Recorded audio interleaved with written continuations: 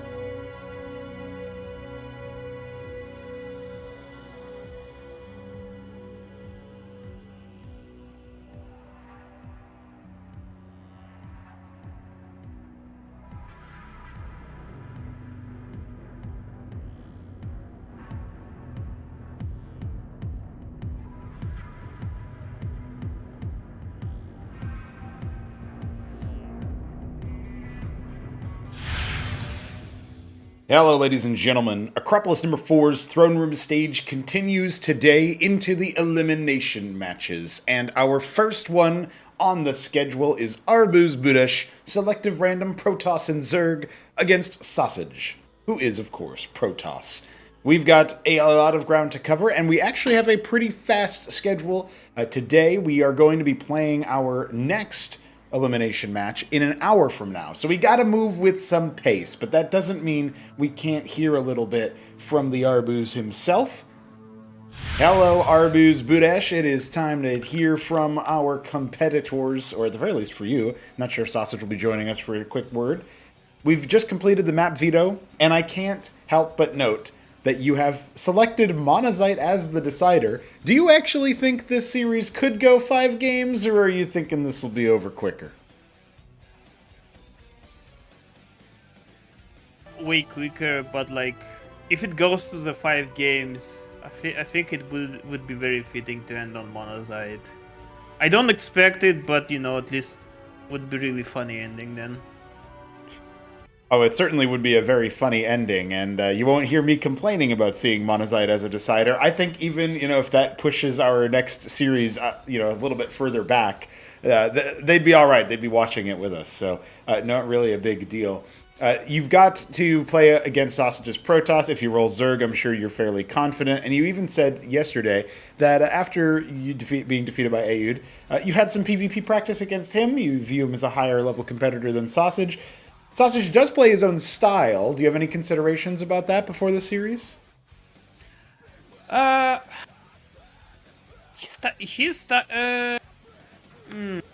don't even know how to describe it. I think I'm more safe against his style compared to Eud. Okay. Eud's style overall was a surprise to me. He usually in practice plays a little bit different. This one was actually a surprise to me, so we'll see. Okay, all right. Maybe Sosij will also surprise me today and completely change up his style as well. Well, he does, he did wake up almost, a few moments ago. I'm only going to go ahead and guess that he could have chosen some violence there. We'll have to see what happens in just a few moments when we get into our first map.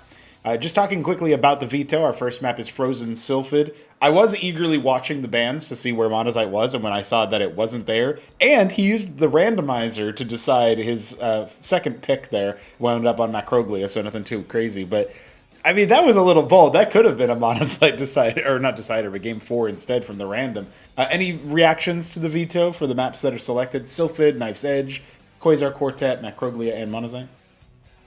I think he just banned Gilded Wall and like Magnetron, because they're slightly like weird maps compared to like standard maps. So I think he just like doesn't want to like change up the playstyle from other maps because it doesn't exactly work on Gilded Wall and Magnetron. Because in Magnetron you have problems with gas, and Gilded Wall there is like backdoor potential, and the map structure is a bit more funneled. So maybe he just wanted a bit more standard maps. Fair enough. But that's what he gets for not banning Monazite. Yeah. You standard maps and then Monazite decider if it happens. So that'll be pretty interesting. We're still waiting on Sosij to load up into our lobby, but I will give you the opportunity to give us any final words, closing remarks, and while I'm getting your brain working on that, as a reminder, you have to play up against the winner of Hamster AOT. That's ZVZ, if you make it past Sosij today. Now, you'll have about a week to prepare, but just some more stuff there. Maybe you want to incorporate that into your final words, that you got more opponents coming. Oh man, it's gonna be tough one regardless who I'm up against. Because even though I played against Turtle already in the group stage and like 2-0 him, he leveled up his play in ZVP. Like he figured out what you need to do in ZVP. Now he's actually very dangerous in ZVP now. So beat Hamster or AOT is gonna be a tough one for me either way, provided I get out of today. All right. Provided you get out of today, it's time to find out. Arbuz, thank you for joining us for a quick interview, and we will see you on the battlefield. All right. And ladies and gentlemen, that's probably a good time as any to say welcome to the stream. Obviously, we're running on a tight schedule, so we're not quite, festooning ourselves with all the bells and whistles. But I was able to get a couple of things rendered out at the very least, and of course the graphics are all taken care of for the overlays and whatnot. So we're gonna wait for our players to ready up, and we are going to Frozen Sylphid for our first map. This is Rare Veto, where we go back-to-back 3-spawn maps. It's Frozen Sylphid, Knife's Edge. And Quasar Quartet is our third map, so if this is over in 3, which could be the possibility, that would be a really interesting one. One of our only series, I think maybe in Cosmo history, in the high-level competitive, where it feels like, oh yeah, we got ourselves a multi-spawn map for each of the 3. But it's time to play the song, and it's time to get it on. It's Arbuz versus Sosij, and I would like some watermelon.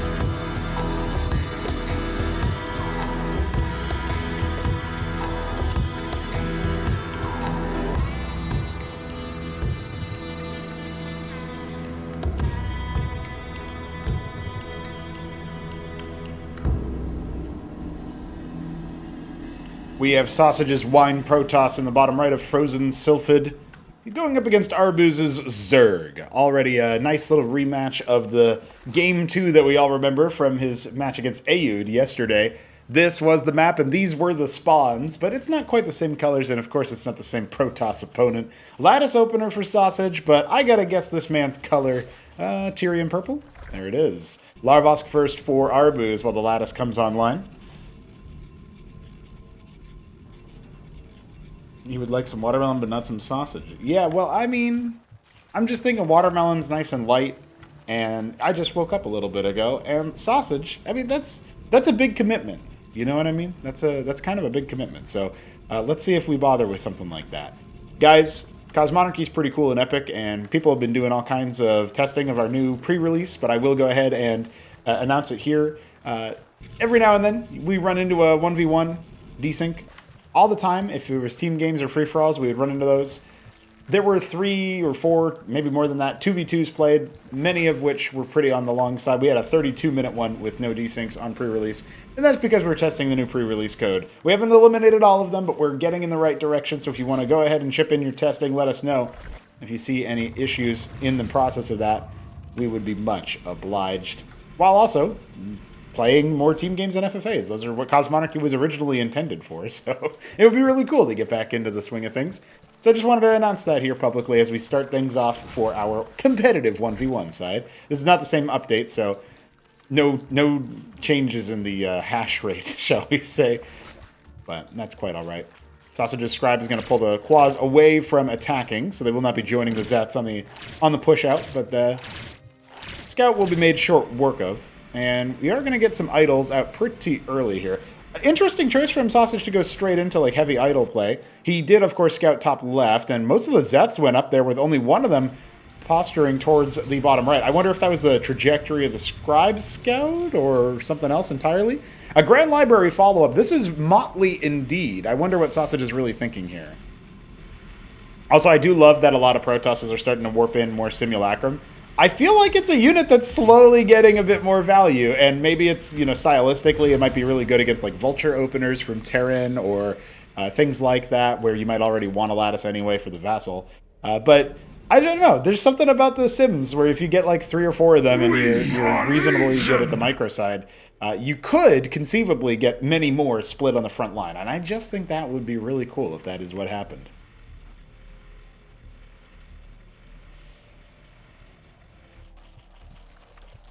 Yeah, Jack, I did see that, but, the point of me saying that is, right before that you had like a 24-minute Ascosi game, so I think it's clearly working.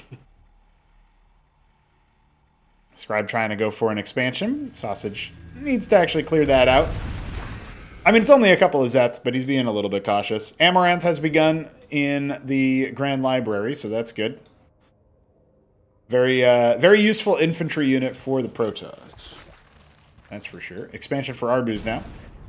When trying to set this match up in my head, I was going back and forth on whether or not Sosij had chances to win the series. I would say he's, you know, in a large portion, it's he's kind of down to the positioning of his opponent, not just in selective random, but even in terms of like the stylistic matchup here, right? So as these idols start to move across the map, we've only got 4 of them.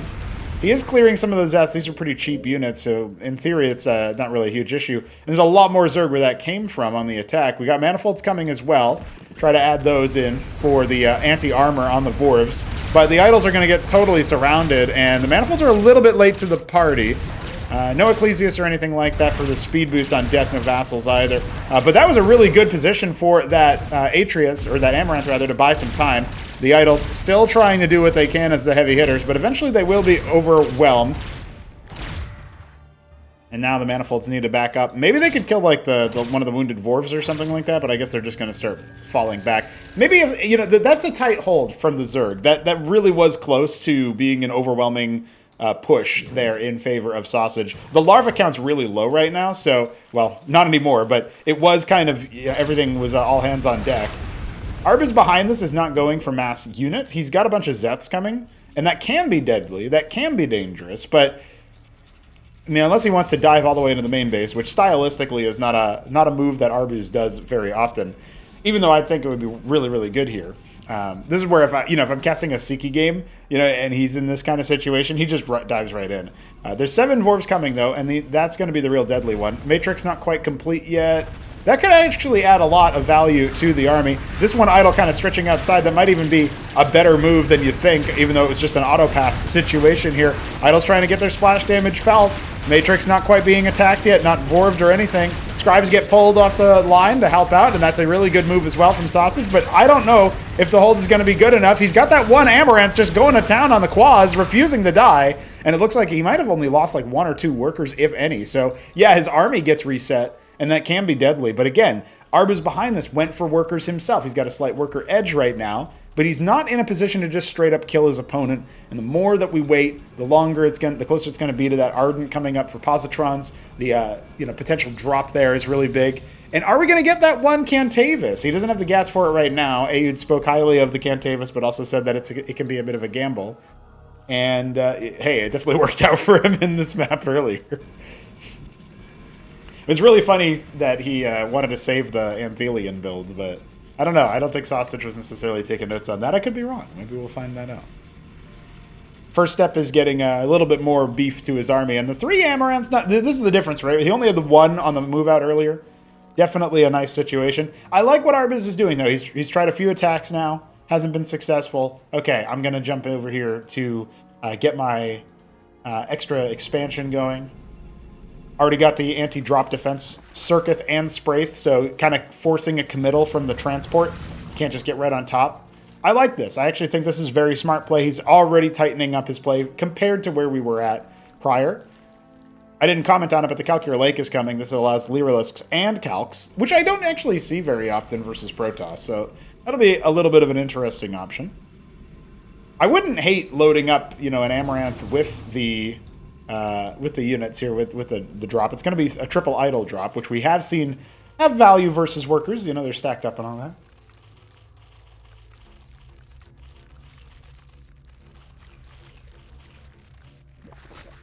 Army looking pretty big here for Arbuz. Going for more Lyra. Bunch of Zeths as well, so it's going to skyrocket even higher.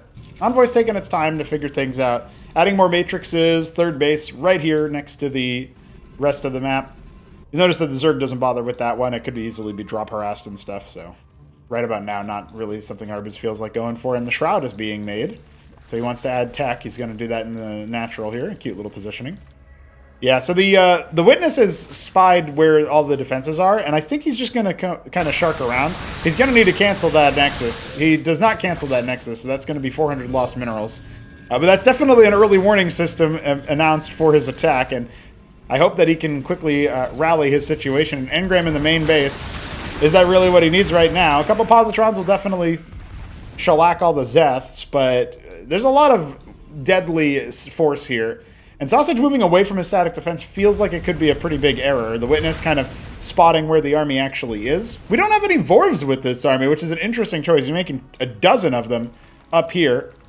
So that's where those are. And once those start to show up, I mean, they do apply the ensnare, but they also rend 1 armor, and it can be really challenging for the Protoss to survive a situation like that. Now, the Envoy is going to go ahead and commit to dropping the idols inside the worker line just as a bit of a distraction. And this allows the Protoss army to disengage afterwards, but you got to think about it. He basically traded the option there. Oh, he's still getting a couple of worker kills on the way out. He traded the, the drop, it committed it to that, and now is in a position where he's maybe a little bit awkwardly like, okay, I had to fall back from my attack move position because my Witness spotted the Vorvs maybe. You know, just sort of speculating here on his decision making.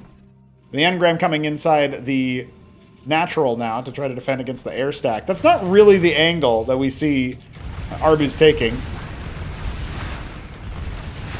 Worker lead for Sosij. This is actually a situation he regularly gets into, where his opponent will expand faster than him, regardless of race, but will have parity or be behind in workers. 141 units for the Zerg, military units that is. Kind of wild. He's got more coming as well, 5 lira. Add to that little list. Loading up the sim and the anchor is hilarious. So this is supposed to be a little anchor point that you can use for your defense, but in practice, probably needs to be moved around a little bit. Oh, look, he's stuck. What do you do now, dude? I guess that was intentional, then. I don't know. He's mathed it out. Kind of works, though. Adding, oh, I like the gateways to just kind of try to wall that position off. There's so much Zerg here, though. I don't actually know if Sosij is going to get out of dodge. Now, his Positrons can definitely frag. He's got 4 of them on the trot. Ends up losing a bunch of his units there, and now the Lake is end up burrowing, just forcing the issue here onto the Nexus. It looks like it'll just end up being defeated, as maybe we expected there.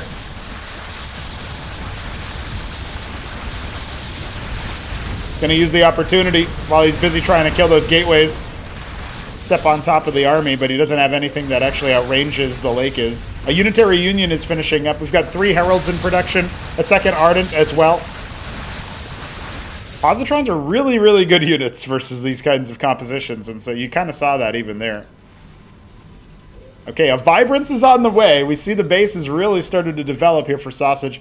Only on 2 base right now, but he's got way more production than we last saw. Staying with it. Trying to be somewhat threatening. We got base number 4 coming for Arbuz, however.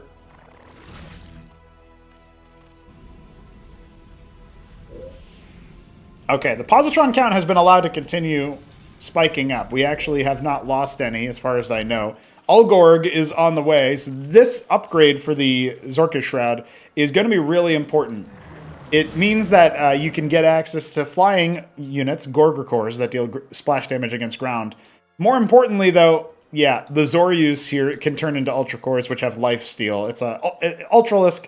You know about like Crackling from Starcraft 1. You can kind of think of the Ultra core as a crack Ultra, Ultra crack. I don't know, whatever. I'm not selling it, so don't ask me for any. They're free. You just build them in the game. But multiple Cantors now being made. A bit of a slow crawl to get around this whole Sim City, but he'll get there eventually. He's also mining from this depleted field, which is interesting. An interesting choice.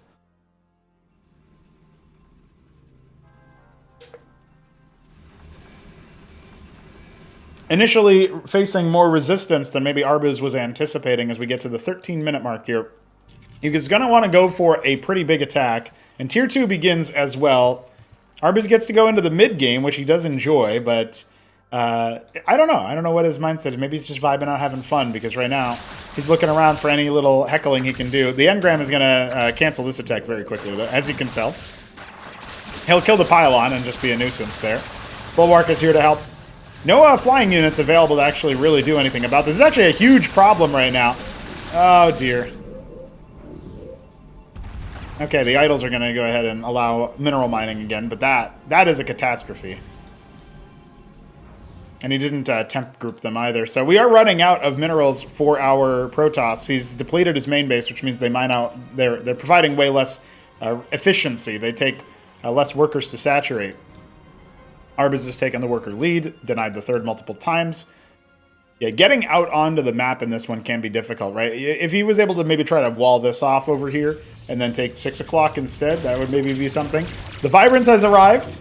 There is a witness here to provide detection. That's actually a big move, and Arbuz was not ready for it. So the Vibrance is repeatedly restoring its own shields. Oh, the witness! Oh, it almost got owned. Okay, so all but one worker goes down to the mineral line.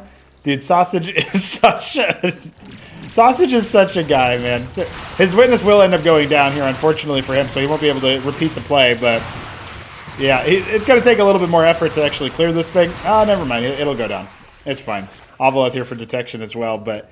I think that was a good... That move had good payoff. The problem is he attacked the natural. There's still a very healthy amount of workers inside the natural, or third base rather. Calcs were looking for more impact that they might be able to find over here inside that extra base. Multiple Vibrance is still alive.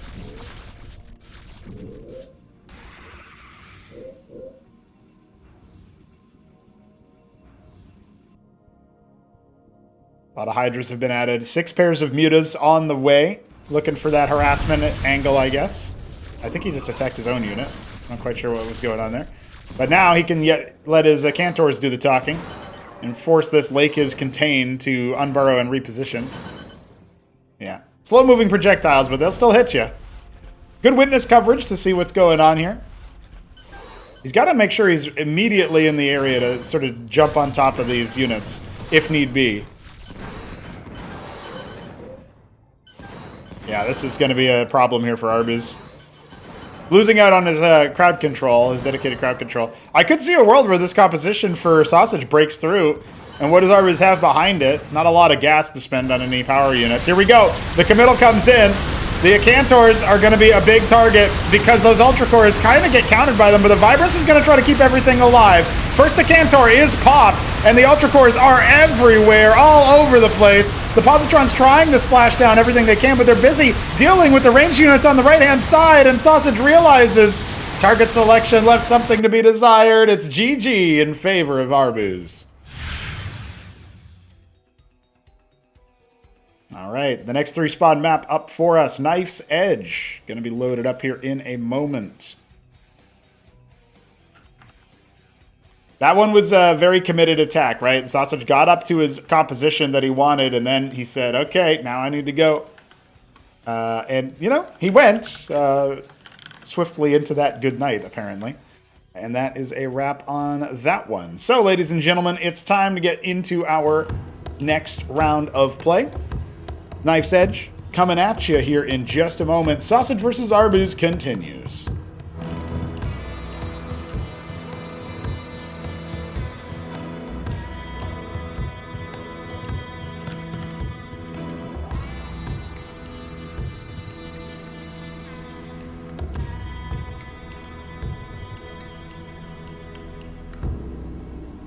We have our first Protoss mirror of the day. ArbuzBudesh in the bottom right, or the mid-right, I suppose. The 3 o'clock is the turquoise Protoss, and Sosij, the wine Protoss, in the top left. He's played on this map already once. He was actually same positions, but Sosij was at 3. And he went Nexus first against Neblon, if you remember that.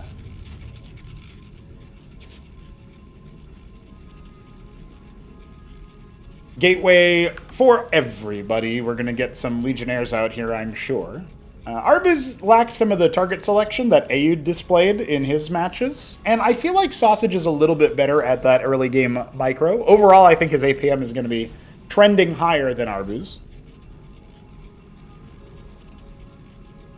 In fact, I guess I can just tell you guys that factually. Is that true? Yeah, just a little bit, I guess. 132. But that was his warm-up game.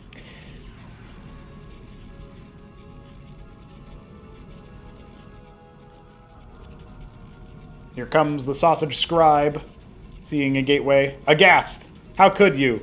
But Arbuz already waypointing his Scribe to the wrong location. And it's a Rogue Gallery follow-up here from Arbuz. He said he felt like he was ahead on Patadia against Aud yesterday, doing Rogue Gallery, even though the Kabbalists didn't do anything. So it'll be interesting to see what he manages to make happen here against Sosij. Especially since I don't know if the scribe actually spotted that. It didn't look like it. So it'll be Legionnaires to start here for Sosij.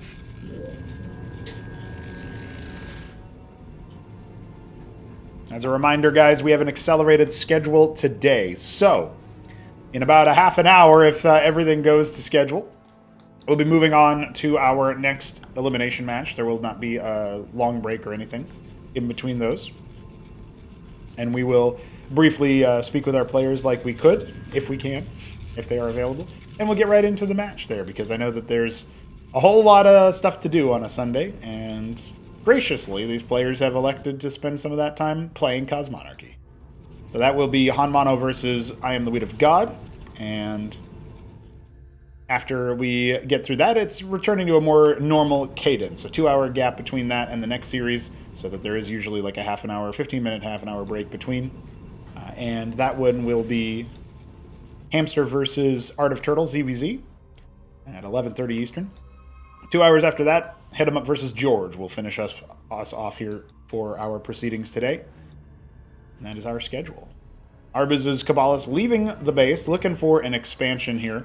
He likes to expand around the same time as his Kabbalist timing, so that's what that's all about. And Legionnaires are on patrol. I'm not quite sure if he noticed the shimmer or what is he doing exactly here. He keeps looking away just at the worst possible time, and he's not going to see it. He's not quite going to see it. Now that Legionnaire is still getting in to see the rogue gallery, but the evidence of it is already visible. He starts to bite them back with the scribe and pulls back the Legionnaires. If you get hit by the Legionnaire, you can obviously pretty easily be overwhelmed, but... Oh, so close to actually getting that guy that time.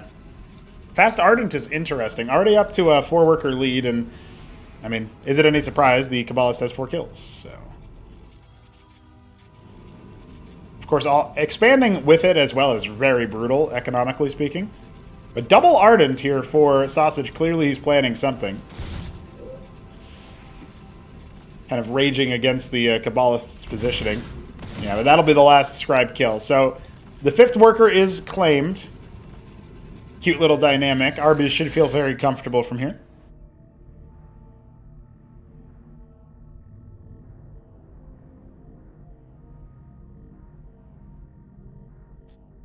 I am the Endbore of God. Yeah, true.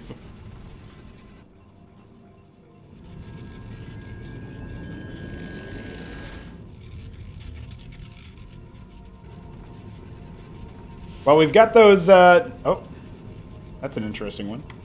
Let's wait for the names to print out, since this is probably me being out of sync with the players.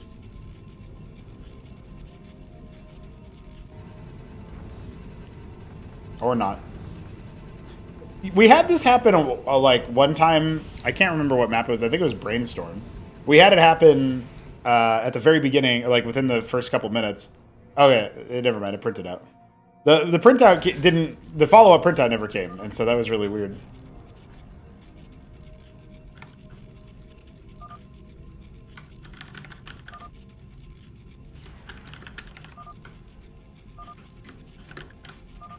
All right, well, we're gonna go ahead and remake then, because that's an easy remake. That's an easy one to say. Hey, we need to see that again, because the game just decided it didn't quite like that. That's the kind of thing that we've fixed up a lot on pre-release. I don't know why it would do that so early, though. Typically, we have to get into like 15-minute mark in order to see that. And Arbuz just confirming he has to pick Protoss, since that's what he rolled.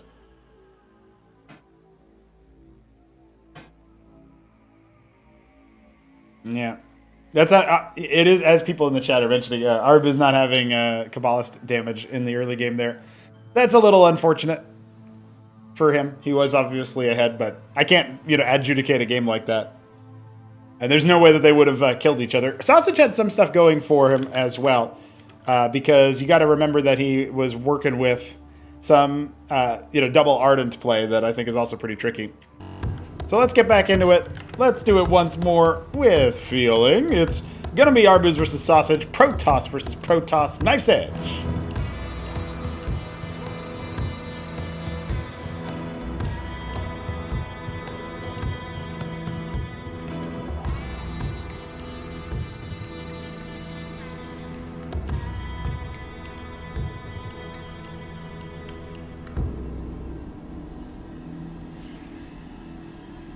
Sosij is wine, Protoss in the bottom left. Arbuz, turquoise again. No, eggshell blue. Oh. And in the top, in the 3 o'clock. And he will scout his opponent first, just off of the gateway scout. For both players, actually, it looks like. Now it's Sosij whose scout is on the other foot, in the other base.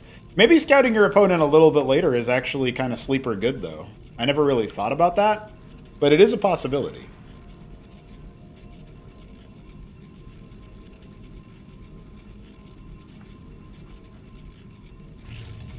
Two gate very early on here for Sosij. Arbuz might want to do that rogue gallery build again. Maybe he'll wait until he confirms his opponent's positioning to decide what all he's going to do.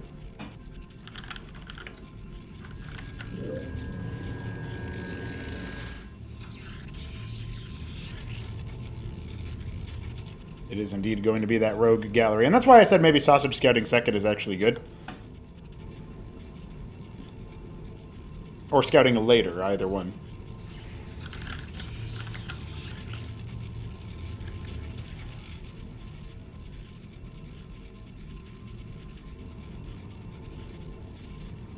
Second gateway follow-up. Oh, Sosij goes for his own rogue gallery. Okay. A little bit later than his opponents, but that doesn't matter too much. I do know that Sosij is kind of a fan of the... oh, he actually gets sniped out before getting the rogue gallery. Okay, we've confirmed it's not good to scout second because you don't actually scout. Yeah, what I was getting at there for a moment, if I may, is I was thinking about how what you probably want in that situation when you go for the later rogue gallery is... If you're Sosij, you like charlatans. That's something that he definitely uses a lot. And so it wouldn't surprise me if this isn't even for a Kabbalist. But we'll find out pretty soon. He's got gas to basically get anything out of there. But he also wants to go for an expansion here. It's going to be a Kabbalist, okay. Weirdly enough, Kabbalist is pretty good at killing Kabbalists. It's a funny thing, but, you know, assassin kills assassin, you know what I mean?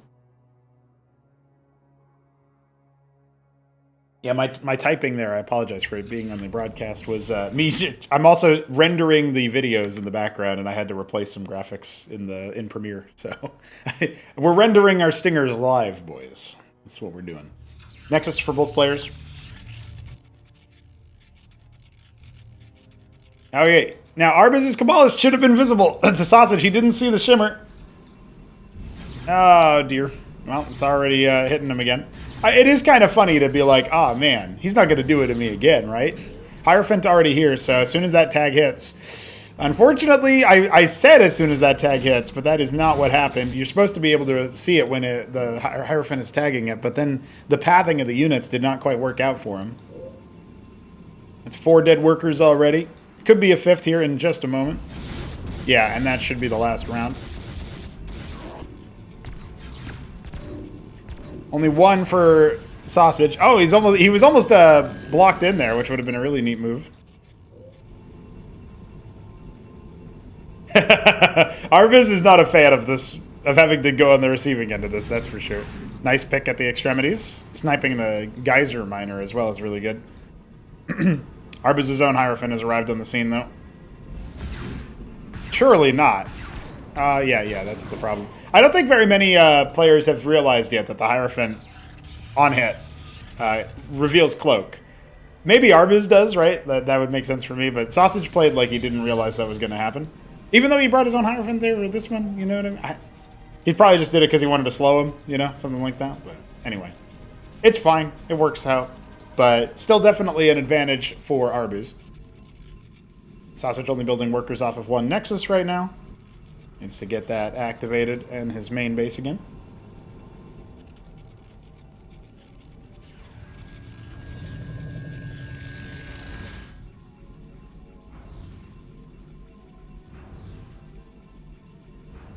Sosij having a fun time telling his units to dance. Ardent Authority for Arbuz wants to take a page out of his opponent's book from the last attempt. Embassy coming for Sosij. He wants to go for his own sort of drop of some kind. I feel like mixing in a Charlatan with a drop sounds really good. It's just very expensive, so hard to say. I do also want to see a redo of Storm drops. I feel like those are really underrated. Oh, Sosij. No, the Shimmer Sosij. Oh, he's got the Bulwark. He's fine. Yeah, never mind. He's playing with sound off.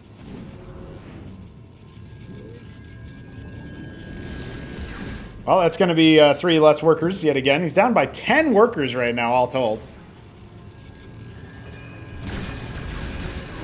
Make it 11, as we do indeed have a witness coming for both players. Yeah, Arbuz looks more ahead than before.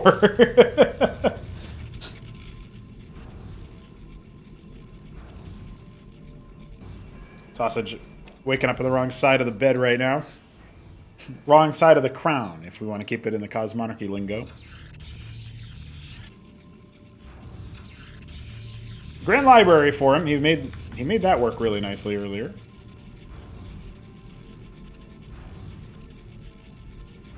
Didn't quite give him the advantage against Arbuz's Zerg.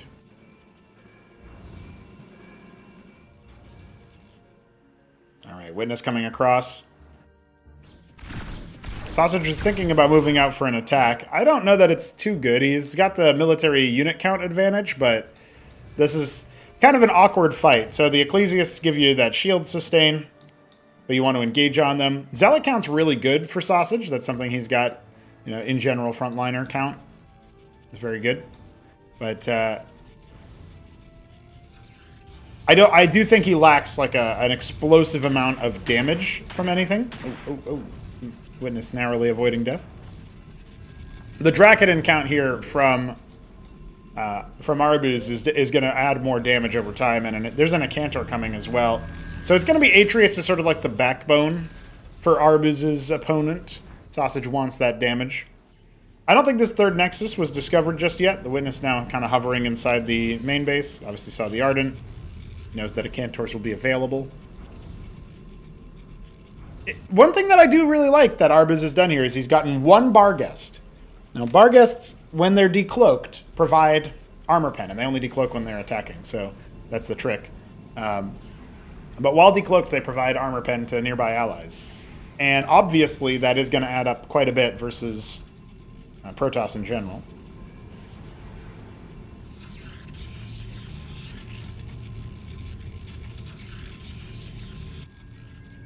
Two more Ardents added. Arbuz will likely be going for a Servitor stack. He has an Envoy coming as well. That could be for an Acantor, and then afterwards he might just drop 20 Servitors on the dude's base. Synthetic Synod, tier 4 rush from Sosij. His stage was just to set the stage, ironically, for that end game tech. Not a great setup here because the Witness obviously is seeing it. If you're rushing tier 4 right now, let me see it.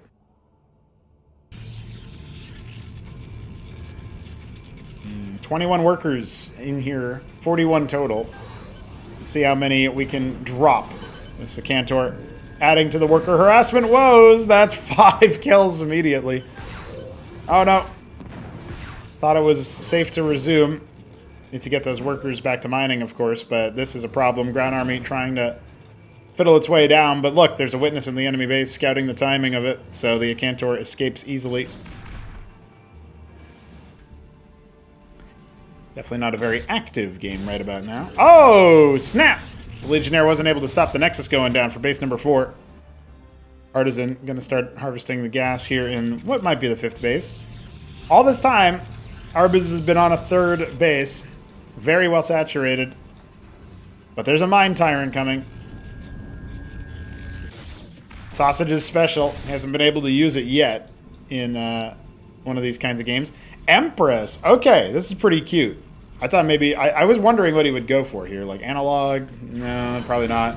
Demiurge? Maybe. It's going to be 5 more kills to that Acantor's name. Oh, make it a few more. Oh, well, it's going down now, but yeah, he's on incredibly low eco now. Sosage's economy has been dumpstered, and he just needs to make this endgame tech work. Empresses work best when you got a couple of them, at the very least. They are powerful units. The Mind Tyrant looks like it got canceled. Yeah, I guess so. Nothing of the sort available for the man himself. He's still got his Legionnaires in various places, but base number 3 coming online here. Crucible to empower a lot of his production. And the Empress does complete. Charlatan gets queued up. He doesn't have any money for another Empress, so it's really off the back of just this one unit.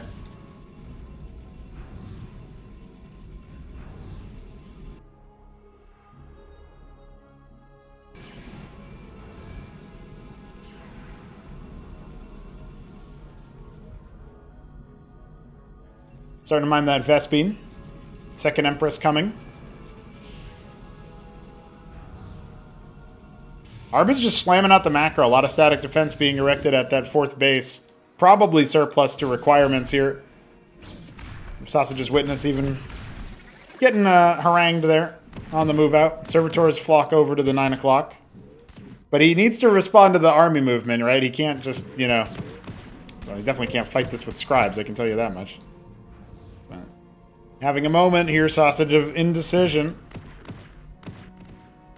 So he partitions off some of his units there. Will this trigger Arbuz to attack forward? He doesn't have a great attacking comp, it feels like. But it might just not matter if he has enough units to make it work. That's the Empress starting to find some value. Needs to double back and not getting any attacks in just yet for that zombification.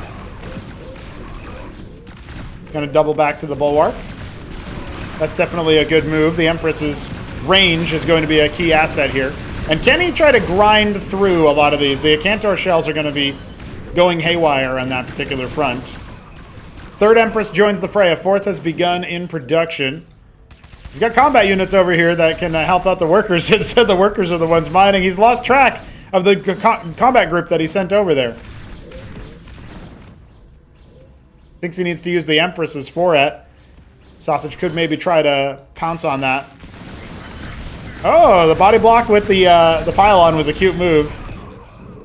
But he does need to make sure his Empresses stay alive. Oh, I can't believe he's going to lose his Nexus, not realizing the situation that he's in. Oh, dear. And one Empress getting heckled. Sosij tries to put down some pylons to block. A very desperate move. He's up to 4 Empresses. Unars are coming out, multiple unitary unions, so Arbuz has the number, has the counter in stow. One Pariah will maybe try to help out a little bit.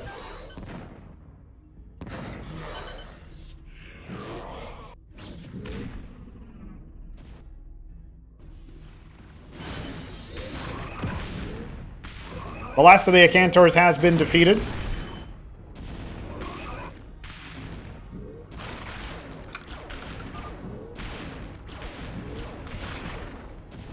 Doesn't look like, oh, okay.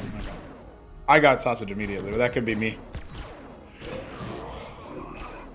Well, yeah, I think this game is probably... Yeah, so it was just me, no worries. But I like the idea of the Empress Rush. I do. I just don't think he's going to be able to deal with all that.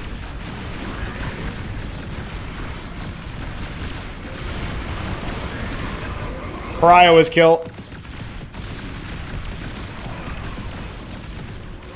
Oh, Sosij.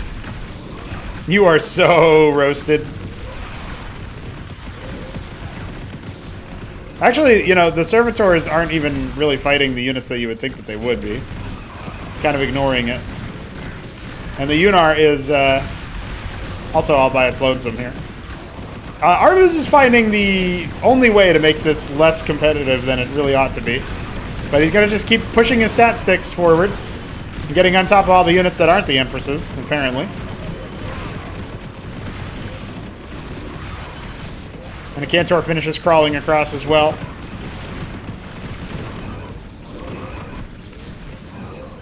Man, Sosij still hasn't even seen that he's got those units. Yeah, I think this is probably a wrap.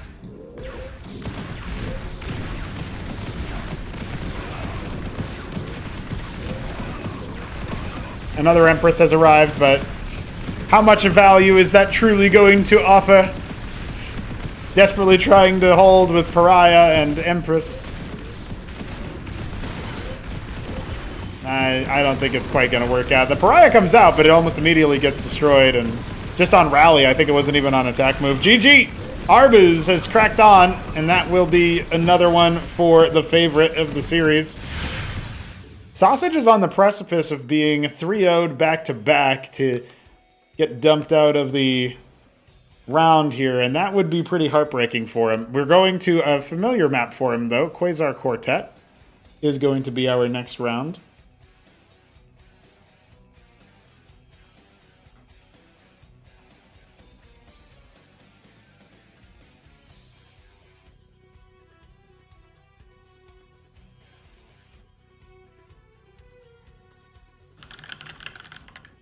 I do think that we're going to see some pretty exciting stuff out of these homies in this last game, if it is the last game. Arbuz taking a little bit longer to put his opponent to bed than maybe you would expect.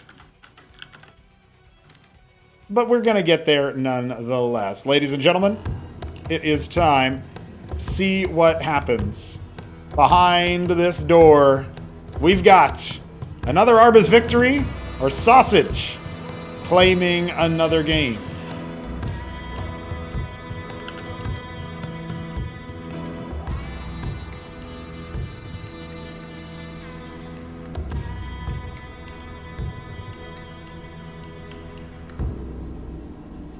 It's Sosij's Wine Protoss in the bottom left. Arbuz rolls Protoss again, yellow in the top right of Quasar Quartet. Cross positions.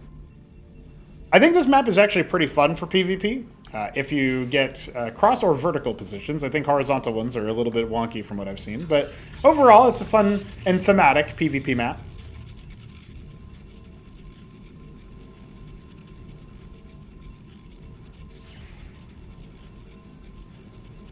Hope you guys are enjoying the elimination matches so far. Obviously, we had the heights of competition reached in some of the matches of the quarterfinals.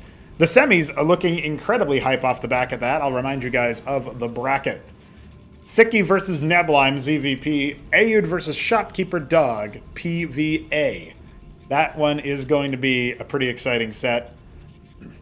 And in the lower bracket, later today, we have HonMonO versus Godwheat, TVA. Hamster versus AOT, Art of Turtle, ZVZ. And HitEmUp versus George, Random versus Zerg. So that's the situation we find ourselves in for our matchups. The semifinals and the next round of elimination matches will be played next Saturday, the 11th. So about 6 days from now, of course. Sosij going to be going Rogue Gallery. Same for Arbuz. They've settled into this open as what they want to do. So it seems.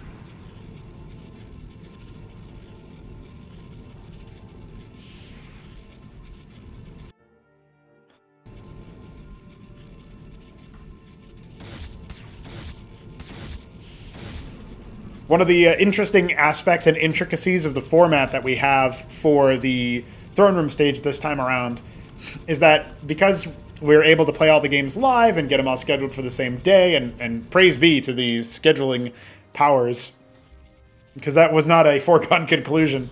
But yeah, it's really cool to see the way that it works, where Arbuz lost yesterday, so now he's got to play today.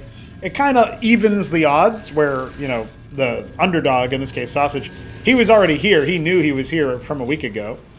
So he could maybe try to practice up and shape up a little bit, whereas Arbuz, maybe he's tired after his game yesterday.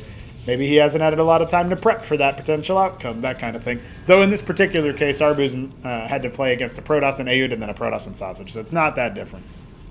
Notice that the Scribe Scout from Arbuz didn't get very deep into Sosij's base, but Sosij did see the Rogue Gallery here.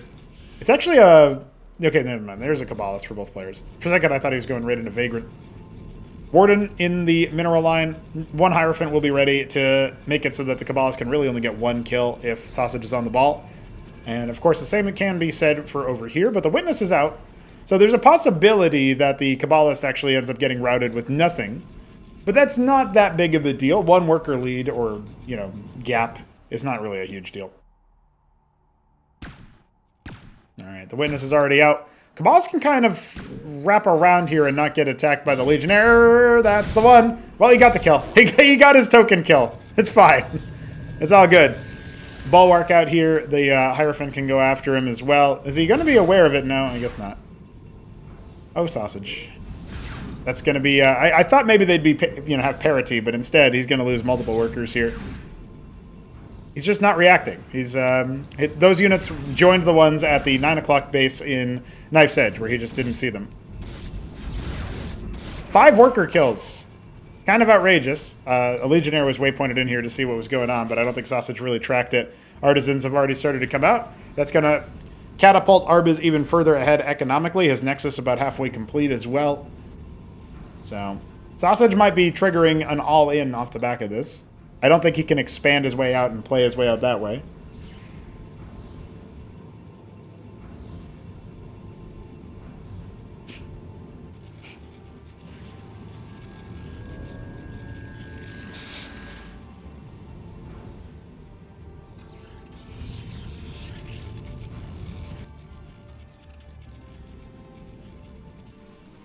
Get an extra Vespine at 12 o'clock.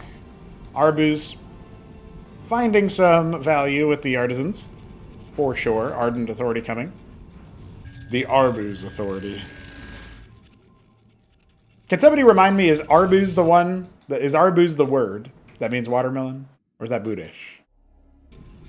I thought it was Arbuz, but I can't remember. I didn't really hold on to that information.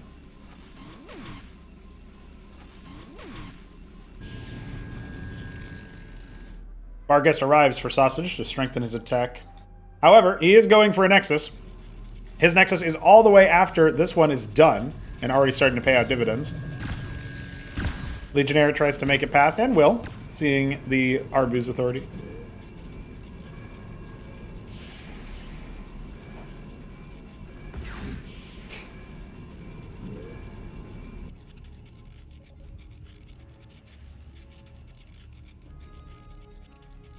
Arbuz's name translates, roughly, as far as I understand, it translates to, would you like some watermelon? And I guess Budesh is the, would you like some? Poor man's Kabbalist?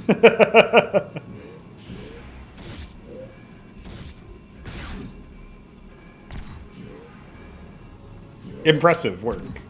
He's been, you know, he kind of annoyed him. Now taking a forward attack position. There's a Bulwark and a Matrix warping in that feels like the possibility of an attack is really slim. Witness spies, not very much on the map, so I guess Sosij can try to patrol out here to see if he can kill these Artisans. There's a checklist of things that he has to do in order to try and get back into this game, and sending a Barghest after those Artisans is definitely on the table. Protoss are the only race so far, beyond like when we're not thinking about like flying workers in particular. I'm thinking about like Vassal and Barghest and Empress. These are flying units that you can make from structures that also train ground units, and it does occur to me that, you know, we don't really have that dynamic for a lot of the other races, so that'll definitely be something I sample for later.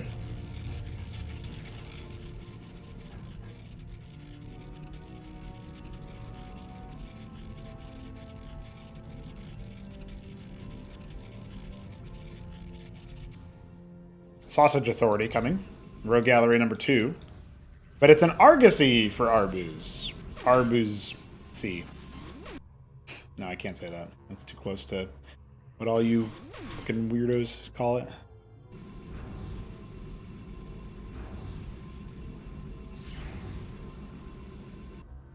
Sosij trying to stay active on the map. In theory, because the Argosy is, you know, very expensive structure that takes a long time to warp in and then make its first power unit. There's a long time before the power scaling actually provides something that Arbuz is looking for. But remember that he got so far ahead economically that unless there's a really smart engagement taken by Sosij, it's going to be really challenging to see how he's going to make anything happen here. His Barghest tries to heckle the Cantor, maybe seeing if he can pull him out of position. He kind of needs to look for a fight and go for it soon, because that Argosy is going to finish shortly.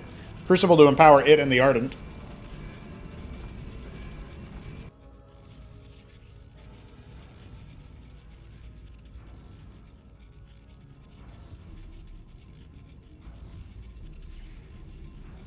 One of the things that I just realized is we could just add to the Easter egg name Arbuz Authority.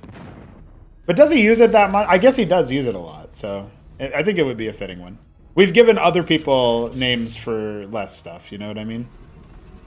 I don't really think, like, there's no wordplay that I can immediately think of for Mind Tyrant that would fit Sosij. I guess instead of Positron, it could be Sosijtron or Sositron or something. Because he does use that unit a lot. And he used it with the Mind Tyrant. So that was kind of good.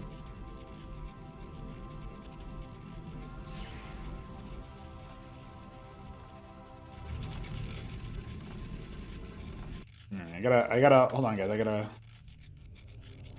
Positron, Sositron, Arbuz Authority. Okay. Just making sure. Just making sure. Sorry, dude, I don't speak Japanese, Kasuga. Can you try again? Mind Sauron? I don't think so. Yeah. I think Easter egg names are good. We should definitely add more of them. Back in the day when we had really bad like handling of RNG in the game still, that caused desyncs, there was a point where we tracked desyncs to the random number generator behind the names, but that's just because we had bad RNG. It was really funny though. It was like, what, your Zerg Droleth is now named Zerg Shambler? Desync, asshole. So that was really good. That was like years and years ago.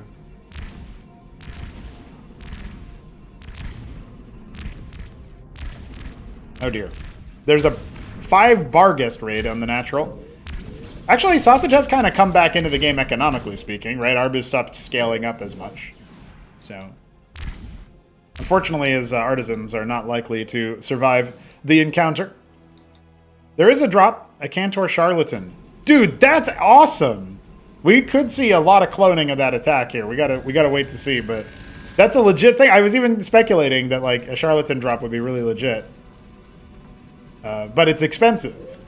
I guess now we know why there was a second rogue gallery. Now, he flew through a witness, but it doesn't look like that's particularly relevant to what we actually have here. Now, when it's in the envoy, it can't actually get the combo there.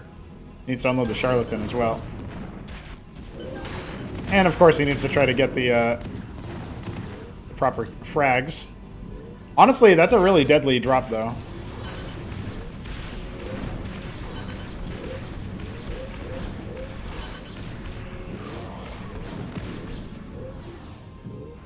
Poor Cantor couldn't quite get his Wombo combo off. He did get some economic damage. Sosij now has a worker lead, for example, but he's not really mining very much over here.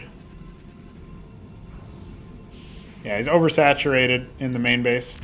Barghest now coming in to try to do some worker heckling.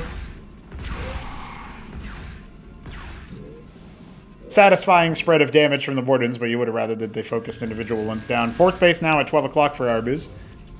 Sorry, guys, I entered podcast mode because Arbuz is making a bunch of Solarians, so he's going to be a while before he wins the game.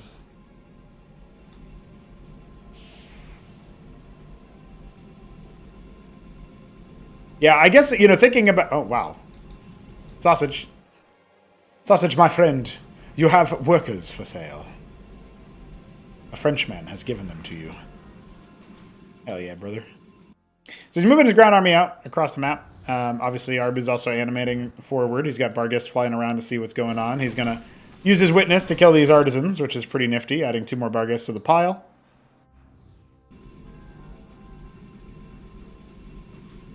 Oh yeah, that reminds me. I gotta give... I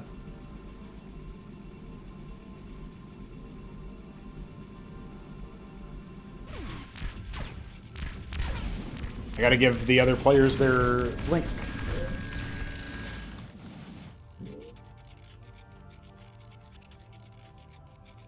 Down go all the artisans.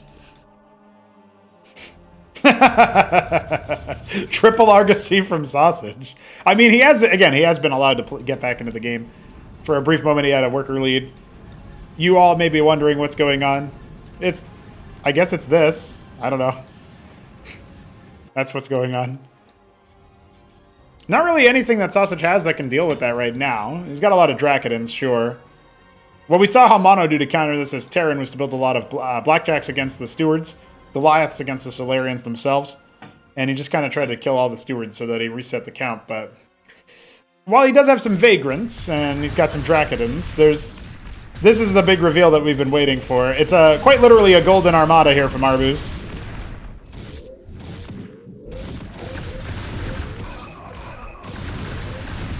Yeah. I think this is exactly the worst thing that you wanted to see from Sosij. Positrons are going to try to take down those Stewards, but they're immediately sniped. Vargas soaked up a lot of damage there. Ground Army is mostly ranged now for Arbuz. His front line's been shellacked by the Cantors. Those get focused down. Dracodons do claim a single one of the Solarians, and now Sosij will start to fall back. But he doesn't really have anything behind this coming. He's going to go for a triple Magister out of the Argosies that finished. That is the fastest training unit in the Argosy, so it makes sense.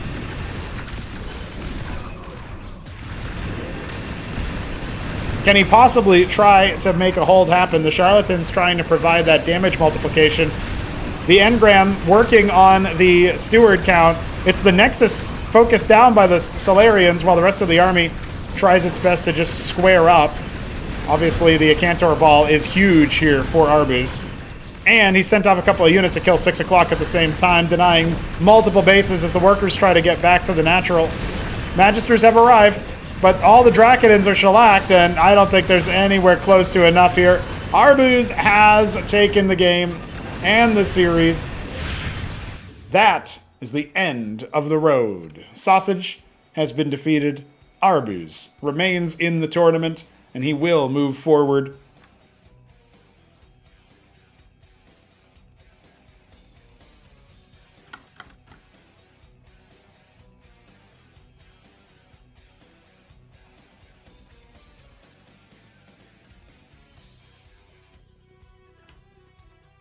Not exactly what we thought was going to happen for this one.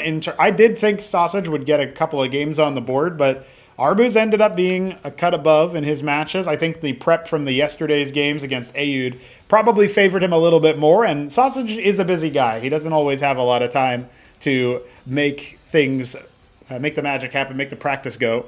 And so he had to try to rely on his principles, his foundation from this way forward, and wasn't quite tall enough to reach the heights necessary. I liked his PVZ. It's a shame we didn't get to see that a little bit more often, but Arbuz was able to make it work. Just had the map control, had everything he needed. Some cool compositions that we probably won't get to see from the other players because Sosij is just that guy. He's the composition guy.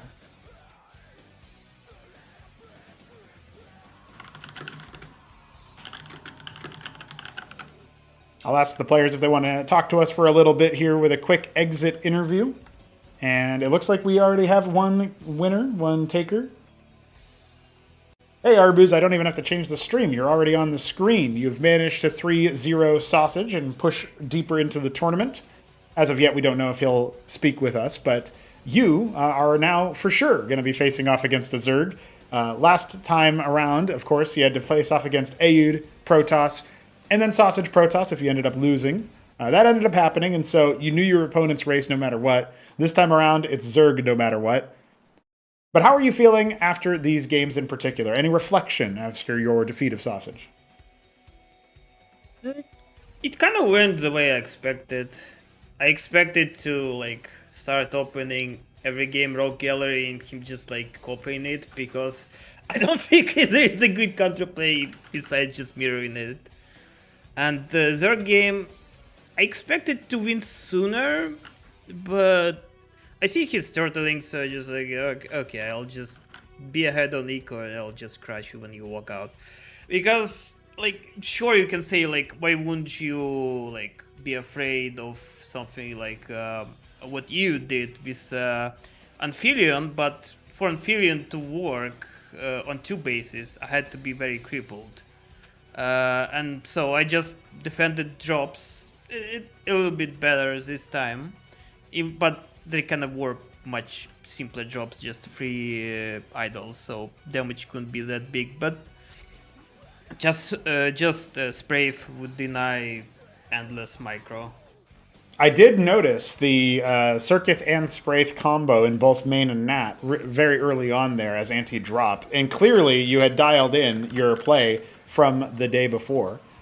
Would you say, and this is another speculation I had, that the methodology that you were going with here was very much informed by your games against Aoud? It felt like maybe you were almost, supercharged by that official games just yesterday, and that it helped you get to another level where, previously, if you had walked into the series cold, the same way you walked in versus Aoud, you would have maybe dropped a game to Sosij, you might have looked more competitive, but now you're already practiced and on another level. Would you say there was some truth to that?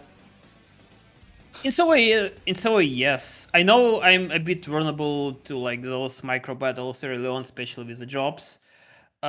So it was a reminder that I just need to shore up it a little bit better. I usually do it every game, but sometimes I either forget or it doesn't fit into the build so cleanly, and later on, like, I don't have time. So this way I figured out, okay, what can kill me? Drops can kill me. Okay, if I just cross it out this possibility, I should be safe. Well, relatively speaking. Fair enough. Well, we have some exciting stuff here, obviously, to go about, and that is the potential of you dealing with some ZVP in the near future, or ZVZ, depending on your role. Do you feel like you have a particular thought about the opponents that you might face, Hamster or AOT? You said both of them could be a challenge. Well, I mean, you said AOT could be a challenge, but sort of implicit is the idea that Hamster could also be a challenge. Yeah, I definitely played against Hamster and I struggled against him. It's a little bit what was the thing which swings back and forth? What's the word for it? I forgot. Seesaw? Not the seesaws, hanging on a thread. I forgot. Oh, yeah, sure. Basically, it kind of swings one way where, okay, I figure out how to play against Hamster. I get like 3 wins and he like dials in, okay, I just need to do this to counter it. Then I keep losing, then I have to innovate again. So it depends on which swing we are right now. Is like my current adaptations to Zerg good enough against Hamster, or did Hamster just already adapted his playstyle to crush like my new approach to Zerg? Which somewhat works, not all the time. I got some games against like Ziki in practice, it's my Protoss. And I don't remember if I got any wins against HitEmUp. I remember at least got very close losses against HitEmUp as Protoss against his Zerg. So it might work. No, again, it's kind of like there is like some weaknesses to this playstyle which I cannot obviously point out. Right. Yeah. So, with all that said, the play that you might be going up against, it could be Hamster, it could be AOT. Either one's going to be difficult for you based on the matchup, based on the fact that both players are heating up. Maybe a bit of a surprise to a lot of people to see Hamster in the lower bracket so early, but we'll have to wait with bated breath for later today. In fact, about 2 hours from now, we will have that series beginning. But we do need to initiate our proceedings for our next one, and it looks like Sosij is ready to give us a quick set of words as well. So we're going to handle that. Any final thoughts now that you move forward into the bracket, Arbuz? It's gonna be a pain. That's all my thoughts. All your thoughts. It's just going to be a pain. All right. Well, my friend, I will see you soon for some more games in a week or so. 6 days from now, we'll get that next round set up. Actually, wait, hold on. Let me confirm that that's real. Yeah, we can handle that. That'll be on Saturday most likely. So we'll handle that scheduling later on, and we'll see you then. GG's. GG's. Right about now is a good time to speak with a man we won't be speaking with on the broadcast for a little bit now. it's going to be time to talk to Sosij. Good morning, sir, and commiserations on your loss. You want to share with everybody on the stream any words or thoughts or reflections on how today's series went? First of all, good morning. Second of all, I barely slept anything. Fair enough. Sleeping. Yeah. I think the second game rehashed. I think I could have maybe all in him because I feel like I had a big army of my servitors. Right. Double Ardent on the one base there looked like it could be pretty deadly, and so we were interested in that one. A little bit regrettable because obviously you look at that and you think, well, Arbuz is really ahead. He's got his Nexus. He's got, I think 5 worker kills with the Kabbalist, and then he actually gets more ahead in the remake. So that's where it was obviously a bit gutting for you. Yeah. I mean, I played 3 matches yesterday. I played Shambler. So. Oh, okay, gotcha. But I mean, his style is completely different, right? Like compared to Arbuz. He's like a more aggressive, player. I mean, I will say I felt like everything I did was getting countered by Arbuz, even though, like, I knew when he had witnesses in my base, but like even before that, it just felt like he knew everything I was gonna do. Oh yeah, like he had the read. He was expecting the Rogue Gallery opener to start catching on and be the case in PvP, and I guess he was right. Not only in the remake of Game 2, but also in Game 3, went for the Rogue Gallery Kabbalist play. Did you have any thoughts on how to counter that, or did you just figure, I'll mirror it and try to get the same amount of damage? Because that kind of looked like the plan on Quasar, but wasn't sure what your thoughts were on that. Yeah, well, I tried to kind of do the same thing, but I mean, he just managed to get his Kabbalist out faster, and he was also ready for it. Whereas, I don't know, like I was expecting. I mean, I was also expecting a Kabbalist, but I didn't think I was gonna get like I didn't think all my workers were gonna die that easily. Right. Yeah. Right. Yeah. The way that the cloak works, this was changed like some months ago, but the Hierophant debuff reveals the cloak.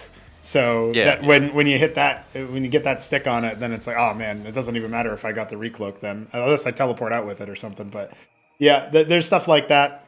There's probably a couple of things that can be, dialed in on the user interface side, or maybe make it more readable when your cloak is about to hit. But we'll have to investigate that one a little bit later. I've long since, for a long time, I've wanted some kind of radial like wipe that indicates a cooling down effect, so that you can see like, oh yeah, the cloak passive on the Kabbalist, when you select only one of them, or you're group selecting them or whatever, it actually visually tells you what's going on. But very niche use case for only when you have one Kabbalist selected. Either way, game development thoughts and diatribes aside, we do of course have the next series in play, so we have to be a bit quick with our thoughts here. Right. But you are out of the tournament for now. You're scaling up nicely in the grand arc of things. Made it to the first Acropolis in Acropolis 3 for you. That was the first one for you. And then here you make it to the Throneroom Stage, the next phase. You feel like you're going to be continuing to power up. You feel like there's some motivation knowing that, well, maybe you don't know this, but Acropolis 5 will be this year. And so you won't have to wait a long time like we had to between 3 and 4. I'm not releasing a race in between them. So do you feel like you're going to be able to power up and stick with it? And I'm sure you're going to be sticking with Protoss. So with that in mind, you feeling like, well, next time you're going to be able to go deeper? Well, I might go back to my Zerg origins. Oh, okay. Yeah. I do like Protoss. Some matches just feel kind of, I don't know. Sometimes they just feel kind of awkward.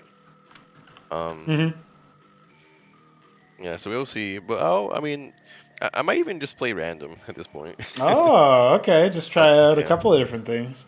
Well, I know you always have had your own style, and you always do like to go for the fun. And I even said, following your the game 3 there, that it is a bit bittersweet to, Arbuz is a cool player, but Sosij always has the unique compositions. He's always got stuff that he's going to do that no other player is going to do. So I basically said words to that effect of like, we probably just saw the last, we might have seen the last Vibrance, for example, because, that's a unit that you particularly like. I liked your Empress play in Game 2 Remake, and so there was definitely some cool stuff there ongoing. And that's something that we don't get to see too often. And so, hey, if you're going to bring that kind of thing to random and show us units that nobody makes in all the races, all the matchups, then I'm down for it. But yeah, I mean, I'll try. See what's up. Yeah, it's gonna be great. Yep. Yeah. Well, I mean, other than that, it's it's always a fun tournament, even if you get completely destroyed. Fair enough. Yeah, having a good time with it is always good. It's an important part, Yep. All right.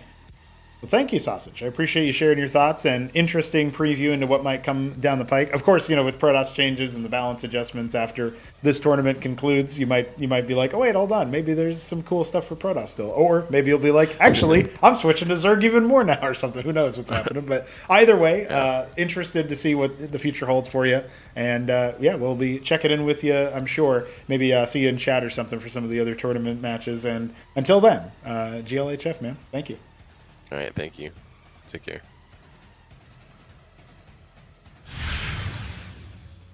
Our first goodbye has been said. Sosij is out of the tournament. Arbuz will continue to walk forward, and we set our sights to Elimination 1C. HonMonO versus Godwheat. I'm asking for the player readies because even though it would be really epic to have intros and interviews and check in with everybody, we just got to quick fire it. It is HonMonO, of course, the favorite for the series, an instant classic from the previous round of play against none other than Nebelheim. And we have none other than Godwheat going up against him. He is the Wheat of God, and he is trying his best to make a Sosij work in the lower bracket. We're going to need to see what is down the pike. And that is going to be a very exciting round indeed. So, ladies and gentlemen, we might as well just get right to it because the players are ready, and so am I. It's time to stare at the Wheat of God until the scene transition begins. Elimination 1C HonMonO versus I Am the Wheat of God. It's Terran versus a Sosij in his house.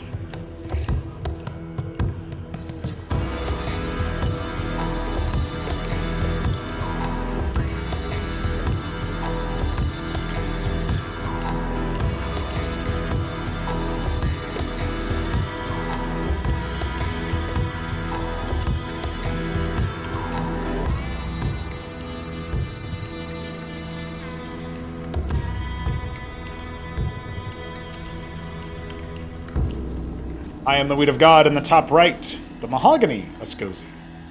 Going for his Radix. HonMonO, the Fern Green Terran in the bottom left. Going to open mech today. He has played against a Sosij in the past, but Godwheat's style has evolved as the race has as well. So what really are we going to see?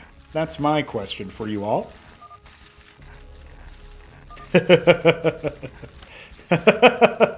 All right, Godwheat.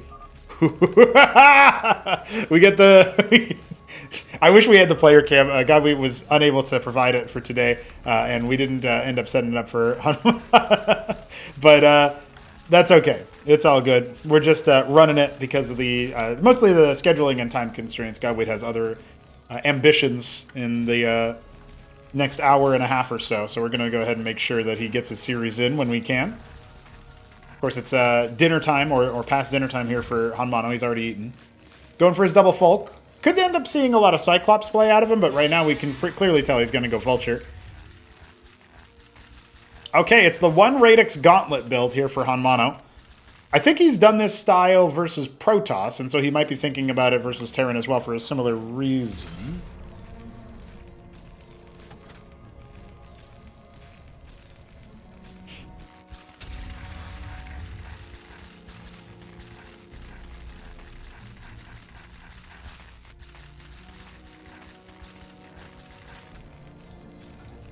That Gauntlet's going to enable the Vicar, of course. which Godwit tried to advocate for himself as being an Easter egg name. Of course, Sosij don't have Easter egg names right now, but that's because they're too new. Who's actually going to be doing work with them? That's what we need to see later. We are, of course, on Saberhand for Game 1. Macroglia up next, and Gilded Wall will be Game 3. If we need more, it's Patadia and Magnetron. Monocyte was the first round ban by HonMonO. Still scouting around to see where each other are, and HonMonO looks to be going for a Cestus. That's going to watch for any cloaked units like a Chantry run-by of sorts. Second Radix coming. Still scaling up the missionary count. By the way, on Saberhand, the asphalt is the ramp. The height difference, anyway. So in case you're wondering, it's about here in the halfway point. Got a little Ancestral Archives in the middle there just to block some vision and stuff. Of course, the side disruptors, not vision, block pathing and whatnot. So, no surprises there.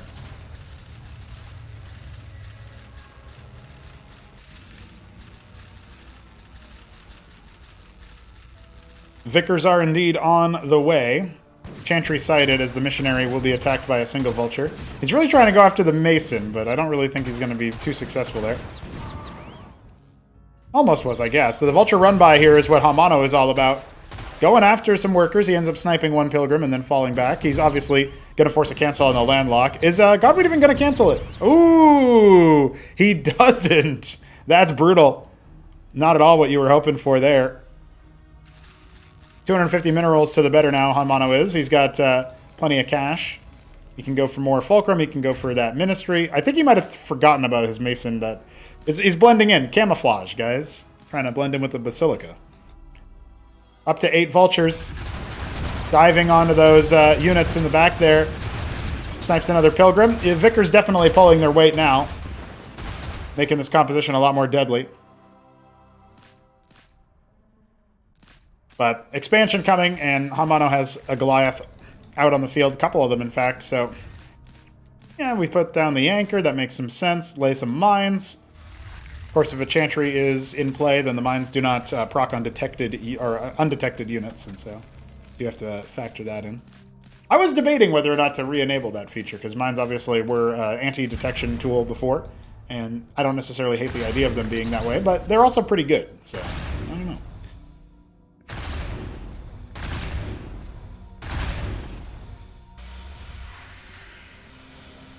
Vulture gets repaired. We got the Goliaths ready to garrison the anchor. Oh, it's going to be Cyclops instead. I like that a little bit better anyway. Splash damage versus all the Sosij units. Cypher coming up. That'll be tier 2 access. Macro landlock. Try to catch back up in the worker department as he's down by 8 workers. Cyclops definitely going to be effective versus the Vicars here. He tries to dodge some of those incoming Vulture projectiles, but can't really do much else. Yeah, he's lost almost everything. Yeah, he's lost everything other than his Vicars, and he's going to have to use that sick micro. See what he can do. Cestus reducing the damage even of the Booming Blast. And there's Ministry for base number 3 coming up for HonMonO. Wants a longer game out of this. Radix number 4, as well as, of course, scaling up the tech. HonMonO has already been up against the Sosij in earlier stages of Cosmonarchy's development. He's going for a Palladium off of the 2 Falk. This is kind of a turtley play. He's basically said, I've gotten ahead enough early on. I'm just going to go ahead and double down on the tech development and the, of course, economic development. There's some risk here, but he's got his Cestus in a good defensive position. He's got the anchor in a good spot as well, and his Vultures are moving across the map just to make sure that there's no like proxy bases, hidden bases, anything like that. Maybe he can snipe in to, once again, heckle the landlock in the midst of its construction. He's going to confirm nothing in the Cardinal. Yeah, he's going for the other, bases, basically. That's what he's focused on right now. And that makes sense. That's a totally valid approach here. Very high Vicar count. Dyads coming. No tier 2 structures have been started just yet, but we expect that to change very soon. Phalanx is on the way. And 4 Fulcrums. This is the ad that we were expecting from that economic boom that HonMonO was focusing on. He might even go for a 5th one. No, never mind. Goes back to mining. Just making workers with this guy. I liked it. Adding more watchdogs off to the side. You can maybe try floating one of the watchdogs, actually, for vision if you're worried about a drop. And there's the prosceniums. The Dyad's going to be handling that. We're definitely getting a lot value out of what our Terran player is doing, but you got to worry about what the Escosi might be able to make happen later on. Almost loses that missionary. A Phalanx deploys. Now, Phalanxes can be really challenging for the Escosi to deal with. You think about what they were doing against Zerg in our yesterday's match, Shopkeeper Dog versus Hamster in particular, where it was a 3-0 in favor of Dog. And the Escosi there, they primarily used a heavy push with Aphorists. They were pretty light on Vicars, actually. And the Aphorists are very, very good at splashing. But that's not really that useful here versus the mech. In fact, you're going to be taking an inordinate amount of damage from things like Phalanx anyway.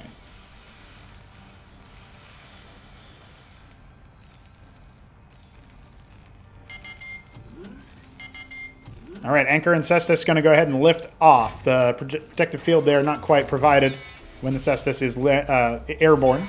And the Lodestone here just for added detection, and maybe another garrison. Pushing out because he wants to take that third base. There is a missionary in the way. Goliaths are going to kill this guy in the middle. Just scaling up the production. This is a mineral-only base, but it can still help you out. A lot of Cardinals were made. They can jump around and speed up their allies. They can also heal when they're in melee. They deal okay damage. It's not really great versus mech, I don't think. The kind of melee units you want are going to be faster and get in your face a little bit more. That's like a Doranin or something. Wow. 6 more Fulcrums. Guy's going up to 12 Fulk. He's just going to be slamming out Blackjacks. Can't quite land that missionary. Land on that missionary, so he's going to go ahead and clear it out first. 6 o'clock still on guard as 12 o'clock being taken, skipping over the mineral only for now. Aphorists have been started up. We don't have any tech development right now. It's just more prosceniums for tier 2 biotic. Escosi focusing very heavily on that kind of build.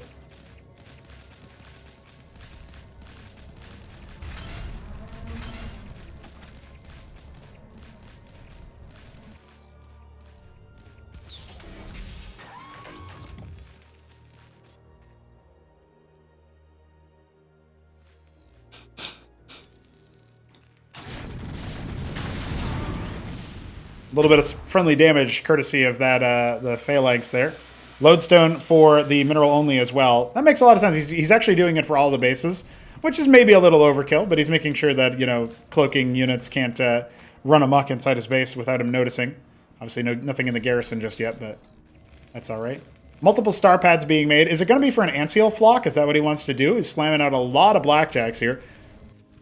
It was an instant classic, the almost reverse sweep he did against Nebelheim, and Solarians were just barely enough in the last game to stop him. Definitely not enough in Game 4. That was such a banger. I want to send that to, like, you know, I do actually want to send that game around for a few places. Maybe somebody will give it a good high-profile cast. That might be an LAX video or something. But Blackjacks are going to arrive up here and heckle the 12 o'clock just as Godwheat's army moves all the way across the map, so... A great play from HonMonO, all ready to get some good economic damage and cement his lead. His 4th ministry has started. A couple of those units getting spotted out here. Oh no, the Dyads! Well, one of them goes down. One of them almost. One more shot would have done it, but that's pretty bad for him.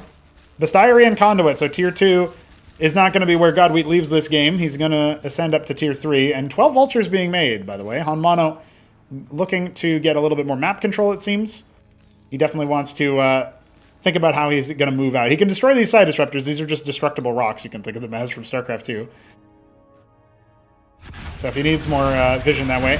Booming Blast gets absorbed by the Anseal, so it's a good stylistic counter there to the Vicar in particular. Blackjacks are going to struggle against the Aphorists, but the Phalanxes are going to be so difficult to actually kill. The deployment comes out. He immediately has to fall back. The Vultures swing into the front. And now we're going to see that undeployment move forward. Staggered line play here from HonMonO that he was impressing us with in yesterday's series. Looks like a really scary force. And hemorrhaging units right now. Godwheat can't really step to him, it feels like. Admittedly, the Anseals are flying far away, far afield of where they need to go. Again, the staggered line effect here. HonMonO is doing his best to continue scaling up. His Atlas on the way, but the push forward needs to be a little bit more convincing, it feels like. even leaving a couple of phalanxes in deployed mode. Excellent play from Godweed to cycle back like this. He's trying to emulate the Protoss style, actually. And there's the staggered line in much better play than we saw before. That's a wipe on the eastern flank. Coming in from the north, there's so many very wounded units that are not going to get away. And what do we have behind this? Some Doranin have arrived, but can you really do much of anything when the Blackjacks come in for a reinforce? Ministry out in the middle of the map, 6 o'clock now developing as the 4th base. Admittedly, there's not a lot of front line, so he's even taken 9 o'clock as a pocket. 12 o'clock only now getting saturated. That's actually criminal. Godweed not getting up to the degree that he needs to. The Panoply is his tier 3 of choice. That's going to unlock the Endbores. There's a very limited amount of time here before he can do much about that, though. And Sundogs are available. Now that tier 2 is done, you know, he could go for something like that, but I'm not sure he actually knows about that option. Mantles, yeah, Cataphracts would be okay as well. I actually think that's totally valid. Going for triple mantle down here, as well as a sentinel for anti-run by. His army now going to get engaged upon, but oh, Godweed needs to pull back almost immediately there. Ends up losing a couple units on the way out. This is a very, very paper tiger situation, as Godweed's desperate to try to scale up the tech tree. He needs to use those Endbores. Insurance are starting up, and the obelisks begin. He's got a decent amount of cash. He's double building them with Dyads, so he's trying to reduce their tech. But, dude, I don't think he's going to get enough time here. I don't think HonMonO is going to give him any extra rope than he already has. And remember, he's got 12 Fulcrums. He can even just make Goliaths and overpower small numbers of Endbores that way. He's kept his opponent on such low eco. And right about now, he's scaling up with the Mantles instead. Wants to start leveraging those Cataphracts. Needs to maybe think about making a push sooner rather than later. And this does show you that there's a general lack of understanding of the Escozi here for HonMonO, the deeper it goes into the tech tree. Those obelisks are more than halfway complete. Lost for the name here. I think they're going to be later than me. It's probably me, though.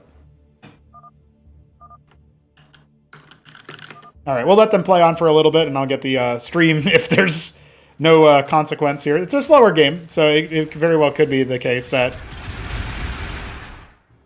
Yep, HonMonO's unpacking. Cataphracts moving across the map now, or are being rallied, rather. And the deployments come out. The Doranin, unlikely to stay alive for very long. Very good trades here with the low armor of the deployed Phalanx. And the Aphorists end up crushing face because the Blackjacks were not in the right position. So that ends up resetting a lot of the count, but, I mean, look at what everything that Godweed ended up losing there. It really doesn't feel like this is going to quite be enough for... the hold afterwards when the cat has come out. He does do a good job of resetting the phalanx count. The ground army might still be able to do something good, but there's no armor rend here, and the Cataphracts don't need to deploy to have their ludicrous range, so Grandstand's coming out. I think we'll probably ask for a stream here since that attack didn't end up going the way that we were expecting. Who would be a more exciting player to watch the stream POV from, though? I guess, oh.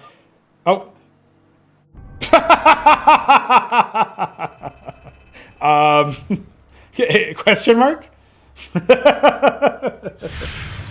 He tried to make an Endbore and he was fucking smote from this world.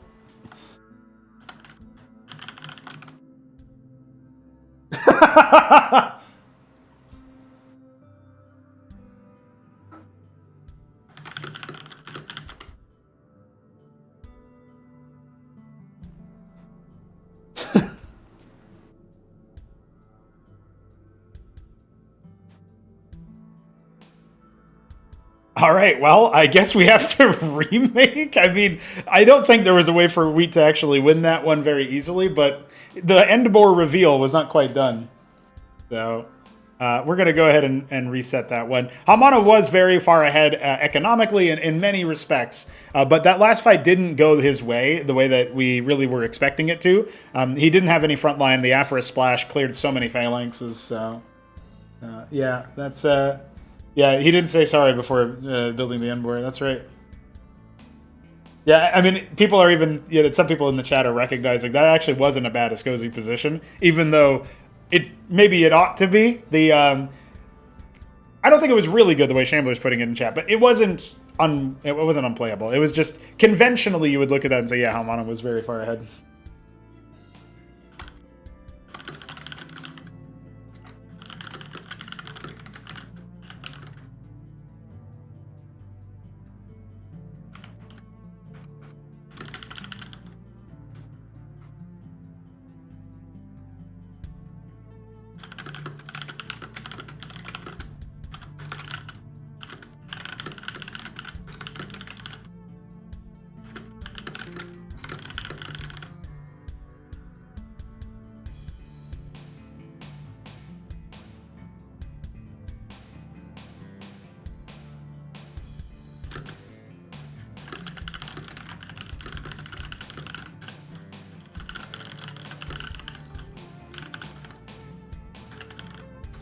All right, well, we have to go ahead and reset.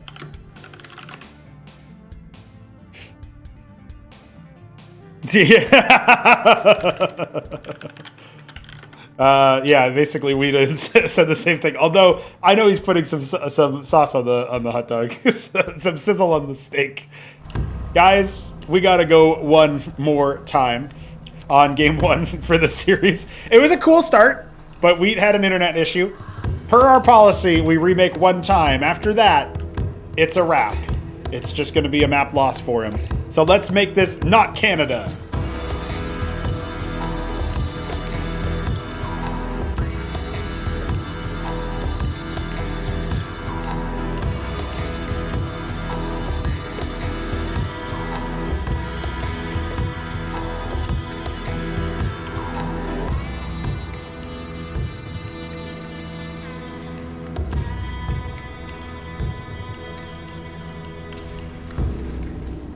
Godweed in the bottom right as the Blood Sosij. HonMonO's Fern Green Terran in the bottom left. Our remake, due to a technical issue that wasn't even the game's fault this time around, is going to go ahead on horizontal spawns. And HonMonO will be opening mech again. That was a good warm-up for him. I hope he's not too tired after that. He had a lot of bases. He made a lot of units. But of course, you know, as you expect for a race that has just been added to the game a few months ago, and HonMonO hasn't gotten a lot of practice against their Tier 3-ified version, you are looking at a knowledge check, a set of knowledge checks there. And that position was closer to even though HonMonO played a conventionally good one. I'm really glad Godfleet. Yeah.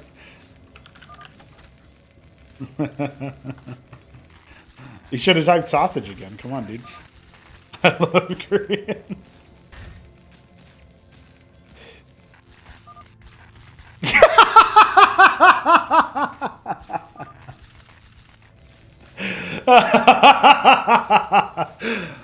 Yeah,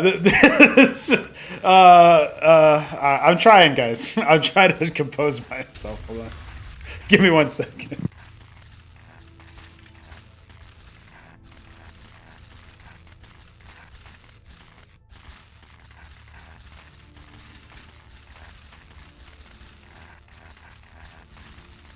All right, we're back, boys.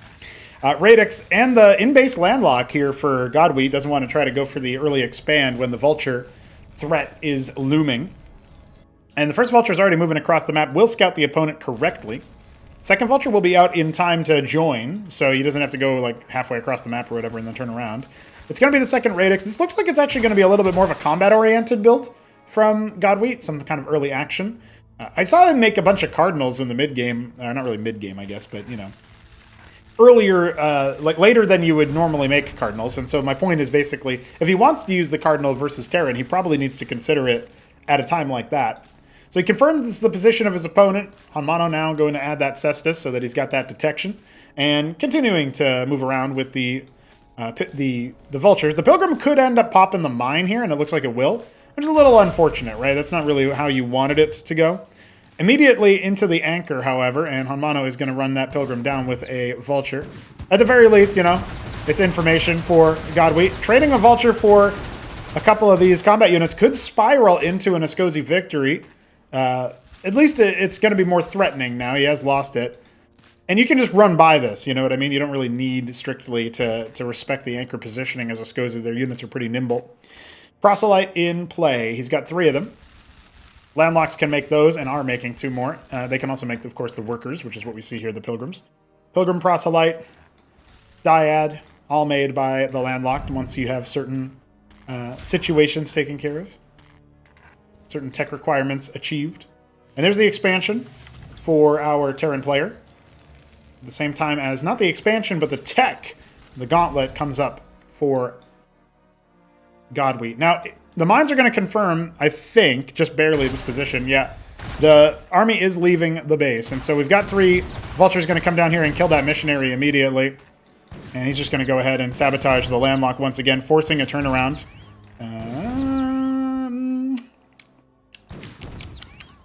Yeah. Mm-hmm. Uh-huh. Yeah. Mm-hmm. All right, he's got him. So Obviously, now his vultures are kind of cordoned off. But this was really good play anyway, even though we were kind of clowning on him in the early stages of that engagement.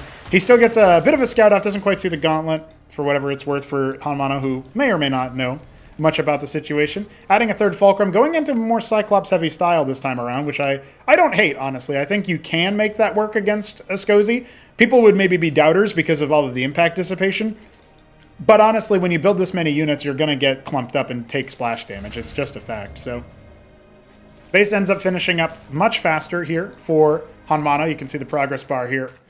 Still waiting a little bit there. And now, at the same time, the worker count can rise up for Wheat. He's just building a lot of proselytes, or has been building a decent amount of those.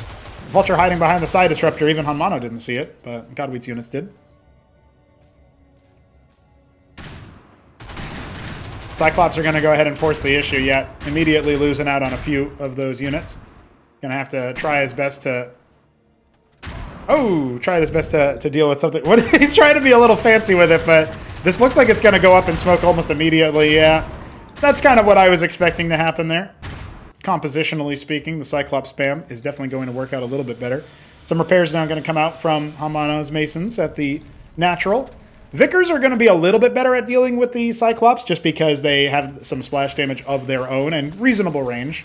But they're also slower than the other Sosij units, so there's a trade-off there as well in terms of the engagement. That eyelet gets bopped. And we have another one here in the natural. Proselyte count down to 1. He does have an eyelet, but that's about it. Chantry here for healing and, of course, for the cloak. But the Cyclops are marching. There's quite a few of them. Up to a count of 13. And they can have an outsized impact.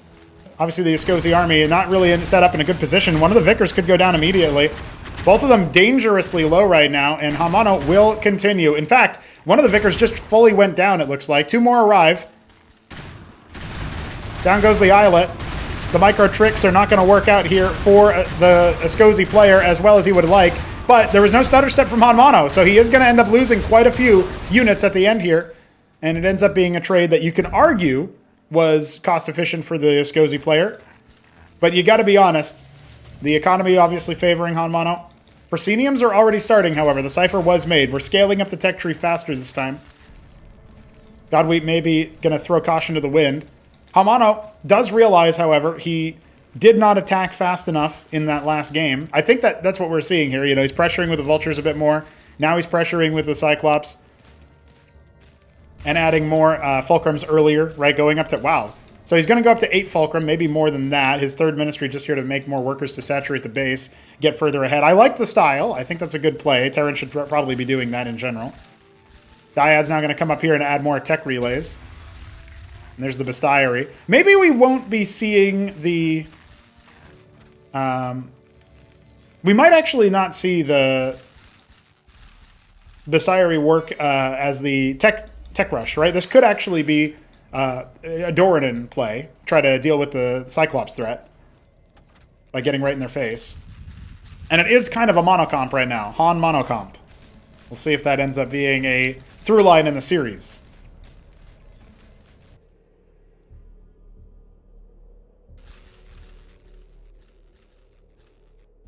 Yeah, you don't say bestiary. I know that's confusing because it's spelled with the same way in some nomenclature, but it is bestiary. That is how you pronounce it. It confused me as a kid too. Don't worry. Now the grouping here is very, very clumped.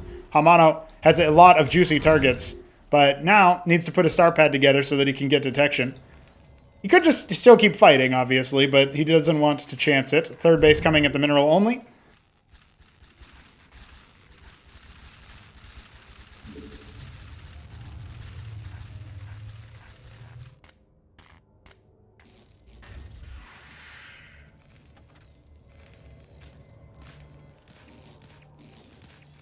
Second Cestus, Lodestone, detection everywhere because the Chantry has been confirmed.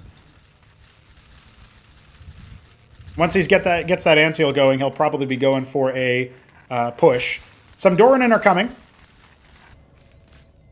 Those units can deal a lot of damage to workers. And even though there's the detection everywhere, there's not really any static defense, right? And we don't have any Sentinels, obviously no Tier 2 yet.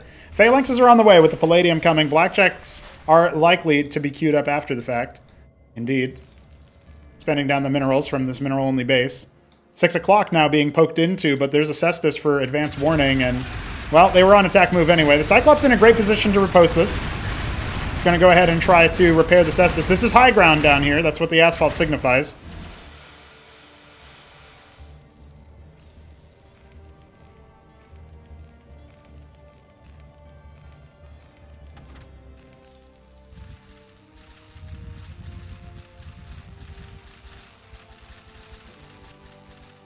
Starting to saturate the mineral only. Godwheat looking to secure just a little bit more in the way of the economy, but he's down by a lot of workers already, and the composition's looking scary. I would love a forward Cestus, actually, thinking about it. Maybe that's what HonMonO is thinking about with this Mason, or he's going to go ahead and saturate it. Either way, Antseal flies over to see where the army's positioned at. He's got more Blackjacks swarming over the hill. Yeah, this is going to be quite the attack, and I don't know that Godwheat is set up for it preemptively. His Doranin are in the back instead of helping out in the front. Cyclops and Blackjacks combining, and Godwheat wants to try to reposition elsewhere, but look at this. The Doranin come in from the east. They're just going to get shellacked immediately. The Phalanx is having some good impact, but this was a much faster Tier 2 power spike for the Escosi. And positionally, the Phalanx were in the middle of all of the Cyclops, all of the Blackjacks. The Aphorists definitely punching above their weight. But there's more units where that came from. HonMonO's not quite out of it. And remember, he's got a much better economy anyway, so replenishing is going to be easier. Godwheat needs to choose between replenishing his army and going after his tech. Panoplies are coming, so there's that Tier 3 that we were waiting for, as the conduit was finished elsewhere, accessing that extra tech.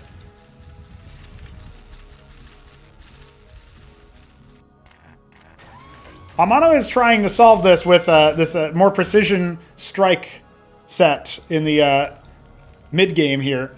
But he's using a mallet as opposed to a scalpel or anything approaching it. And he's not quite positioning his army such that it can maybe work out for him. Insurance have arrived. These units are pretty strong.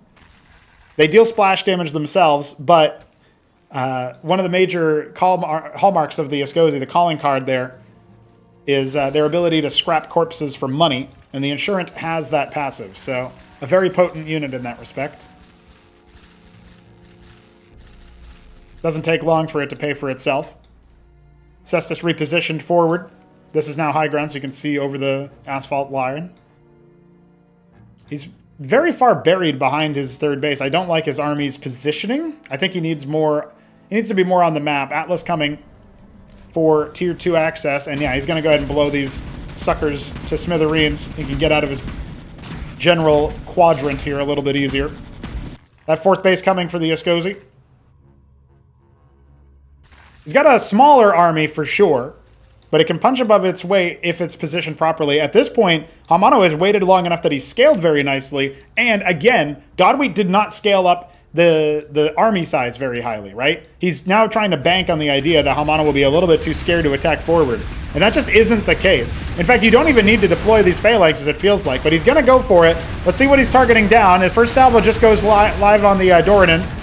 Oh, and there's the salvo that you're hoping for as a moneymaker, but not quite as good as it could have been if he had just force targeted. Atlas completes, but the Endbore number 1 is concluding. Obelisk number 2 is not actually turning. We're going to need to see some anti-air. Only a few Goliaths here, but only one Endbore is manageable. The question really is, where's the rest of the army for the Escosi? He's making 4 Vicars a pop, 2 Doranins. Those are going to be absolutely necessary. He needs to fight that Endbore. He needs to just walk right up to it. Maybe he is going to try blowing open the side disruptors. He finds the rest of this army up here. This feels like the wrong target. Now he deploys the Phalanx. Let's see what he can make happen. The northern flank is definitely going to be minced. The Goliaths can kill the Endbore easily enough, even though there's so few of them. Yeah, down to 36 health. Needs to cower behind the Chantry for healing, maybe. There's some more infantry units here, but Antseals for detection. Now wrapping the Vultures around to shut down mining at this 3 o'clock. There's some missionaries there that can fight back, but they're on follow order, so they don't even reveal themselves in the cloak. Yeah, Godwheat's probably feeling some pressure now. Mantle's coming online. That can definitely be the counterplay. But HonMonO's, he's going Katas. He's got a lot of minerals he could spend on something else, maybe more Blackjack. Trying to get more gas bases here in the 9 o'clock in particular. But falling back is dangerous, man. That's not what you want to do versus this. And Godwheat has a breathing room, has some breathing room here to assemble more Endbors. Obelisk number 3. Panoplies for 3 and 4. And he's up to a 5 Endbor stack. He never lost that wounded one. Cataphracts can counter this, but it really depends on how the engagement goes. Remember that the ground army is really weak for the Sosij right now. He's got some insurance, he's got some Vicars, but they're not going to be able to step towards a deployed Terran position. HonMonO cowering from a single Aphorist is unnecessary, to say the least. More Cataphracts coming, so if he can get those Catas with his army before the next engagement, he can definitely find some victories. He has no anti-air, not no anti-air, obviously. He's got Blackjacks. He's got only 2 Goliaths, though. That is not really enough to deal with the Endbors. He's actually now backing up is wise. He needs to get those Catas to the front line. Ramses could also help here, but unlikely to factor in. Not a lot of armor on the side of the Sosij, right? Their only 3 armor unit is the Dorinan, so everything else would be penned by Ramses. And there's only a few Dorinan anyway, so what has he got? 3? Yeah, that's not going to help him out too much.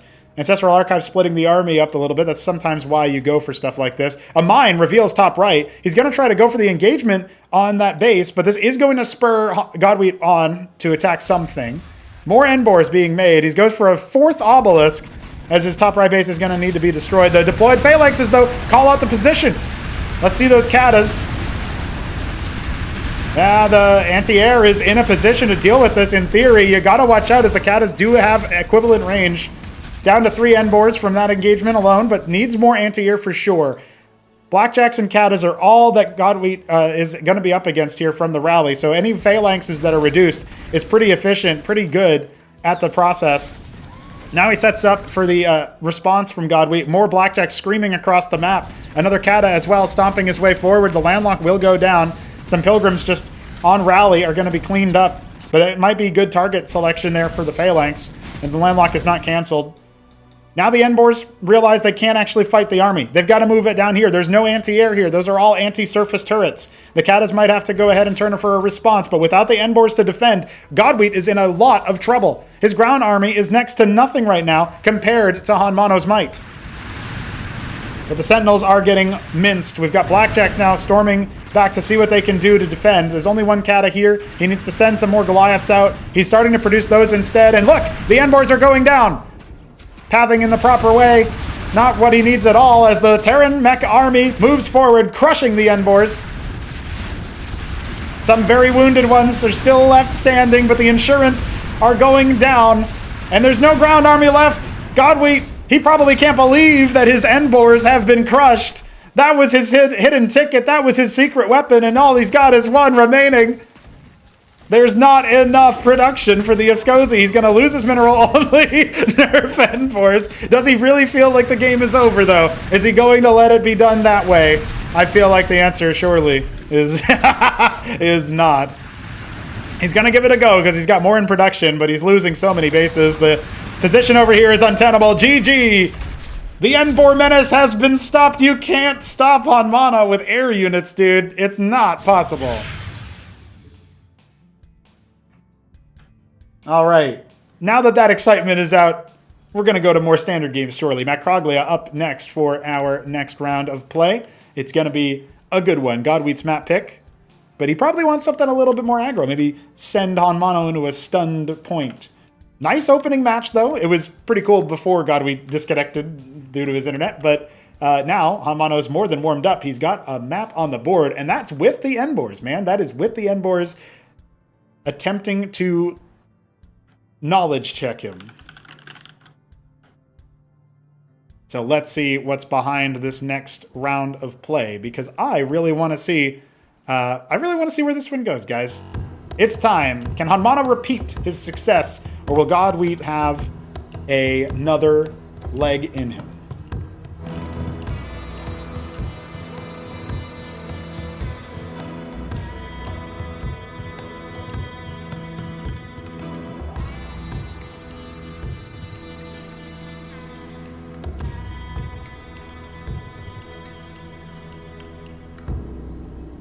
Hey, that's not the right number of Vivid Red Sosij workers. Oh. HonMonO in the top right as the Fern Green Terran is up against Godwheat's bottom left Sosij.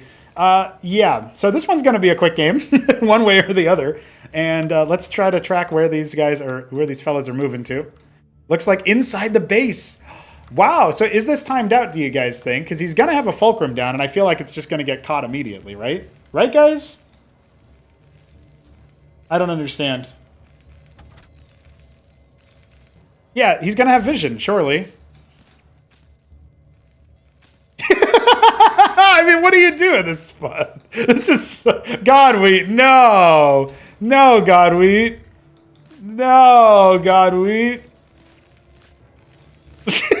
What is this play? He's not even power building. No, he wants to make two separate ones. He's just hoping he's not been spotted, but what do you do now, dude? He's not even power building, like the way to try to build faster.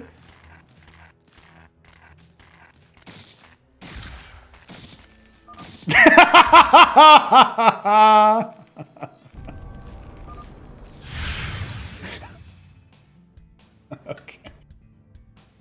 Right, it's Gilded Wall time, boys. Yeah, HonMonO is up 1-0. I guess we awarded him 2 wins for how the how Saberhand went, you know, and then we skipped the second map, and so that is that. Godwin's got to shake that one off. He's now facing elimination off the back of that. So, ladies and gentlemen, let us move on to Gilded Wall and pretend like that didn't happen. It's time for map 2. Wait, no, it's map 3. What's going on?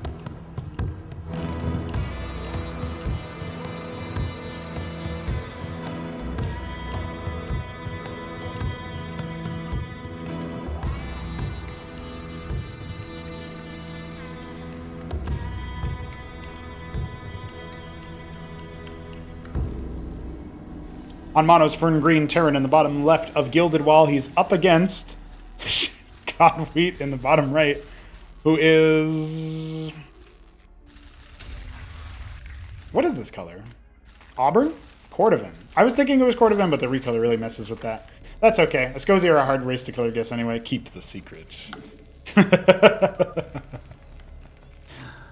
Well... That's a wrap on that last game for sure. Not really much analysis to be had. Macroglia, not a map you want to do that in, I feel like. There's probably other maps where you can sneak into the main with your worker and not be seen. But it's not that one. You know what I mean? Fulcrum now on the way for HonMonO once again. It's going to be 2 Radix in the right base this time, so that's good. HonMonO just checked over here at his base, and I don't know if that was like a misclick or intentional, but I hope it was something. Yeah, he's scouting for proxies now. He doesn't know what to expect. I guess mission successful. If he did that game 1, I would actually be like, oh, okay, he's just trying to get in his head. But it's a little late now when you're down 0-1 in the set. You know what I mean?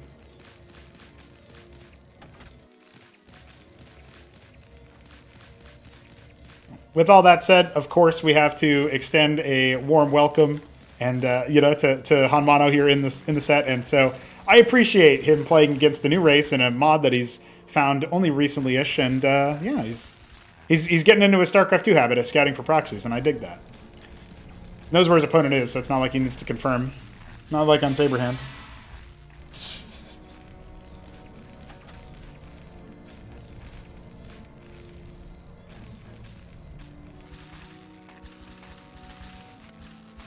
So it will be a gauntlet into Vicars, I'm sure. He is the Vicar of God, apparently. That's what he wants to be.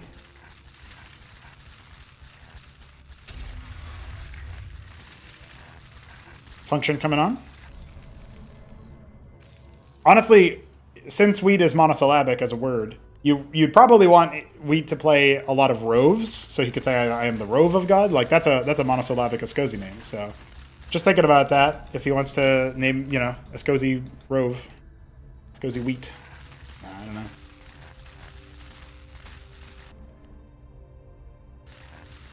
It's really hard for us to use his name. Like, it's such a weird one. I don't think it's actually usable as an Easter egg name. I'm really trying, I swear, but I can't think of one right now. Cigar Vicar. Yeah, HonMonO crush wheat. Newt, that's basically what happens. Terran staying alive in the lower bracket is what seems like we're going to see here. I do feel like if this game did go Wheat's way and we went to Patadia, the odds of a Terran victory are there as well, 3-1. It's hard to imagine Gilded Wall going Wheat's way directly, since HonMonO, last time they played on this map, I'm pretty sure HonMonO did a double proxy stockade to try to lift Harakans into Wheat's base, and he's playing a lot more standard now, at least in terms of like the radical cheese. So that's kind of where I'm at with that. But object coming for Wheat. There's a lot of Cyclops already in play, so HonMonO happy to scale up in the combat fight. I like the drill through so you don't have to worry about repositioning your units in case any vultures come in. It's actually a vultureless game, though, and a third base already coming up for HonMonO as he puts down the lodestone instead of a Cestus, keeping the gas for the Cyclops. I like it. Yeah, I think I'm seeing a lot of adaptations, actually, from HonMonO's play against the Ascosian. It shows that he's thinking, but also still has that macro for the mechanics. You know, he's not adapting way outside of his purview, way outside of what's possible for him. I will say, I was also talking a little bit about, you know, your fortitude, your physicality, how long can you go, what's your endurance like when it comes to the series length. And Godwheat, obviously, is a dad, if you guys didn't know. And so him spending like 15 minutes in game one only to have to remake because of his internet, that might have been his best play that we've already seen in the series. We'll have to see what he wants to do with the function right now. He is adding a rove, but not super useful right in this moment. He's going to use the object to try to siege this position, but there's 13 Cyclops. I think the object is just dead, to be honest. Almost immediately goes down. The paintbrushing will continue, and that was kind of an anti-synergy there. The army's going to get fully wiped. He only ends up killing like 5 Cyclops in the process. So very, very cost inefficient. And the Ascosi was kind of banking on being able to overwhelm that position. So now he's going to have to use his power build at his workers to go straight into that expansion and add more radix. He's going to need to defend with Vickers using Defender's Advantage. God, we calling out for more Terran players. If HonMonO looks like he's having fun, maybe you could too. Landing the third base, making a fourth at 9. Yeah, I dig this play, and I mean, Godwait also, even if he had his army right now, I would say this is advantaged play for HonMonO. But his army has been reset quite a bit, and he's even just going to walk a Vicar in. Unfortunate. Adding more radix, adding the function and the cipher. And the Vickers will actually be able to defend here, but unfortunately his object is going to be frozen in place. 5 Fulcrum is what we're going up to right now. Makes sense because he's got 4 bases. So try to have at least one more Fulcrum than the base count.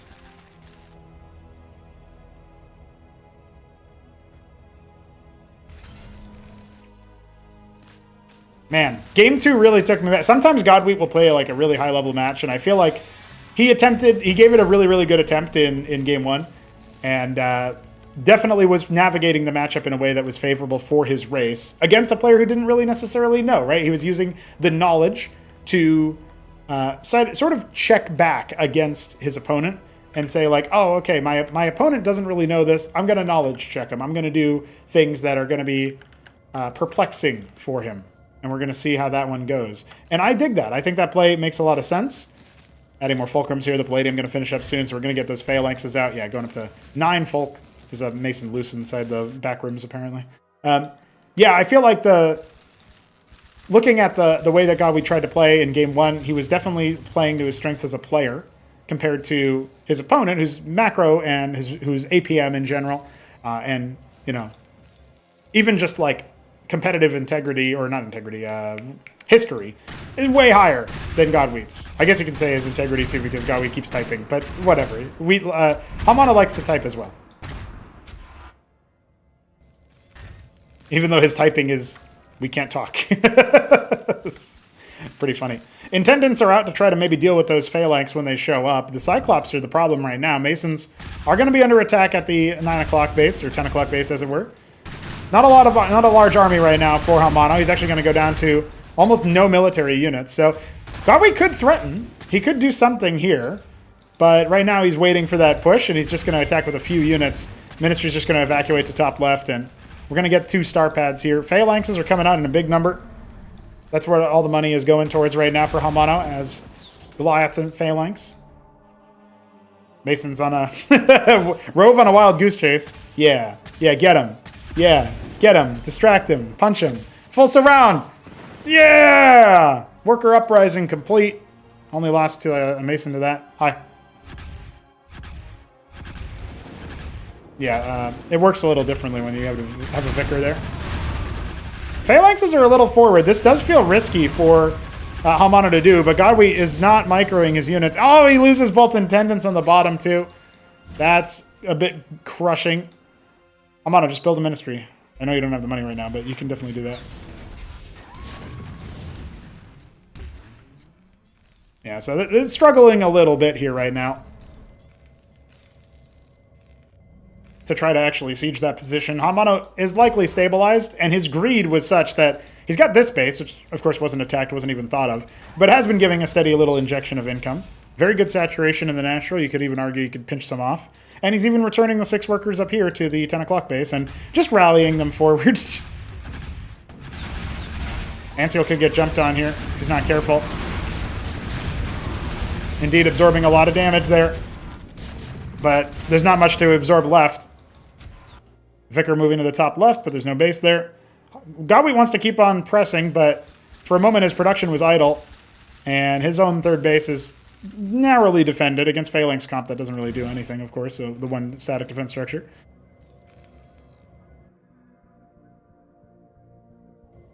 Wheat's in a good position to actually attack the top left, but it's a little bit worrisome still. And in terms of an actual army engagement, again, the staggered line, oh, it's so ugly there for Godwe to have to deal with. Losing his Intendant, he's being pulled into the Phalanx by his own units. A total crush of his army. Down to his last Intendant here. And I guess he's not going to even have that as the pun comes out. Only Vicars and Intendants back at home. He's got really nothing to anchor a defense around as he has been trying to get up to the Proscenium tech.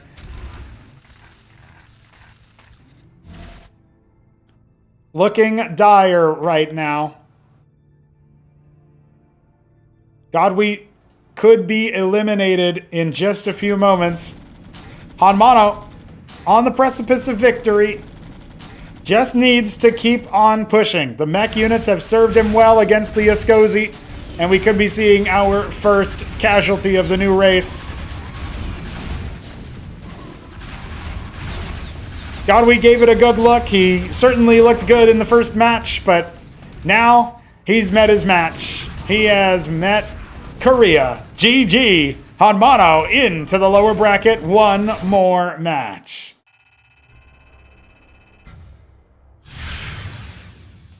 And that is victory for our South Korean StarCraft 2 Pro.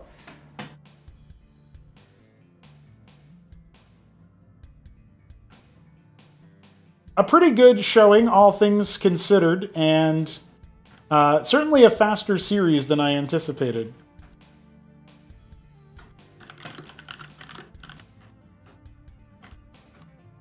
Godwe will not be able to provide us with an interview since he has to get ready for Sunday Mass, but GG's go out to him.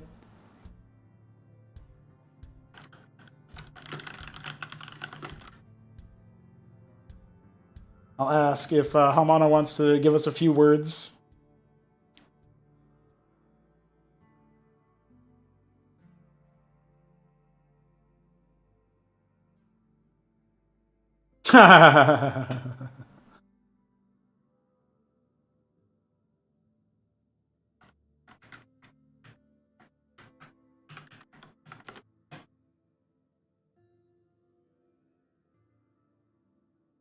HonMonO just said losers don't talk, and so I don't know if he's talking about himself because he's in the lower bracket. But fair enough if that's the case.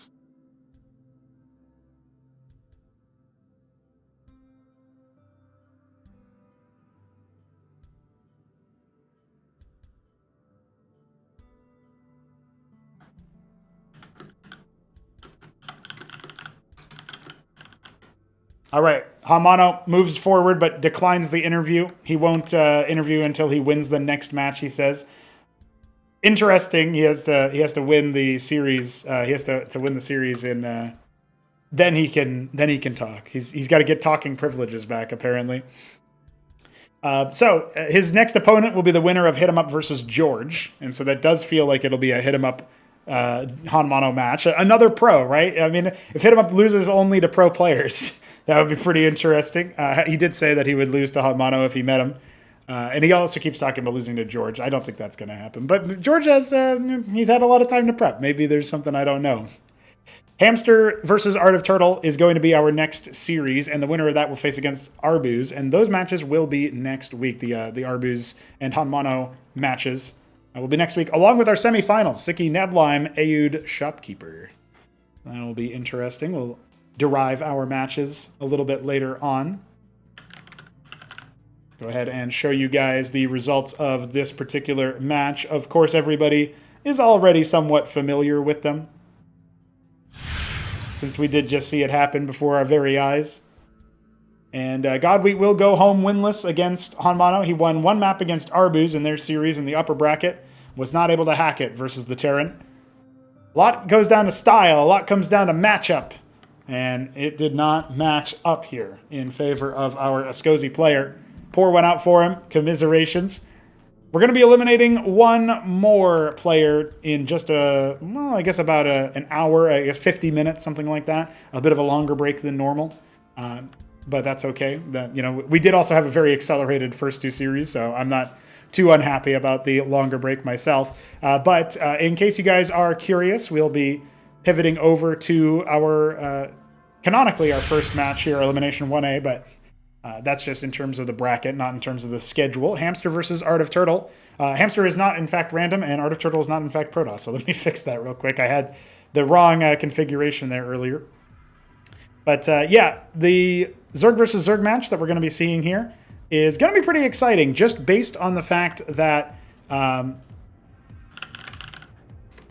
Hamster is fall into the lower bracket much faster than any of us anticipated. Art of Turtle is here once again in the first round of eliminations.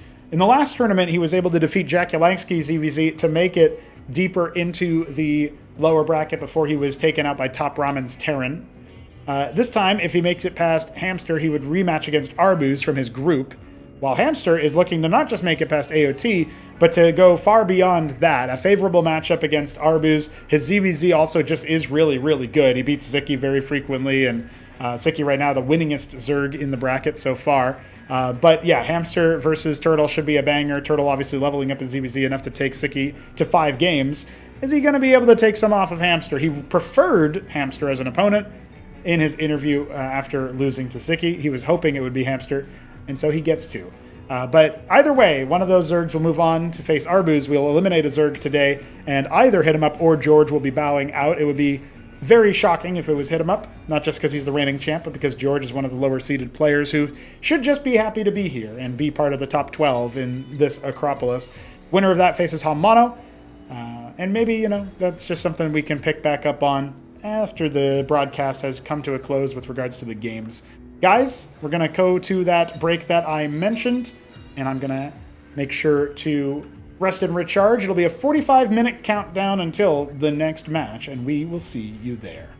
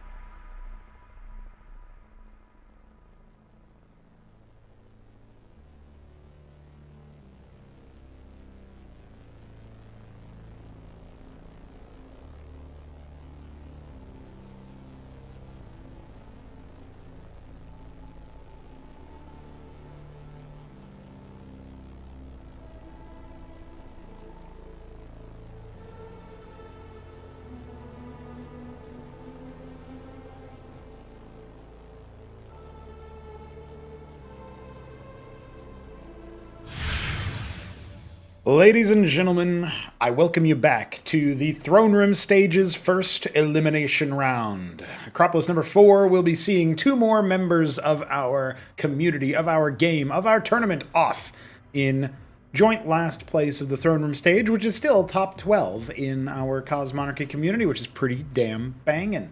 But Hamster versus Art of Turtle, that is a match I thought maybe we would see in like the second round elimination, maybe a hype quarterfinal if there was an upset in a different kind of bracket, but no, it's actually first round elimination. Hamster is going to prove to be a pretty tough puppy to try to face, but try and face he still shall. He is going to be one of the homies who is ready to rock. And it's going to be time to talk to not Hamster, because he still doesn't like to be very talkative. Instead, we'll see if Turtle is ready to rock on an interview.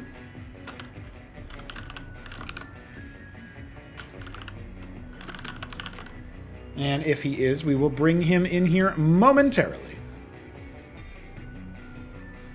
All right, it's time to talk to the Turtle himself. How are you doing ahead of your ZVZ match, Turtle? It was Zicky and now Hamster. I mean, did it get easier or harder? It probably got harder. It definitely got harder.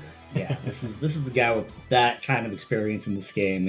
I'm not going to be able to outmaneuver him as easily as I was in some of the games we played with Zicky. So right. But I love this matchup. I have a couple of plans set up. Okay. I kind of figured he's definitely looking to try to keep a lot of his game plan as simple as possible. So I did everything I could to kind of break up much of it. And he immediately with his bans, it tells me everything I need to know about how he wants to play this game. Yeah, you're alluding to the veto, so we should go ahead and reveal Monocyte, his first ban, and then later on Battle Spectre as well. So wants to keep things to 2 spawn maps where possible, and I noticed you picked exclusively 4s while vetoing the 3s. Any logic behind that you wanted to share?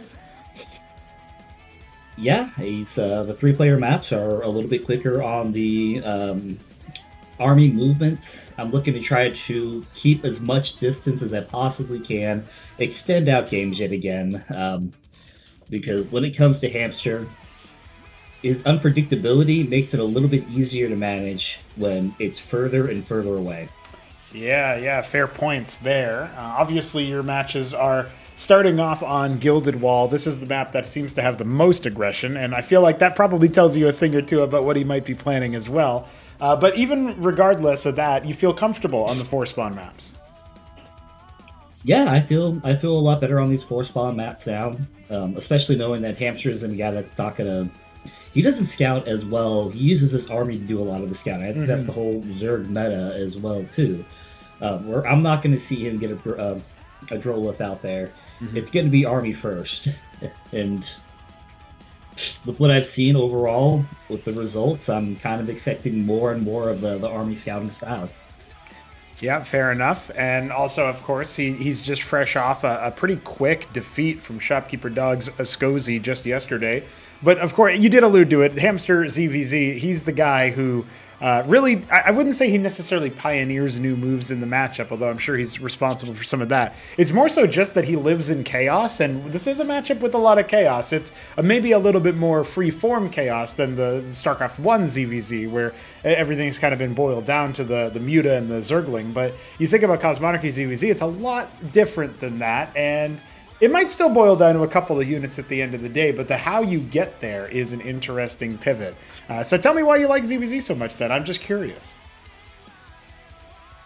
You know, with ZVZ, I find the most interesting, especially in Cosmonarchy, is that the tech paths that you choose and create can be managed if you work your walls correctly, if you work your choke points correctly. Those choke points are what make every other matchup way differently. Everything's happening, right in front of your face. It's not quite the knife fight in a phone booth that you get out of Brood War, but you still are coming in a lot of close quarter battle, and I feel that close quarter fights are the more exciting to see. Yeah, there's less sieging that happens. There's less distance on that. It's everything right up into your face. A lot of the best holds I've seen come down to, those extra spare lings or quasi that are just barely holding off on the edge, preventing your opponent to overwhelmed completely. And I really like that style of play, especially in games. It's not as fun seeing things, siege over the top, siege back over, Right. all day long. You enjoy that. Just go back to regular TVT in the Brood War meta. Yeah, fair But enough. I'm a guy that wants to get right as close as I can to the throat, and ZVZ does it the best. Fair enough. Some good words there, and obviously it's always funny because your name is Art of Turtle, but you can be very aggressive. I still remember when you were being called Peruvian after HitEmUp was suffering some losses to your more eclectic move outs, and we've come a long way since then. But somebody that gave you some props earlier, it was actually Arbuz, who is awaiting you if you win against Hamster and complete the upset. He said that you've shaped up your ZVP and that your ZVZ is also fairly legit. And I'm sure he was alluding to the fact that you almost took Siki out earlier. So you say this is the harder match, but if you get past it, maybe a possibility to run deeper into the tournament. Have you put much thought into later in the bracket, or is it full focus on Hamster? I can't get too deep on that. Whether I played Shopkeeper Dog or Hamster, I can only focus one at a time, especially with my time constraints. Even so, I'm still recovering off of my 4th of July festivities. Sure, So, yeah. Cheers to everybody who had a chance to celebrate and get on out here to watch anyways. Yeah, that's right. It was America Day yesterday, and we're all still reeling from it. But there's plenty to be had, plenty of joy to be had. As maybe now it's Hamster Upset Day. We'll have to see. Any final thoughts before you move on to square up against Hamster? Yeah, man. I'm coming for you, Hamster. This is it right here. This is where we take you down. Okay, all right. America represent against the Russian menace. I mean, it was Newt last time telling Shopkeeper Dog to live up to the American heritage, and he did win on America Day. So fair enough. But with all that said, Turtle, thank you for your words. Feel free to drop your camera now so I can go ahead and get that plugged into the broadcast, and we will be back to talk with you after the series. GLHO. Sound good. Thank you. Alrighty, ladies and gentlemen, it is going to be time here in just a moment to take a look at our first match. And Turtle already knows that he has a moment here to let me set it up because he just got right up and went to go grab something, probably some water if I had to speculate. With that said, it is going to be Turtle time very soon. And that also means that Hamster had better be ready. Well, we'll ask for the ready, even though I see AOT is not actually here yet. And that'll be just fine. Oh, he's coming back. He's coming back, boys. We back. I really want to, I do look forward to the day. This is obviously the first rendition of all of this stuff, right? We're talking the very first time we're seeing the player cameras on the broadcasts and all of that stuff. It's we're kind of rolling with the punches as far as all that stuff is concerned, and it's cool to see, and I look forward to when it's a more consistent thing for all of the players. But it's time now to say, screw consistency, let's get to the games at ZVZ. Nothing needs to be consistent. Hamster versus Art of Turtle is on the menu, and I think Gilded Wall is the perfect map to begin our proceedings.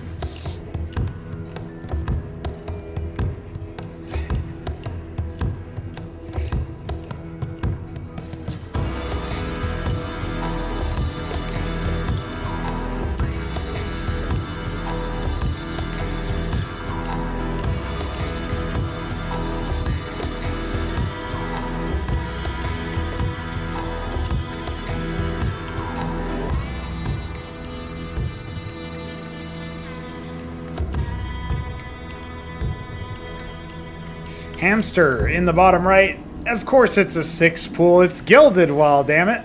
But IoT, he's going for an 8 pool, and that should, or 7 pool actually, that should give him a little bit of a defensive edge. It'll be a green Zerg matchup here as Turtle in the bottom left is up against the midnight green of Hamster. Welcome one and all to ZVZ and Cosmonarchy. It's one of our most storied matchups. Certainly one of them with the most development as well. It's just a glory to see in action. That much is for sure. And I feel like overall, you got to think about the way that these players have interacted. They have played together so very much and played against each other so very frequently that it feels almost foolhardy to have them be doing battle against anyone else. A very fitting match here for our elimination round. And Hamster has already warmed up against Ayud, whereas Turtle did say, and it is a little bit of a factor here, let's be real, he did say, I don't know, I might not be as recovered from my 4th of July festivities as maybe I want to be. It'll be some Zethra cores out for both sides, and Turtle's going to try to contest early on. He has the Ovaleth with the offensive Kagrant. He will drop that with the Circuit, and I think, honestly, all things considered, he immediately falls back, losing one Zeth, and now he can start to mass up a defense. But this Circuit is going to be a bit of a surprise to Hamster, I think. He's got the unit advantage, and he's running directly in. The Kagrant adds a little bit more HP, but he's going to need to cancel it. He doesn't. Misses the opportunity there. Maybe just to bait him in further. The Ovaleth is here. He puts it down. He needs to get that routed up. The workers trying to help out as the Zeths defend. And Hamster hasn't necessarily noticed. Only now does he realize, hey, wait a second, there's a Circuit in my base. A very crafty move, and it will finish, but there is no support with it. Going after the Quaz, not a bad idea in theory, but he's not going to get any worker kills with it, that's for sure. Oh, I say that. Maybe I spoke too soon. And the Quaz follow-up means that it won't be secured by anything else. Actually, interestingly enough, the Ovaleth comes back if it doesn't try to like scoop it up to defend it after the fact, and we do have a counterattack triggered by Turtle, but there's not really that much here to do. Hatch inside the main base for extra larva. Didn't have any wherewithal to get any Vespene during that time, and I understand why. You were under attack. He's going to try to dive in here and see what damage he can do. One worker killed, and the 3 Zets stay alive. 2 more coming in to try to heckle, but unfortunately, Turtle doesn't quite use them in the best opportunity. He'll lose another, and a second Larvosk. Big larva advantage right now for Hamster. If he transfers that into a lot of workers, then we will see some more action soon.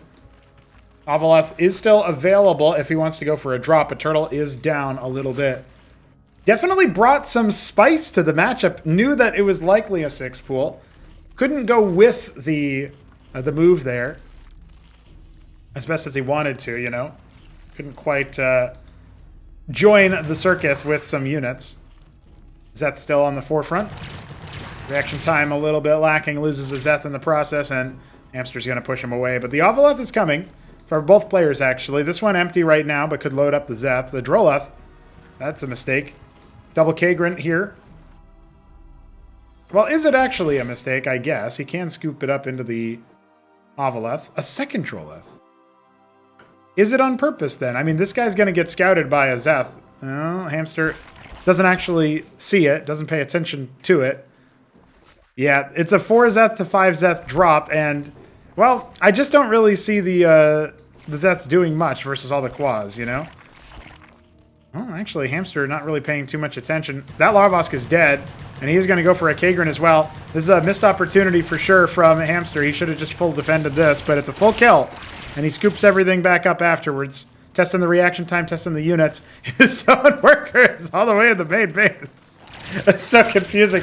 What is going on here for Turtle? He's like, oh yeah, I forgot about that guy. He could have been giving me money.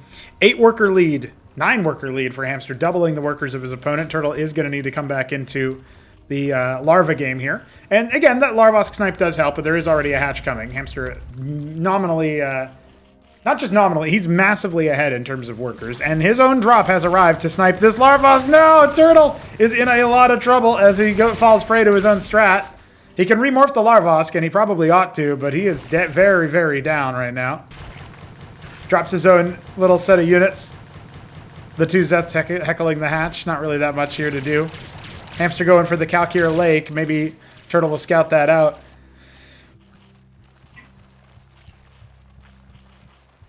All right. Larvosk is coming. I wonder what he wants to do with the second Kagrant. Is that going to be another Larvosk?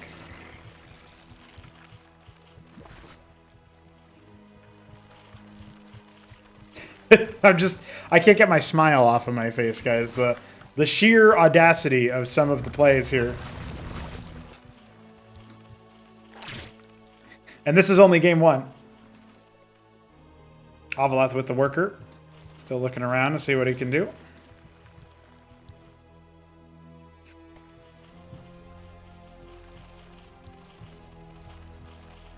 Zarka's Shroud on the way for Turtle, but it's up against Calcure Lake. Lyralisk's coming for Hamster. Upgraded Quaz.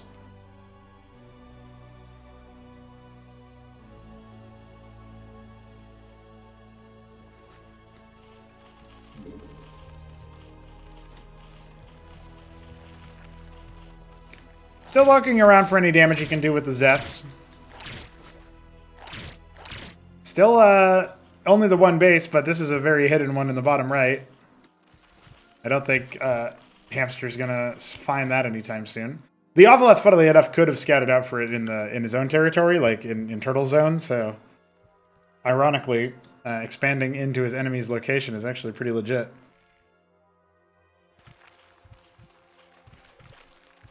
It's more Lyralisks being made right now. Shroud is done. Are we going to get Lakes to try to defend? There is, of course, detection available for Hamster. This should be the move out that ends the game, even with the double Circuit.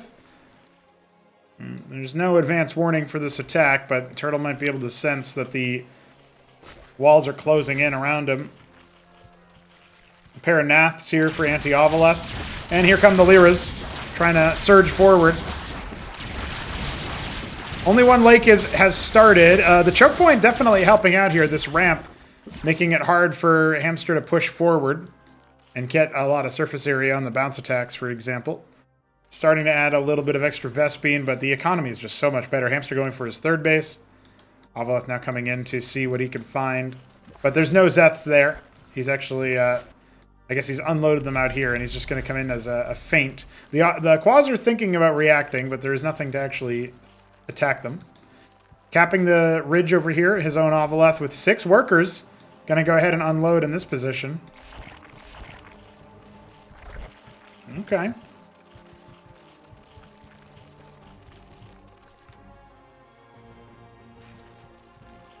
So we have a bunch of the Calculisks, and they are being morphed in greater number. I thought it was anti-drop because it was only one pair of Naths when I looked. Clearly more have been made. Only now do we see the Vornaths coming for Turtle.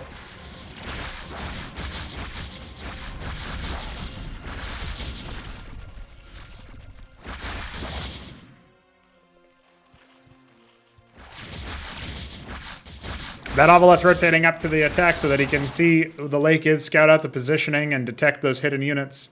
More Zets coming. Quite a few more Zets. The Avaleth obviously spotting the military rotation. That's going to provoke the air attack. Turtle loses the Avaleth, of course. Taking the bottom left as his, I guess you could call that the 7 o'clock as his option there. The Calculisks can definitely pressure the worker line, and that would be catastrophic here for Turtle. He doesn't have a good set of anti-air right now. Shroud Index is more into anti-ground, so having Calcs available... Well, he's got his own Naths, but obviously splash damage is going to be a problem for those. So Turtle decides to fly away. His goal to sabotage harvesting anywhere else. Nath's trying to keep pace on the other side of it. And the Calcs are here to be anti-lake is a very good move. It's kind of what Wraiths do versus Shroud Openers. Nice little snap onto one of the Calcs, though, is going to reduce their DPS. Chasing after his enemy's Nathracores. This is a big Quaz count, though. He can't attack the main. Not easily, but he can definitely go after that third base, as we mentioned. Quaz just being pulled forward. Going to have a Spraith here soon on the left-hand side, as well as off to the far right of his base. He ends up losing. One more Calc. Hamster definitely on the struggle bus there. Hasn't even started mining at the third base. Soon, Turtle could actually have superior active eco, but this is the trigger for the attack forward. The no attacks for the Quaz. He's all the way down at the bottom, huddling away for warmth instead of defending the base. He attempts to remorph circuits, but it's going to be too late. A critical error there in the positioning of the Quaz. It feels like the Nathracores, they are killing some workers, but they need to be back at home. Defenses are broken. Alarvosk dies as well. Now down to the workers, but Hamster has lost some of his own, and his heavier tech army not going to be successful in wiping the enemy completely. Nathracores turn and snap the neck. There's splash damage available here in the Lyralisks. He needs to just keep kiting. And now he'll engage with the ground army as well. Oh, those gnats are so close to death, but now they will try to regenerate. Big problem here is that these are full HP ones. Yeah, this is going to be a surprising turn of events for sure. He'll end up surviving with only 2 gnats remaining, it looks like. Yep. And Hamster making 1 pair. An Ulgorg coming.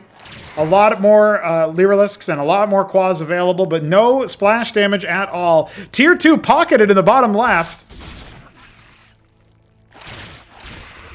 6.5 o'clock. There you go. That's memorable, right? Macro Hatch in the natural is pretty nifty. 37? That's a fake number you say when you have a lot of something. You're like, ah, dude, you can't fight me. I've got 37 Gorger cores. Well, instant Zozark for Turtle. And he's probably going to be capping, yeah, not only his geysers, but maybe thinking about Oxel stuff. He doesn't have any Larvosks available right now.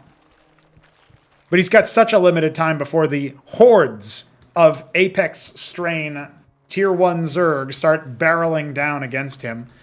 Enough Gorger cores can throw this for a loop because the Lyralisk attack anti-air is really kitted out for light. You know, he's got 1 armor pen, 5 damage. He's going to be doing 4 to a Gorg. It's not spectacular. But at the very least, they do splash. Iral Iris starts for Hamster as well. Is it even necessary? 2 calcs begin. For our favorite of the series, Hamster barreling forward with his horde of Lyra and all sorts of other Zerg units as well. It's ugly, it's dangerous. Only a few Gorgs here at the availability. And look, he immediately jumps on them with his Nathracores. The Lyras will eventually break these Gorgs, and there's just nothing here for him. Turtle, desperation. He's trying to make matters happen. His upgraded tier 2, not enough. GG is called. And that is a wrap on our very first ZVZ of the day.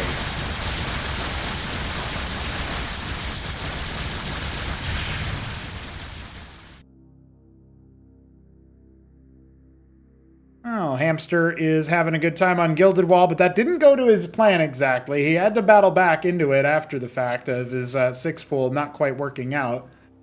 Got a lot of damage after the follow-up moves, and Turtle made it ugly in the early game, but it was a possibility there. So we'll see how our players do as we load into Saberhand for our next map. And we will be getting into it relatively quickly after all. Ladies and gentlemen, it's time to see if Hamster's got some more in the tank. I certainly hope he does, because here we go. It's Saberhand for map 2.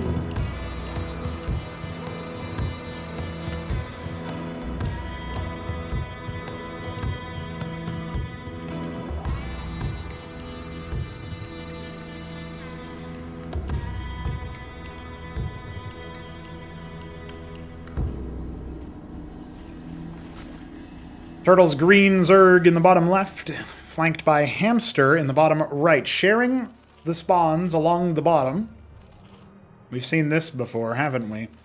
Worked out for the favorite then. It was HonMonO's second match on this map after a disconnect from Godwheat, forced a remake.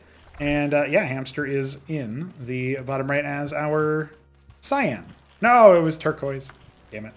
Turquoise Zerg. That's all right. We'll figure it out. Technically, you guys can't even see the color name when the cameras are active, and so you guys have to trust me that I am telling you, I am self-reporting correctly on our system. I mean, I certainly wouldn't admit to being bad. It's self-evident. So, with all that said, it's going to be a full Larvosk for both players prior to pool. A little bit faster on the trot is Hamster. And Turtle, of course, opting for more workers, so that's the difference there. A little bit of a greater eco.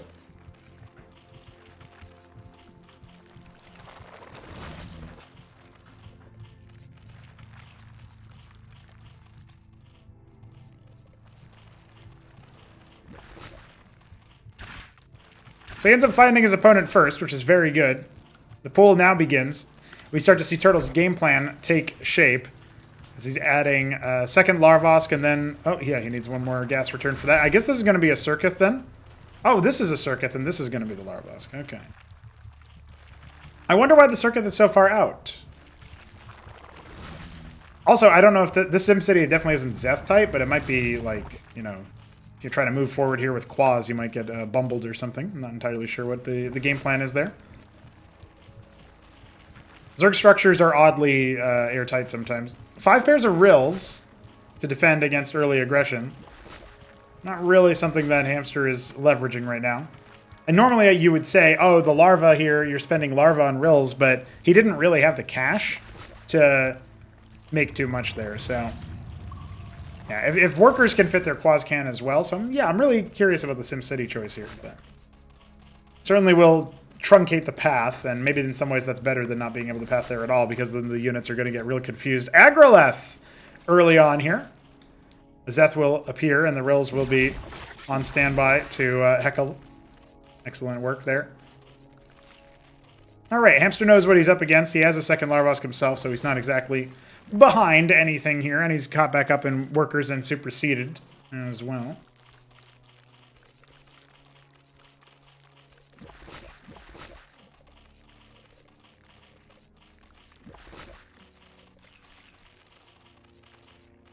We'll have to see what the Agrolith is all about here, actually.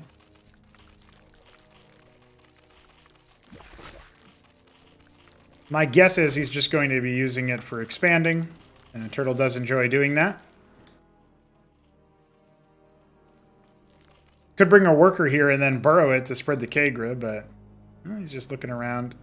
It doesn't have stupendous like DPS or anything. It is mostly about the passive where it generates structures and then it pops back out afterwards, like I guess like a worker, an orc worker in Warcraft 3. There you go.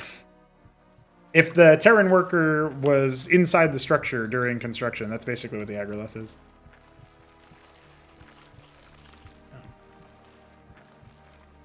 In case that was not obvious.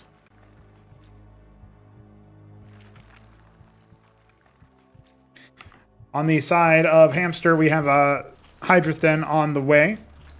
Zeth dropped out, it looks like. No, it was an attempted kill on the Larvosk that I ended up missing. Apologies. And easy defense there from Turtle. He had the Rills on standby, the Circuith in place. So, all just casualties.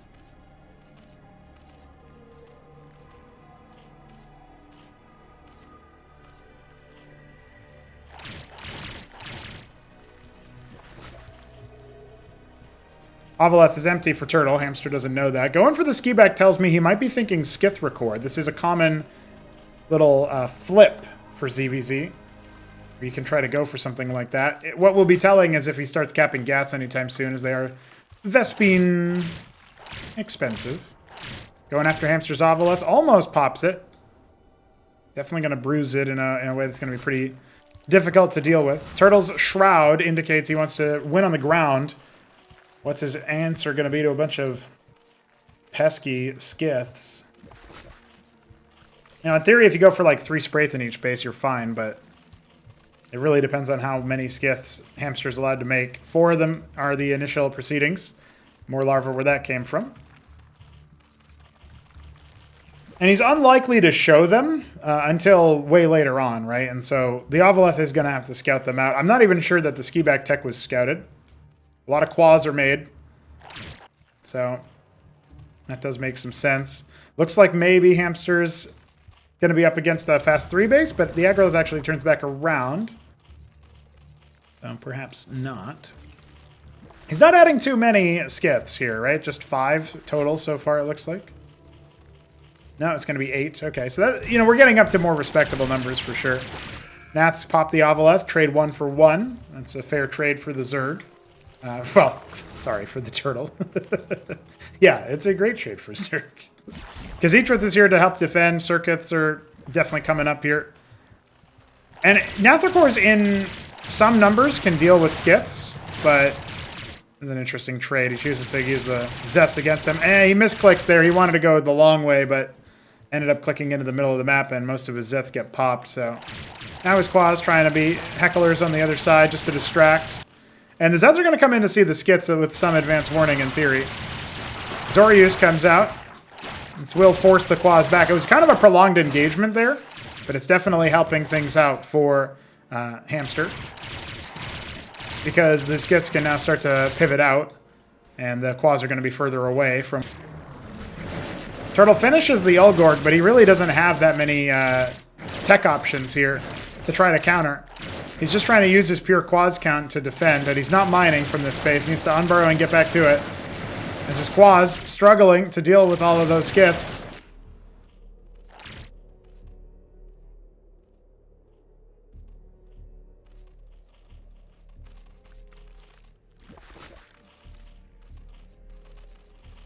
Turtle looking like he's a little bit down in the dumps right about now. 20 skiff. I mean, how do you deal with this with only quads?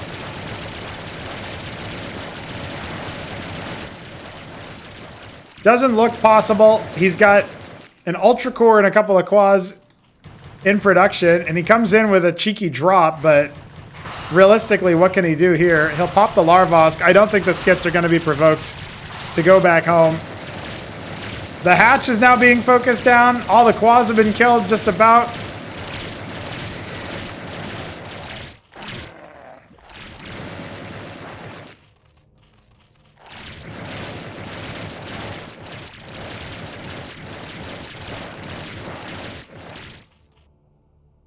And of course, the follow-up is Tetzor.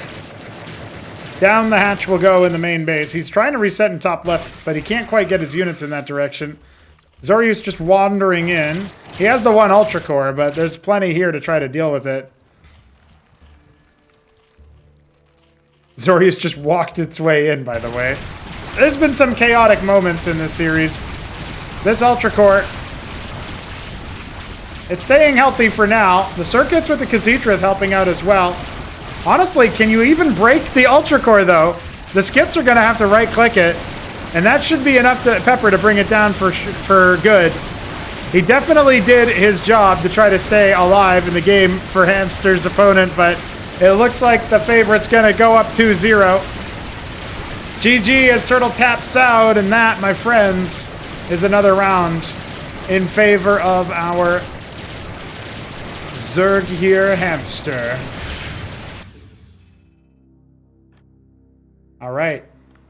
It's another 2-spawn map then. Macroglia on the cards.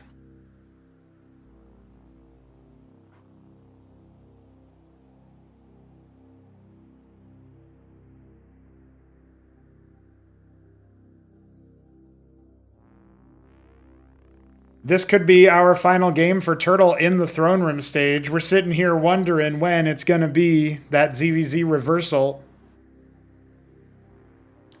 So let's find out.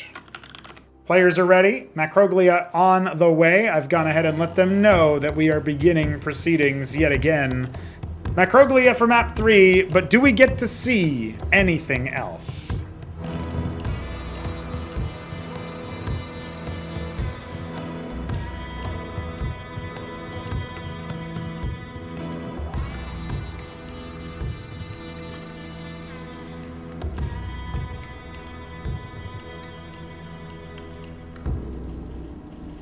Hamster's deep periwinkle in the bottom left.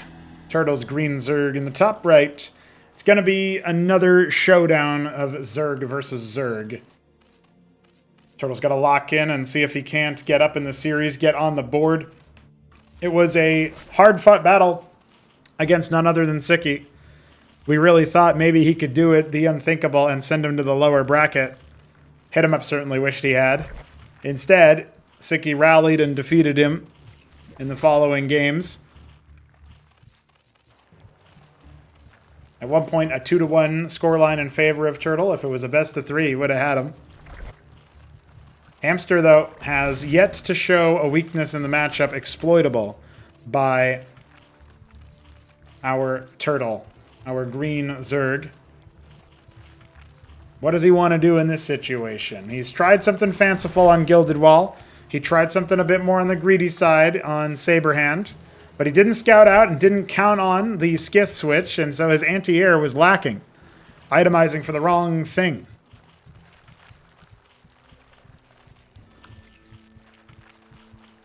We'll have to see if this game is going to give us anything separate, anything different. As right about now, we're not so far away. I mean, ZVZ can end quickly. And it can turn on a head, turn on a dime.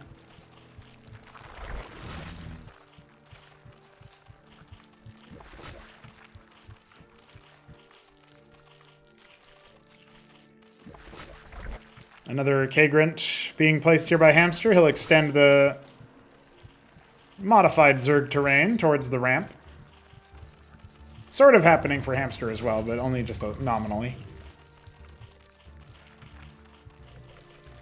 Once again, it's Hamster with the military units out faster than his opponent, but Turtle is fine to get a couple extra workers before pivoting into military production. And something that I do like he's mixing in now is a couple extra workers before going back and sort of cycling, bobbing and weaving. Military worker, military worker. Try to mix them in where possible.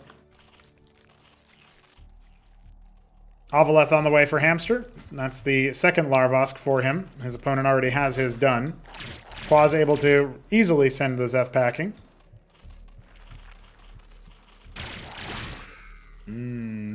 Okay. Hello, Veek in the chat. Yeah, we got a player camera. Dude, we got all kinds of stuff for this tournament. I've been working overtime on it. And if you want to support the efforts of the tournament, you can donate to the prize pool, streamlabs.com/pronogo. You can donate to project development, ko-fi.com/Cosmonarchy.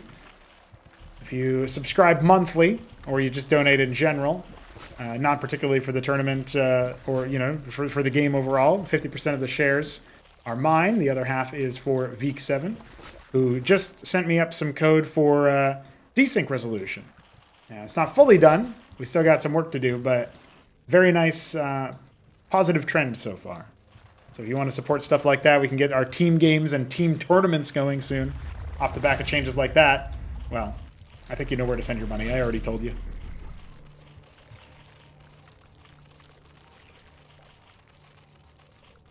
Zeth drop comes in, looking to target down the Larvosks. It's a good move here from Hamster. He's done this time and time again. It was defended in Game 2, not so in this time around, and of course Game 1 was another such case. Quaz trying to speed up and attack the Avaleth. It's not quite working. Gnats were hatched, and they can hunt it down, but is that going to be enough recompense, as the Larvosk did take a while to get restarted? Turtle doing his best to try to focus down things where possible, but he's got to dial in his game plan just a touch more.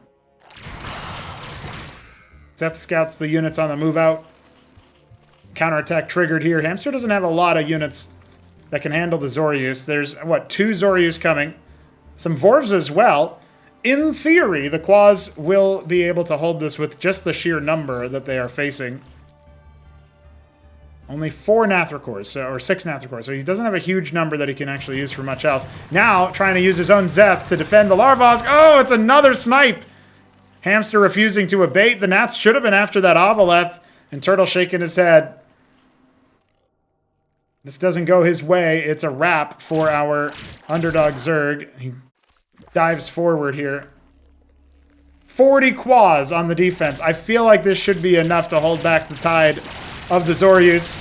He's trying to go for the desperate attack. The Quaz gonna have to deal with both air and ground threats. One Zorius being focused down. Hold on! He might still quite be able to break through, but no. It turns around as 2 more Zorius try to speed forward. The Nats come back. Turtle didn't finish them off. No, he's still got a little bit more in the tank. And those 2 Zorius refreshing at the perfect time. The Quaz in the back are the DPS. Hamster, he might be routed because of his early aggression. Not building enough workers, a little bit agreed to follow the drop. And now on top of the production could be a real big story as a 3rd Zorius arrives. We've got more Quaz streaming in. A circuit is definitely necessary. A lot of rills being built up every time the Zorius takes damage. It's going to spawn that one soon. Only 1 Zeth for a distraction inside that natural for Hamster to try to pull a little bit of some magic out of the hat as his units are being spawn camped by heavily armored units. Heavily armored Zerg. We got Zeths and Zorius coming on in. The rills just adding so much DPS, absorbing so much damage. Finally, one of the Zorius succumbs to its wounds. There's more where that came from, though. A circuit finishes inside the back base. The Zeths can go after it, though. Not all the end of the world. And this Zorius staying alive for so damn long, he can't quite go down! At the last second, 2 Quaz from the southern flank, but the rills, they're going to keep themselves alive, just feasting on the flesh. And that circuit does go down. The hatch is done. I think Hamster might have been overcooked by this build. And Turtle trying to find his one win in the set as predicted. It ain't over yet, folks. We're going to game 4, almost assuredly. More streaming in. Hamster's got an Olgorg behind it. No, that's Turtles and GG. Whew. You can't even believe it. He had a moment to himself there. And that, ladies and gentlemen, is proof positive that we got a winner on our hands. Hamster's going to have to earn that. It's more than just a 3-0. So, now we get to go to Quasar Quartet for map number 4. If we need it, Patadia waits in the wings. That will be our decider. And our players, of course, are already prepared. Who would have guessed? Who would have thunk it? Ladies and gentlemen, join us for Art of Turtle versus Hamster. He wants another win to force us to game 5.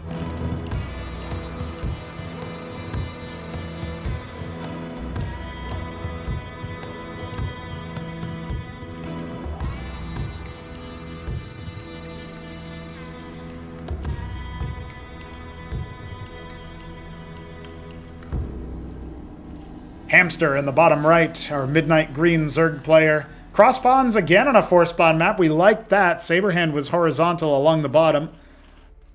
This one should be a little bit more to Turtle's liking. He's the green Zerg in the top left.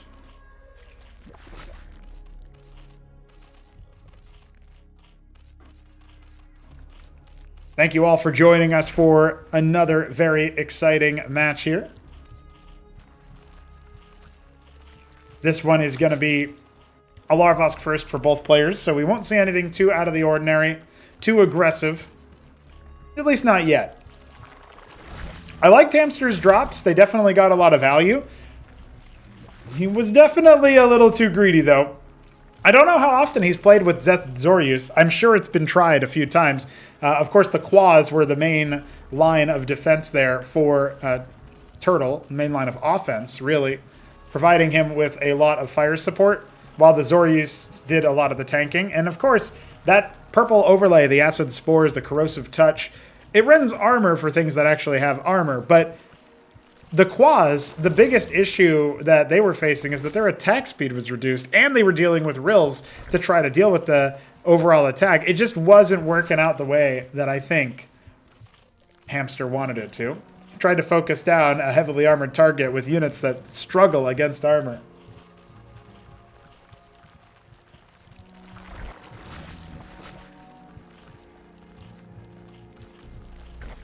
Pool's going to pop at just about the same time, and we do have Hamster going for his second Larvosk. Turtle's already in the production queue.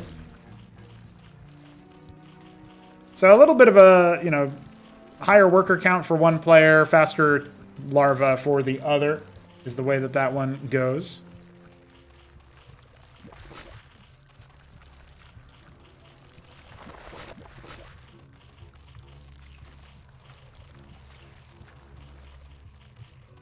Well, I need to see where they're going to blink on the pool units. How far along are they going to go? Are they going to upgrade the pool? Are they going to go for something a little bit cheekier? It's Hamster for an expansion fairly quickly, so that's the first deviation here that we see on the build order. Vornath for Turtle wants to go for some Nathracores most likely. It's interesting how, for a very long time here, we've seen the the Vorvacor be the main attraction of the Vornath. But in ZVZ in particular, the Nathracor is really good, and we even see it in some of the other matchups from time to time as well. Conditional on air unit presence. Zeth spots the hatch about halfway complete. That's good news for Turtle. It's a good little scouting bit. His other Zeth is going to stick around. He probably didn't need to, let that guy die, but that's quite all right.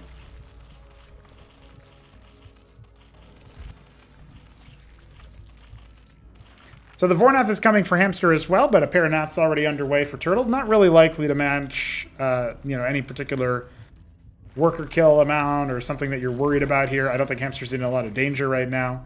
6 Zeth drop, but look at what's guarding the Larvosks today. We got Quas at the front, Quas in the back. Quas all the way down, and the Shroud has begun. The Paranats could be pretty good versus the Ovaleth itself, if they can even find it. And now Turtle thinking about his own expansion, knowing he needs to maybe catch back up in that department. It's already fully done for Hamster. He just doesn't have... does not have any harvesting going on over there. He'll saturate the gas soon, I'm sure. Zet's forced to burrow off the back of the Nats. Yeah, the Quads were already in position, and the Zets did not get good surface area. Oh, they still end up popping it. No focus fire from Turtle. He's probably a little bit upset about that. He stationed Quaz for the purpose of dealing with that. Nat's not looking for the Ovalith. Well, I guess they are, right? They're going across the map thinking that's where he went, but instead, Hamster parked it all the way to the top right. Relatively even game otherwise. Hamster going to shoot ahead in workers as Lakes start to come up in the production tab. That tells you that this is going to be a... this hatch might not be for worker production. I'll put it to you that way. You guys can't see it, but Turtle's cat is on the camera. It's cropped out there. Athacor number 1 going down. That's the bad luck of having a black cat, I guess. Doesn't look like he'll escape, but he gets a little bit of a scout. I'm not sure he saw the Vornath. Not great vision range on the Nath, so... If he didn't see that morphing into a Calcure Lake, then he might be a little bit surprised at the tech. But at the same time, you know, Quaz Lake can fight Calcure. It's just a question of what do you do in response to the presence of air units, right? If Hamster ends up going for Calculisks like he did game 1, this could end up being in his favor instead. Honestly, the series has been pretty explosive. Game 2 is a little bit more one-sided in favor of Hamster, but game 1, pretty interesting, exciting start with the Kagran drop as a response to being 6-pooled. And, yeah, Hamster obviously pivoting into Calcure off the back of that. Of course, game 3 was exciting. We just saw the end of it. Calcure Lake for Turtle now. He's going to be behind the tech path, but having his Lake is in position is definitely going to be fine for that sort of thing. I wonder what this Kagran's going to turn into. The only thing I don't want to see it be is a Khazitruth based on its placement. Misplaced hatch down here at 9 o'clock. It'll be far away from the minerals. 1 tile too far. See if that adds up.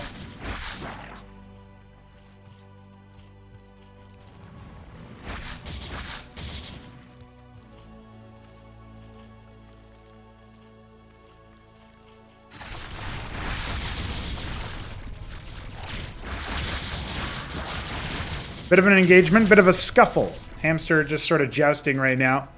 Needs to make some more Lyra. It's really hard for him to actually push into here versus the Lakes.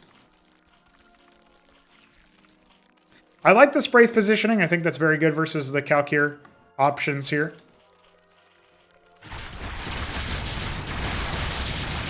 Four pairs of Nats being made. Those are future Calculisks. And look at that, the Spraith plus the Quaz actually clear the Ovaleth, allowing the Lakes to be more defensible. Quaz were on a follow command, so they don't shoot back. Lyrillus goes down. He doesn't want to send the Nats in just like that. He wants to maybe back them up and turn them into Calcs so that maybe, just maybe, the Lyras won't just farm everything here. Zorius onto the front lines. Bit bold to make the cocoon right there.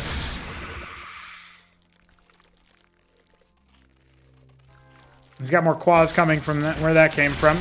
Definitely looks to me like Hamster will be broken here. Oh, that's unfortunate. A lot of Nats just went down. Just 4 Nats without really any ability to fight back. Now the Calcs are done. You'd be surprised, though. Lyrilisks can also fight the Calcs. Ton of Quaz moving across the map right now. 9 o'clock yet to be discovered. Yet to provide any value at the same time. The economics favoring Hamster as he has a third base fully furnished. Just needs to saturate it. Khazitruth pretty far back away from the choke point.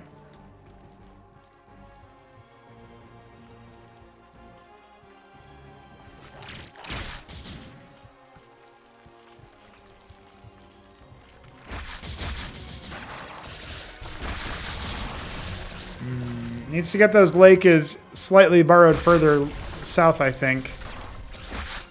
Calcs sharking around, but they're taking a lot of splash damage.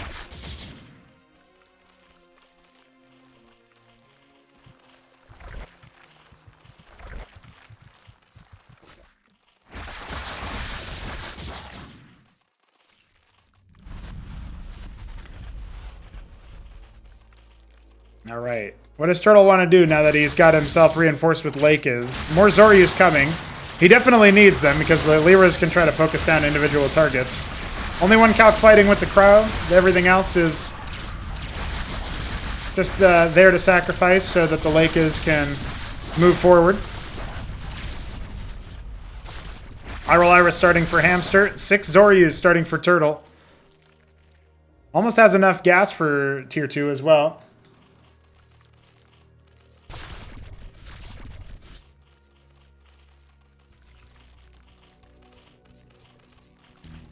There it is. Calc's raving on patrol. 16 idle workers. Don't worry, he's got him. Just caught him in his awkward teenage years. I like the Zetha in position here, not only scouting for this particular base, but obviously revealing the move of the Calcs. Is this going to make Hamster blink, though? I mean, it's still good, actually, for Turtle to move out on the map. Khazitrith from the Gosvaleth. Okay, upgrades his worker into that. Mutath Spire coming.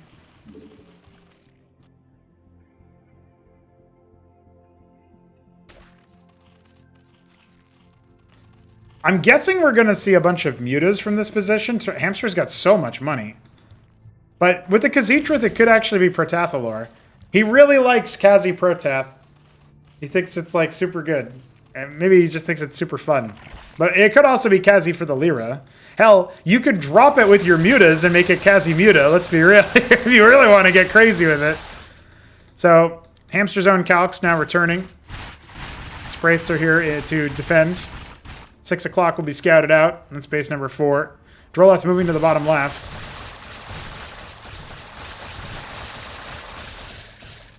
It could get lured over to that bottom left base.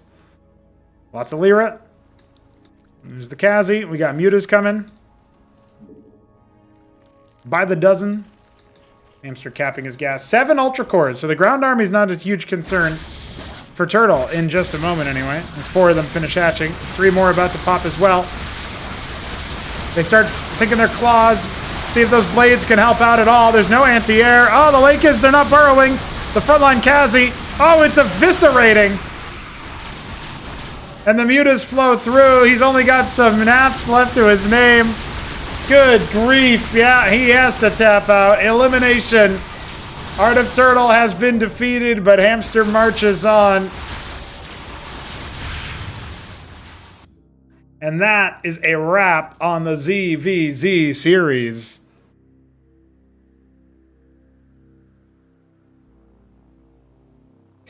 I wasn't quite expecting the tech paths that we saw today, but it is a wrap on that. And with 4 games in the pipe, we have, I believe we have another hour until our next series. So let's talk to Turtle for a little bit for sure, as he's got to understand what ended up happening. We'll say, we'll offer the GGs.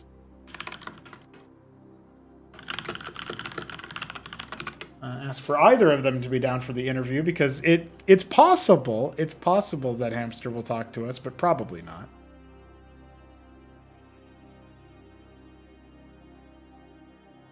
Dude, can't believe it's in an hour. Yeah, dude, an hour. That's why we're gonna talk for a bit.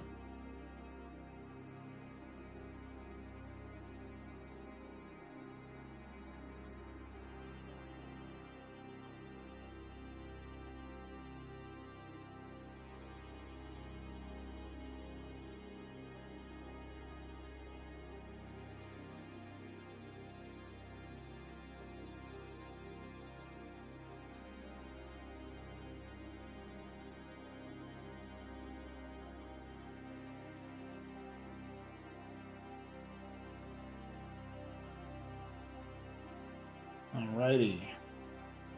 We will have a moment to speak with Art of Turtle, who has now fallen in the lower bracket to Hamster. It was a very exciting Game 1, Game 3, and I could see the game plans fomenting in the other maps, the 4 spawns, but felt like Turtle just had your number on the tech paths. What went wrong in this series, Turtle?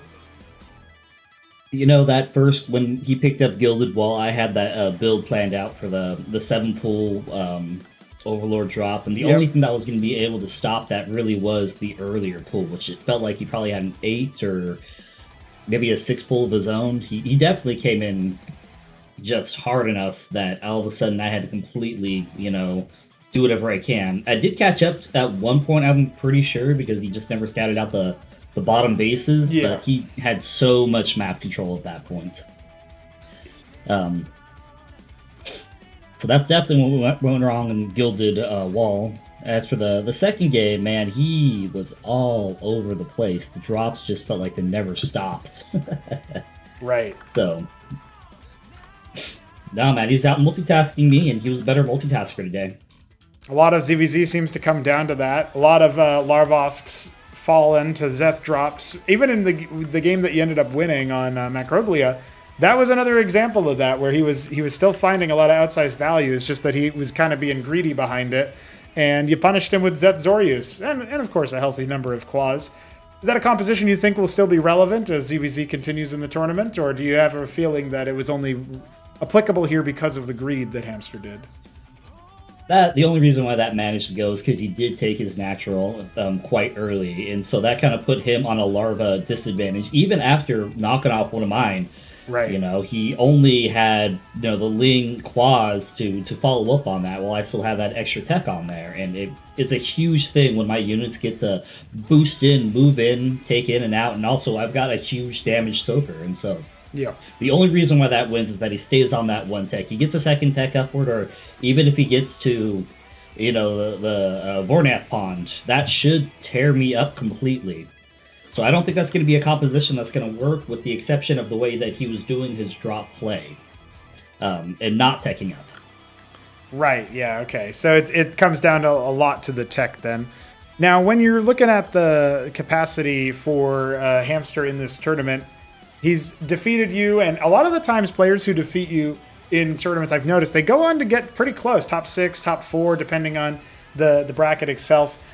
Hamster's perennially a top 3 player, in fact, a 3rd place finish in every Acropolis. So do you have a feeling he's on for the same this time around? You're going to look back at this and see, well, oh yeah, so-and-so got eliminated by this guy who didn't post very high, but I got eliminated by a guy who went all the way to the grand final. Some people think Hamster's going to win the whole thing. Is that your opinion too?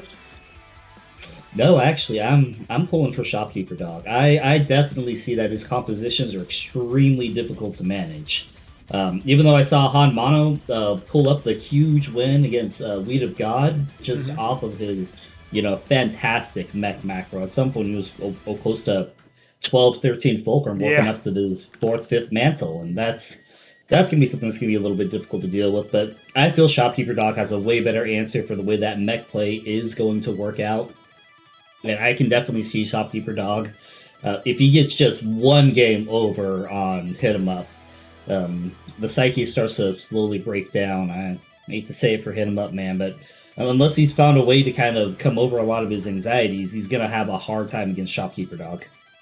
Okay, that's a fair point, and something that I think is fairly uncontroversial at this point. I mean, Shopkeeper Dog is only practicing the Escozi, a race that not very many people know all that there is to know about because it's so new. Meanwhile, HitEmUp's trying to play all races? Are you kidding me, dude? Not in this economy. You got so many to deal with, so you got to factor that in as well. Any words about Siki, who narrowly defeated you in the upper bracket? He wound up defeating HitEmUp, beating him every time he rolled Escozi, 3 games. And the one loss that HitEmUp handed him was a Terran. So perhaps he could end up struggling if HonMonO makes it deep into the tournament, for example, or HitEmUp rematches and rolls the same. But he goes up against Protoss, which seems to be a favorite matchup for Zerg these days, which I'm interested in your take on as well. But is Siki also going to be able to bring the mantle forward? Because some people really think this is Zerg-Cropolis, but I have a feeling it could be a Scozy-Cropolis. I think Ziki also has his work handed out to him. I mean, if we're just talking about macro v macro, the Blime should have the edge on that. He is way better at expanding outward. If he loses a base, he doesn't find himself in any points of complete disarray. Like, if he loses something, he pulls the probes back, he sets up for another base. When you're sitting on 100, 130 probes, it's much easier to reset up and take off to the side when you're ready to go. As for when I was playing against Ziki, I noticed that he had a hard time trying to get any bases up at all. let alone get enough Drolith out for that. And I think that's still becoming quite a bit of a difficulty in the Zerg meta, where a lot of our wins really are coming off of a lot of the early gameplay. We're not quite pushing into that macro style quite yet.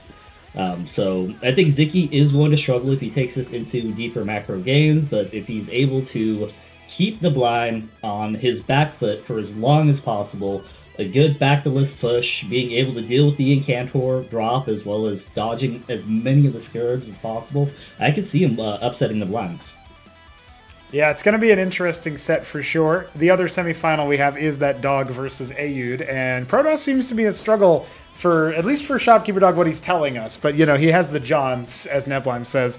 He likes to say, I'm going to lose and then win. So he almost did that to Ayud in the lower bracket last Acropolis. That was TVT. Now they're both a different race, which is really weird to say now that I think about it, and meeting in the upper semis. So any predictions there? You think Dog's actually got the clutch for the versus Protoss, or do you think that actually that could match up in his disfavor? I think that he's going to be just fine on that. If he continues to kind of hold off on much of the aggression, I mean, Shopkeeper Dog style really is the true turtle style. How quickly can I get to tier 2, tier 3, and then move out onto the map? And I think Protoss, out of all the races, have the hardest time in dealing with a death ball of that nature. I mean, you even saw, the blind versus HonMonO, where he had all the tools that he needed to deal with that, Solarian push, but still struggled.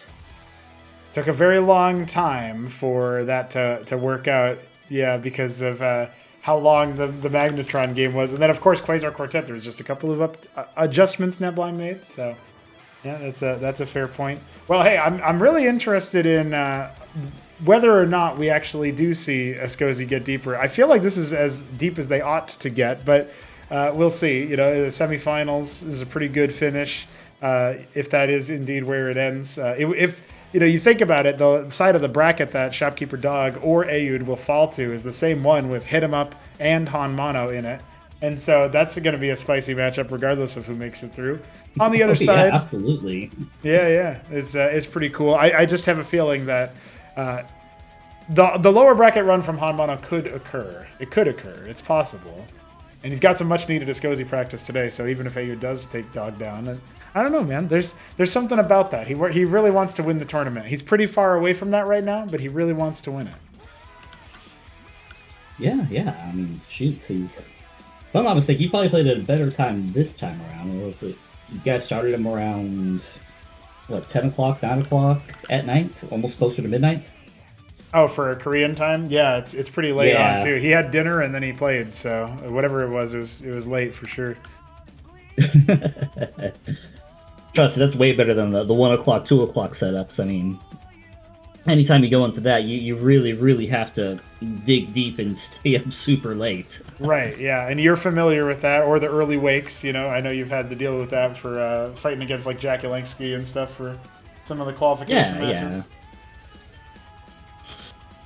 I still feel like I play some of my better games in the morning too, as compared to the evening, but in this series overall, Hamster really did have the better multitask management, and so I definitely give him kudos to that, and more importantly, wish him best of luck on the rest of the tournament.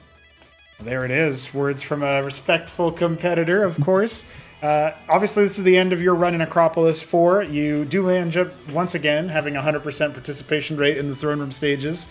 And I'm looking forward to seeing what's around the corner for later on. I did ask for Sosij, kind of the same thing, knowing that Acropolis 5 will also be this year and will be another round of play. We're not going to wait nearly as long as we did between 3 and 4, for example.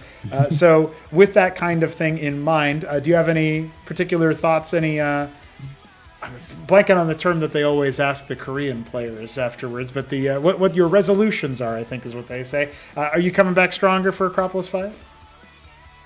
I'm going to focus on all the lands that I'll be going to for Brood War throughout this time. I was actually kind of curious if I got deep enough, there was a chance that I'd be playing at one of the lands while qualifying. Right. But overall, this first, probably up until about August, I'll be able to re-slow myself back down and start bouncing around a little bit better in terms of video games or games in general. So the Acropolis 5, again, my goal is to reach back into the throne room, but I think that of all the players that have played, I had a big shot to come through at least one of them to make it onto the next round. And I think I felt like I really proved a lot of that going against Zicky last week. Yeah. That was that close of a series. You know, it had me sweating as well, too. You probably couldn't see on the camera because my camera just kind of like, I don't know, I've got like this grayish color, like a brownish color that mixes into me. But I was definitely sweating off of the first 2 wins that I had gotten. Yeah, fair point. So, yeah, it's make it back, get through another round of people running through. I think the production in this is well worth anybody who has the time to follow through and play into. I appreciate that. Yeah, glad you're enjoying that. I feel like it's cool to see the cameras. It's cool to see all of the little edits and stuff. Definitely like set myself these goals, and I didn't have a lot of time to prep for them. Just to pull back the curtain. It was kind of last minute stuff. Like, wait, I can do cameras. I actually figured out the tech for that. I could do that. And then, just whipping stuff up on the fly. Like some of the stuff that was rendered out was like in the middle of game 1, I rendered out game 4's stinger and stuff like that. So, we're keeping it rolling, but it only looks prim and proper. It might not actually be behind the scenes. So when we talk about Acropolis 5, this is like the dry run for a lot of that stuff. And maybe it'll be even more epic in the next round. But if that's in anybody's sway, if anybody watches the broadcast and think, wait, hold on a second, this is cool. I want to try to participate in this. I don't watch enough BSL, unfortunately, in the modern age to know how it compares to something like that. And of course, you can't compare to ASL. They got a whole team and production company. But hopefully people enjoy. Right. Hopefully people enjoy nonetheless. I'm just glad to see that there is so much production in all of the events that are going out there, whether it's Brood War, and especially you with your Cosmonarchy. I think that your tournament format gives plenty of opportunity for new players to get their manageable wins in, to get their feet dry in there, and then get a feel for the competition that is in here. This game is still pretty new, and so I feel that anybody new coming from any other game has a pretty good chance of working their way through. HonMonO is a good example of that, where he is looking deadlier and deadlier every time he gets up on the cast. Yeah, I mean, coming into his TVP against Neblime, who is supposed to be way favored in terms of experience, almost taking the whole series, looking more deadly each game. That was really scary for Neblime, and that's a matchup HonMonO has historically hated. He hates against Protoss. And then he, of course, trounced to the Escozy today, 3-0. These are situations where you got to look at HonMonO's perspective, and he's coming in as a pro from another game. He's finally showing some of that class that maybe up until this point people had said, oh, he's kind of a paper tiger. Yeah, he's class 2, but he's not class 1 material. And I mean, he's looking pretty good now, so I think he's changing people's minds. Yeah, he's definitely changed my mind after watching the way that he played against Sublime, man. It was sublime to see how he was able to manage for so long. It's pretty cool to see, and we like to see all of that hubbub over and over again with the new guys. Well, Turtle, thank you so much for opining with me. Any final words you want to leave the party with before we head on to our break ahead of our final match? Best of luck to the rest of the players. You are all playing fantastic right now. If you've got your camera out there, awesome, great. If you don't, if you find the chance to do it, I really recommend it. It's actually really refreshing to see more faces to this game, and it makes it much easier for you to, throw your product out there. So thank you again, Pro, for hosting these tournaments, and I look forward to Acropolis 5. Hell yeah. Well, I know I'll see you there, Turtle. GG's, and thanks for the kind words. We'll see you later. GG's. A feel-good ending, even though Turtle is eliminated and Hamster moving on. It's the result maybe we all expected. 3-1 in favor of our Zerg Menace of Hamster, our Chaos-style player. He'll punch his ticket to face Arbuz in the lower round, Elimination Round 2. That will be next week alongside the semifinals we were just talking about. But we need to decide one more player for the next round of play. Is it going to be HitEmUp? reigning champion, Fallen by Siki? Or is it going to be George, the upset merchant who made it all the way here off the back of some games against Newt and looking okay in the early game, even against Hamster ZVZ? Well, he's going to have to deal with a lot of aggression, a lot of early moves, and a hell of a lot of random from HitEmUp. So it's going to be a hard sell, I think. It's going to be difficult for him, but I'm here to figure out if it's possible at all. About 50 minutes until we go live for our next match. Join us then.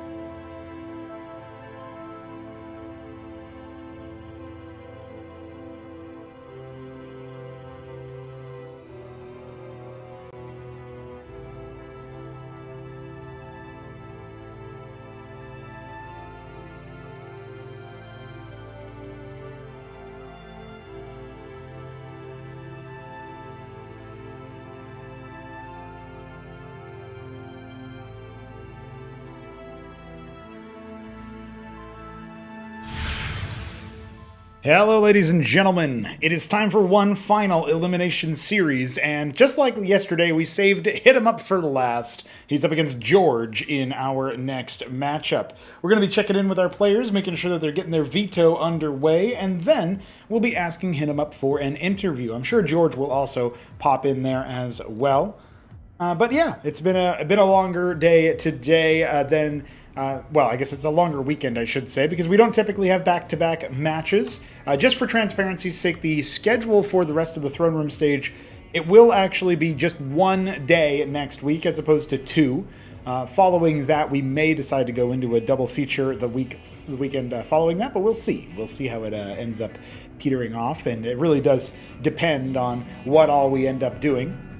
But with that said, we have one final series for today. HitEmUp versus George, as you may have expected. Gonna ask our players for whether or not they are ready for the interview. George has not joined the map veto yet.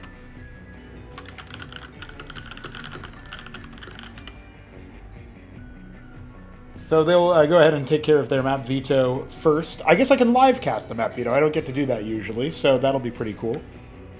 Let's see when they are ready to jump it in.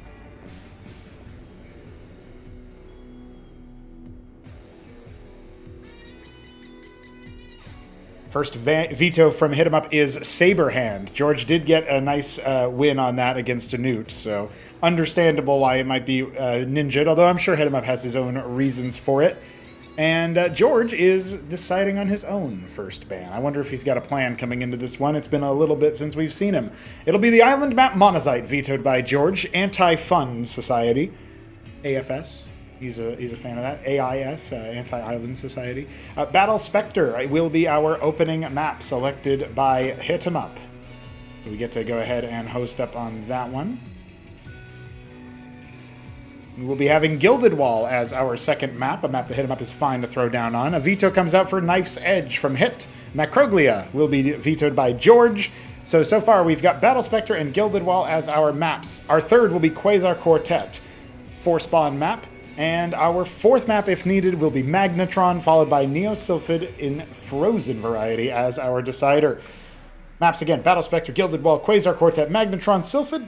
The lobby is up, so let's take a look at what HitEmUp is up to and see what he has to say for himself.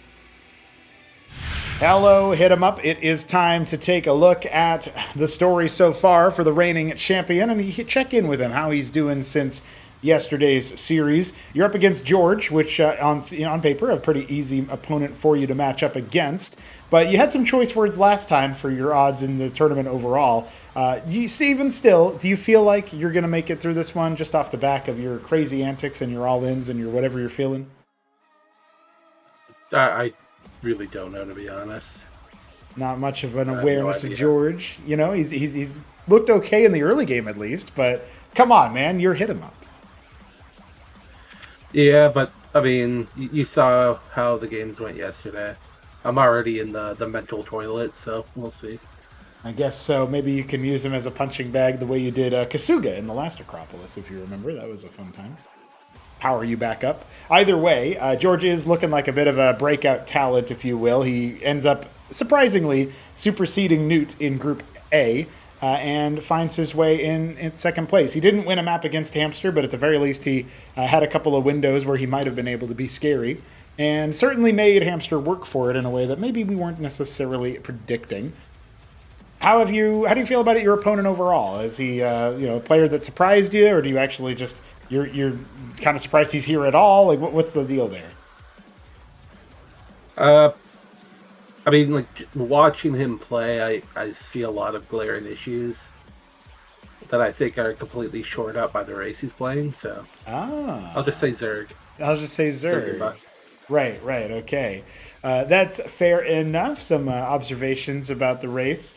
Well, we are going to be going into your second bout as Random versus Zerg. George, of course, a far less accomplished opponent than Siki is in general RTS knowledge. And he's still even, I think only recently he even found out about like function keys for camera hotkeys and stuff. So he's definitely still learning the bare bones of what Brood War and by extension Cosmonarchy has to offer, mechanistically speaking. But you're unlikely to roll the Sosij 3 games in a row. And even if you do, you might have some kind of wacky ideas to play to see if George will fall prey to them. So what are you feeling about the random this time around? Do you have any particular matchups you're looking to pull here? Do you want to show us your PVZ? Anything in specific? I just don't want to get a Sosij. Okay. Like, in all honesty, like, I have mentioned it. I don't think the race is bad or, like, it was made badly or anything like that. I just personally dislike the current playstyle for it. Mm-hmm. So I don't practice it at all.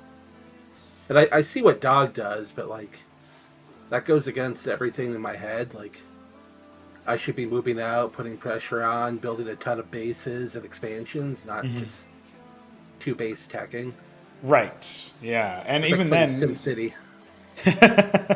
Well, even then, Shopkeeper Dog does also, I mean, his moves against Hamster yesterday were a sort of mixture of 2 base tech. It was 2 base tier 2 tech, and then he would break out with the Aphoris. But that might be like a specific adaptation to versus Zerg, and Aphoris Splash Radius is maybe a little bit intense right now, so also an element there. But overall, you are talking about a 1/4 chance to roll the race. I always have these like silent predictions in my own head about which race you're going to pull, and a lot of the times it's dependent on whatever the last matchup was. So last match we had ZVZ, and now we come into this. I didn't change the overlay from Zerg, so I'm guessing you're going to roll Zerg. And if you do roll Zerg, or really any race other than a Sosij, you feel like you got the confidence in there just to pull off some crazy stuff and defeat George, put him in his place, get him out of here? I mean, I should win. That's what should happen. But, like, everybody knows I have terrible mental. It's carried over. Like, I've been nervous for the last, like, 2 hours just sitting here. Fair enough. We'll see how this goes. Fair enough. And, of course, you do have to rest for your work shift anyway, so appreciate you making the time in your schedule. Your Discord username, display name, has changed to should have mained Terran. You did win against Siki in the TVZ match, and it actually, even though he was trying to be resilient, it felt fairly comfortable, it looked like, from the outside. If you roll Terran here, it feels like you'll have no problems whatsoever. But is that now your sort of overall idea on the tournament now and on yourself? You feel like you should just play Terran now? Like the way I look at it is this: like I made a decision this morning, just based on everything. If I do not make it to like top 4 and qualify for the next tournament, I'm just not going to play. Okay. I'm not playing Tribunal or anything like that. Right. Okay. So if I drop out, I won't play. If I remain in, I will main Terran. Okay, that's the pact then, the HitEmUp pact. Well, a top 4 finish would require not only getting past George, but we saw earlier HonMonO. And then, if you do make it past HonMonO, you're looking at loser of Ayud versus Dog, and then you'd be in the top 4 at that point. So there's some scalps for you to try to take. I'm guessing whatever your predictions are, we might revisit that after the match has concluded today to pick your brains on how the semifinals are going to go. But I mean, I don't know. I know you said you're probably going to lose to any player who comes through, but if you're just setting your sights on top 4 as opposed to repeat winning, that there's two names, 2 series, that's doable, right? It should always be doable for me.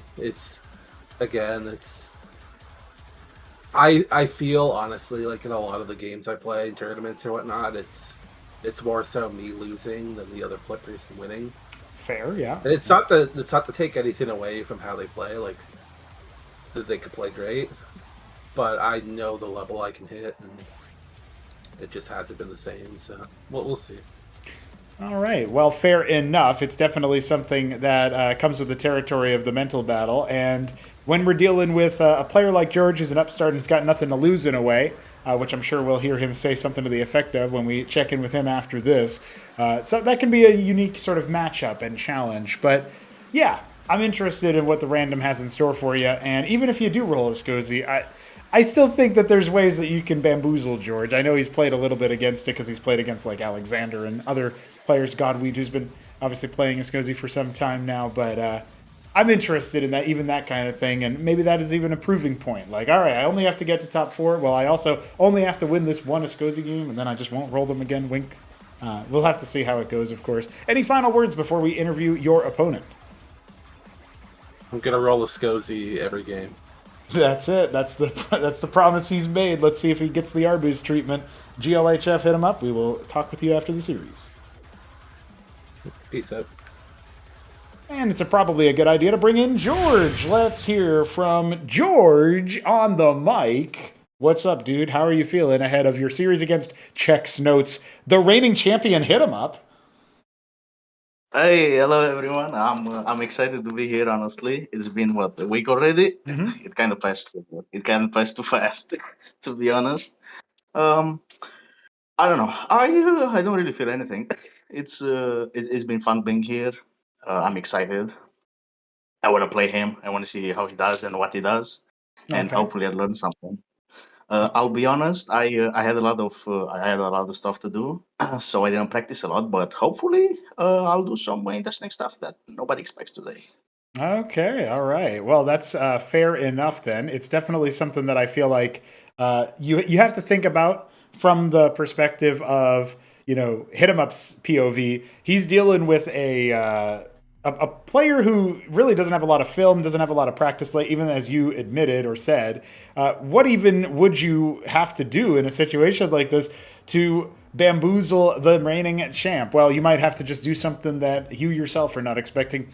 Your opponent is full random, and this is now a game with 4 races. While it is declared when you actually get into the game what your opponent's race is going to be, that does create a lot of variance and makes it even more difficult to prepare. And the map veto already in the tank. Is there anything that you're observing from a combination of possible matchups to the map veto to your knowledge of HitEmUp skill? Any matchups you don't want to play? Any Z versus, T, P, A, Z, whatever. Anything you're not looking forward to? Yeah, I think the Terran matchup is a bit harder than the other ones for Zerg especially. The Cyprians and Savants just hit pretty hard, and I hope I won't get it. But if I do, hopefully I'll do some shenanigans, and at least it will look interesting. Okay, fair enough. Yeah.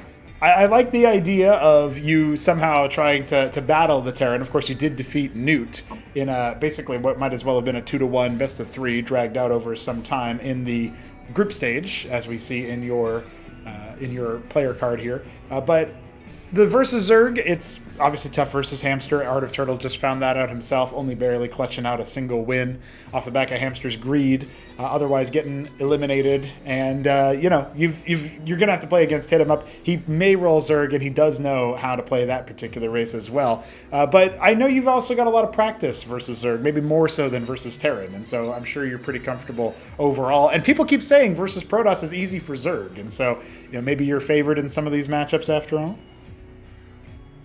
Well, I don't fully agree in that Zerg is fully it's a fully win against Protoss, because it depends on the player skill. I think we've seen already Protoss winning out an Acropolis or 2, so that's kind of unfair. Say an Acropolis which was filled with Zerg primarily, so I think that's a bit unfair of an assumption.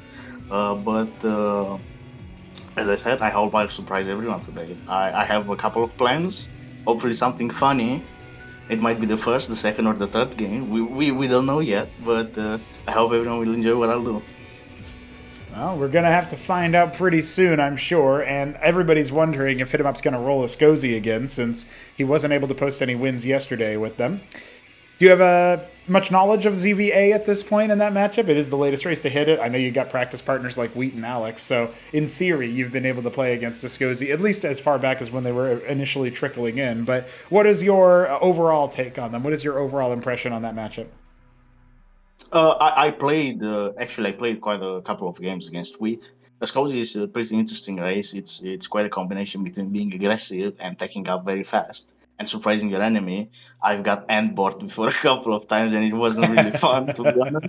Yep. Yes, so if he rolls a Scozy, I have to look up for that, because I learned my lesson. Hopefully. All right. I like the idea of the Ascosi roll and you finding a way to dismantle before that fateful attack timing with the tech. But I'm sure there's all sorts of tricks up everybody's sleeves in this one. This is a real wild card match in that way. You're going to be going up against HitEmUp very shortly. He did ask why you banned Monazite. So why you banned Monazite, George? Because I felt like it. Oh, that's it. A man of no words needed to explain. He's just got a feeling he doesn't want to play the island map. It's too hard to lift his monstrous muscle arms up over his head and throw his units over the rally there. So, just not happening. Yeah, I suppose. That's a spoiler for what the Koguri will do with their basic workers. They'll just start chucking their units at them. All right, ladies and gentlemen, we're going to get into the next round of play here. Any final words, George, before we start your series off with a bang? Well, everyone, I hope you like watching. I hope you enjoy these games. Hopefully they're not short. And remember, play more Cosmonarchy. That's right, play more Cosmonarchy. All right, George, we will see you very soon. And that is it for some George time. It's going to be now ready time for our players. And HitEmUp hit me with the instantaneous go. So I think you can say pretty safely that he's ready to rock. Ladies and gentlemen, it is time. The music has begun, and HitEmUp versus George will soon join with it. Our proceedings begin on Battle Spectre. So please, put your hands together. Clap in your room by yourself. Who cares? It's time!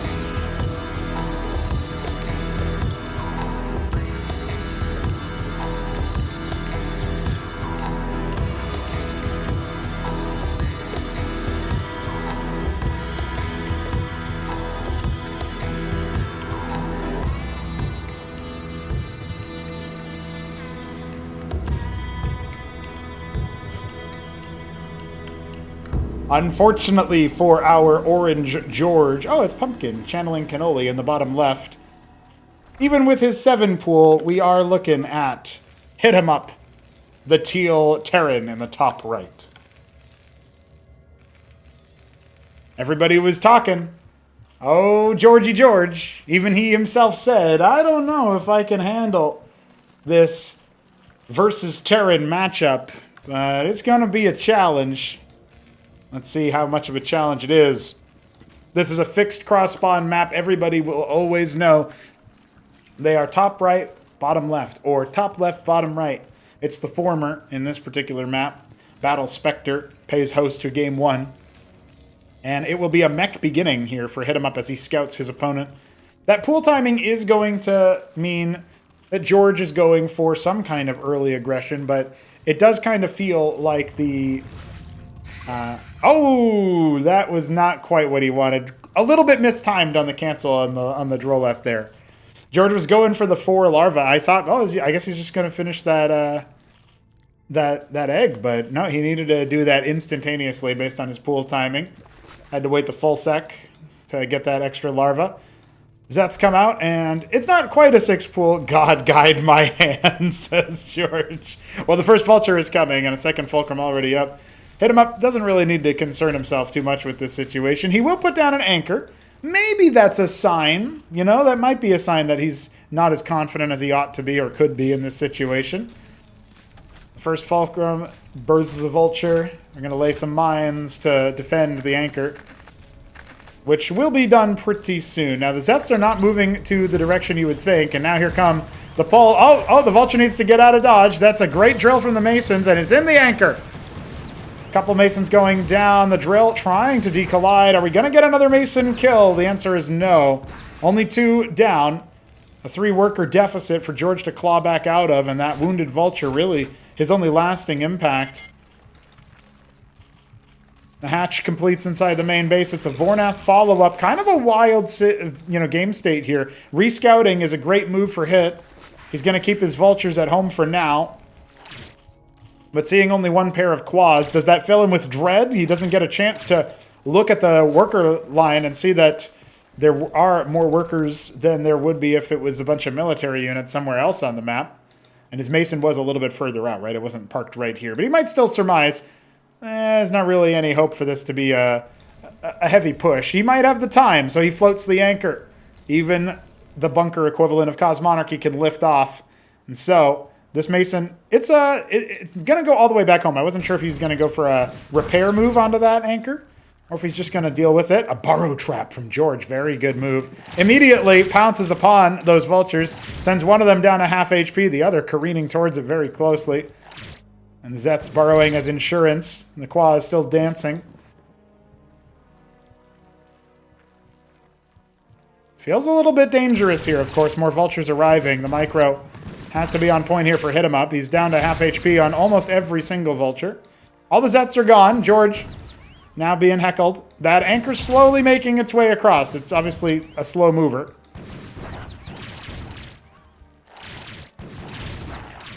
Down very limited here with that vulture HP. He can trade two of them out for what's in the anchor. He's got more units where that came from, but it looks like HitEmUp might be thinking about an expand. Vorvs, two pairs of Naths. Not a bad idea versus vultures since they can't shoot back, but here comes the anchor, and now the Quas are leaving to see if they can go for the attack. Not much to abuse here for the other vultures, and the Naths are actually going to confirm the kill on the anchor, so he has to force the unload. One of them was already wounded from the initial scuffle before. Vultures get nothing, and the anchor does as well. Two Goliaths on the way. They were already started up before the sighting of those air units, so HitEmUp knew he might need to play a bit of a longer game in this situation. Just trying to see what he can do. The mines might give him vision, but definitely aren't giving him any stuns, any connections. He'll lay a bunch inside the choke point here. No detection for George as his Nats fly over the mine. Goliaths can easily take care of the business here. Narrowly avoids losing one Nathracore. Clearing a couple of those mines out off to the front. Still plenty reinforcements here. Mason considering a jump down the cliff. See what he can do. Watchdog starts up. This Fulcrum going to be heckled in the middle of its construction, but Goliath is up here. 4 Naths take a very long time to kill Masons, so... One Nath going down, another wounded. Instantaneous scrapyard as the third Fulcrum is about halfway complete. George has put us into a messy game state, but he is getting a couple more... Hey, look, Shambler. A couple more workers. Zorka's Shroud, halfway complete.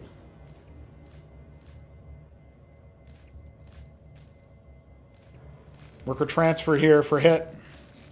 Needs to reset some of extra workers over off to the side. He should step onto that Quas before it takes all of his mines out. Yeah, indeed. He'll go ahead and take care of that. A lot more Zets where that came from. It would be wise for George to, kind of careen a few Zets into that area. Right now he's patrolling with a bunch inside his main base. Shroud complete. And 3 Matadors begin. We don't have a star pad yet. I would love to see those dropped inside the main base of George. I don't really think there'd be much hope for him. Has a couple idle workers he needs to get back to mining. Macrohatch in the natural puts him on 4 Larva. He's playing a Larvosk-free game. More Matadors starting up. HitEmUp just wants to roll through the Zerg with those heavy mech units. Couple of anti-air available.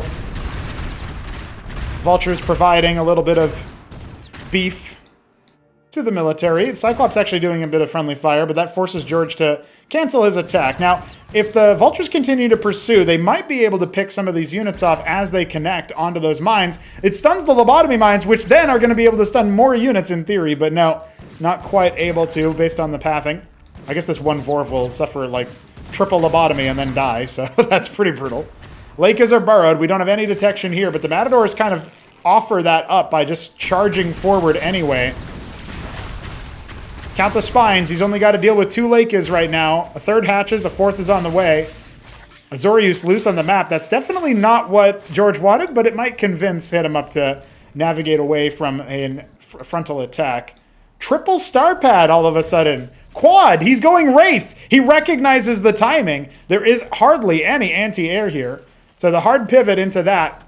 Watch for his ridge mining. When he starts doing that, it's going to be more of a sail towards that inevitable Wraith stack. Switching off to Blackjacks for now so he can preserve his Vespine for other things. Honestly, Wraiths are pretty cheap units, so you don't need to worry too much about them.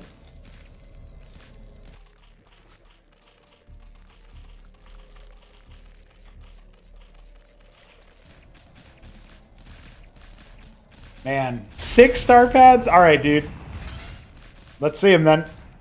The one Nathracore to save all Nathrakores in the future. No, never mind. I was going to say that the scout is actually pretty big there if you can do it, but Blackjack's forward position makes it not a possibility. Vulture confirming nothing top left. 5th hatch for George. 5 larva isn't like that significant, but it is interesting that it's all hatch, right? He's worried maybe about a drop that kills all of his larvasks or something. Terran can do that with Cyclops. But it's not a drop, my friends. There's a bunch of Wraiths being made. They're going to rally forward. You got plenty of Blackjacks. 4 Wraiths already. He's going to be producing 6 at a time. We'll see when he starts an Antseal. Zerg attempting to break out. Some mines embracing a few of those units off to the side, and now HitEmUp starting to fall back. He's got a huge stack of Blackjack Matador back at home. You don't need that many Matador either, but he's got enough that it's going to be really hard. The Wraith count is going to eventually outstrip the Naths. The Cyclops are also going to help out with some of that damage. Goliath's, of course, inimitable against air units like that. And the Lake is just running forward. If HitEmUp can reduce the Lake's count here, and look at that, he's just going to step forward and maybe think about deploying those Matadors, try to get kills onto the Lakes, and the Wraiths arrive with an Antseal in tow. The detection is nigh, and George is not going to be happy about that. He's going for a 3rd base as well, but the Vulture will take care of business there. And of course, we've got the Zorius Lakes trying to evacuate. They need to try a little harder. Is there any anti-air? 1 pair of Nats. He starts some K-Grints. There's plenty of time for the Wraiths to rip through this base. And the static defense required. The Antseal almost went down to the Quaz. Wraith count very high. The Cyclops splashing so many of Hit's own units, but he just wants to see if he can outmuscle them. So many Lake is just hatched, and all of his air support has gone down the drain. Did he get a little ahead of himself? We've got 8 Wraiths again. No detection available. He's going to have to restart an Antseal if that's what he wants. So he'll pick some of these patrolling Zets off at the extremities and force a decision to be made. Nathrakores? Well, they could help out, but I feel like the Wraiths are going to be capable of doing more. It's 8 Blackjacks inside those 2 Trojans. Another thing you can, of course, do with the star pads. Going to take 12 o'clock for base number 3. Now patrolling, making sure no other bases were taken in the midst of this. Only 1 Spraith, but it's further forward. That's what shot down the Antseal earlier. Unless it was just more Cyclops damage, which is entirely believable. A Palladium begins. Abandoning any mech production for now. Restart some Blackjacks as the Wraiths wrap around to start heckling some of these units. Getting a few worker kills. But it's 12 Wraiths and falling. The NAF count very, very high. Down to 5 Wraiths. Okay. That's not where it ends, though, right? Because you do have the Blackjacks coming out. And the Nats are not going to be able to deal with those nearly as well versus ground. A lot of dead workers inside the main base. 2 deployed down here in the natural to do even more. And the Zoryus can't even get to the Blackjacks behind here as the Trojans are being chased down by the Nats. The transports will not survive. Looks to me like maybe that's it for the effective damage dealt by those Blackjacks. But for a while there, George was just straight up not mining. And all the Nats are dead, meaning that the Wraiths are freed up to be a little bit more powerful. If there's no Spraith in the area, they can have total shutdown. Now an attempted breakout for George. He's down to 16 workers, and none of them are doing anything. None of them are mining. He unloaded and killed the ones that were doing gas. We got more Wraiths. A mondo amount of Wraiths. And I suppose it was the Trojans in the end that were the main difference maker, but 22 Wraiths? Come on, man. Base number 4 for HitEmUp. Insult to injury. George has reset mining in the main base. He's trying to get back to mining in the natural. A fragile position for the Zerg. 22 Wraiths just laying into him. Can't quite pop the Lakes before they burrow, but it might not matter because you can just stand right on top of them. Splash damage be damned. GG! HitEmUp has taken the first game, and that is how we found ourselves in this position.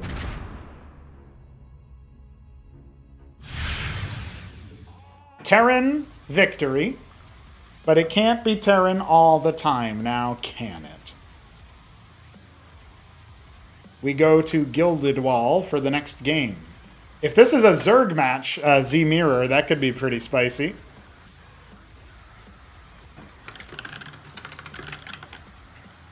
Arming my say when ready message. HitEmUp's got his first victory here.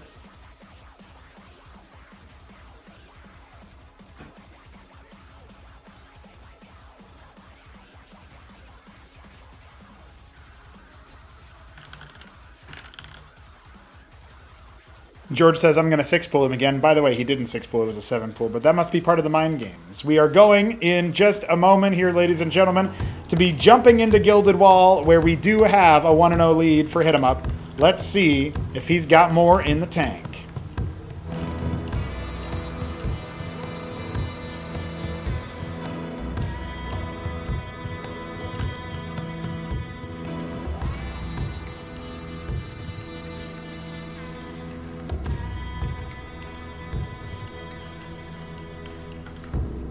Gilded Wall will pay host to HitEmUp as the Ascozi, the yellow Ascozi in the bottom right.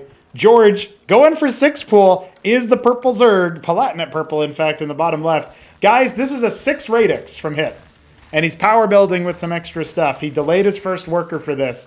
Both players going for the most straightforward Haymaker.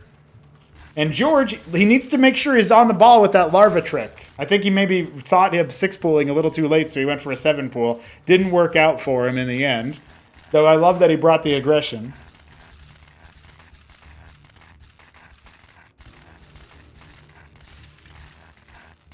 Getting power built. This Radix is going to be popping up with a Proselyte and a Missionary immediately. Is he going to add another Radix to it? Yes, of course he is. Only 100 minerals on that, but he won't be power building that one too much. Pool finishes. Are we going to see that larva trick? Oh! Oh, he screwed it up! OMG! He did it, and then he didn't do it, if you know what I mean. Only Zeths? I mean, the Pilgrim Scout is going to see the Zeths come across, and this amount of military is actually going to be just fine on the defense. I can't believe George just did that. Macro Hatch, getting a little bit of gas. Not quite sure what for. It might be Vornath. Pilgrim comes across, sees what's going on. HitEmUp's just like, yeah, I got plenty of units, dude. You're done. You're done in this city. You're done in this town. I can't believe what has happened here for George. He's got less units than the Ascozi. Such is Hit's power. Such is Hit's aura. He arrives and sees, I can attack your worker. Alright, quick Shambler check for good luck. Clearly, there was no good luck. Yeah, no Shambler.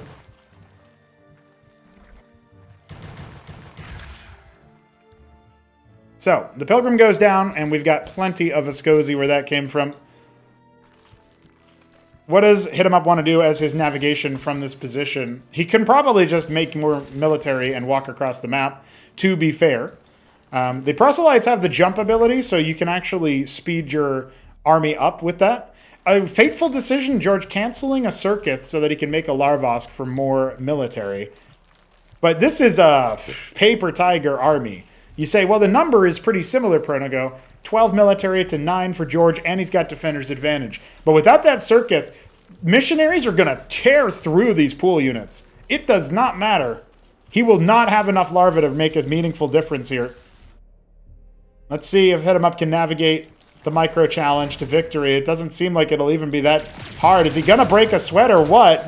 Almost breaks one of the quads immediately just on the walk up. He might not even need to do much micro, but there's the jump to heal in an area of effect and speed things up as well. That Larvosk will certainly be going down. More quads are hatching, but yet to see an Ascozi casualty. If it wasn't for the worker, this might have been a perfect game. And now, never mind, a missionary will go down at the end, but there's only a few quads. I think George's hand might be off the keyboard soon, and he's going to be facing elimination in Acropolis 4 after the end of this game. Turns out you don't need to play too much to know how to make a bunch of military, and HitEmUp will take the game.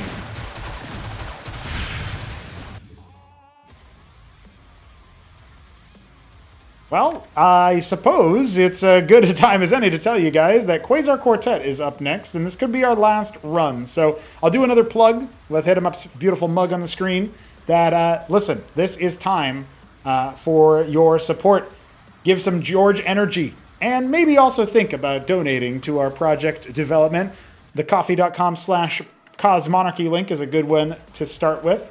And beyond that, we even have more time than that. If you want to donate towards the Acropolis prize pool, streamlabs.com/pronago. Third time's the charm, says George, and he is talking about Six Pool. And then HitEmUp says, Thunder slaps, goddammit. So I guess there's a conspiracy theory as to who's actually playing. Get our players to say when ready, and we will be beginning our efforts. The love child of grass and thunder slap, says George, says HitEmUp. Okay. Well, with all that said, it's time. This could be our final time seeing George in Acropolis, so put your fingers together for some GGs.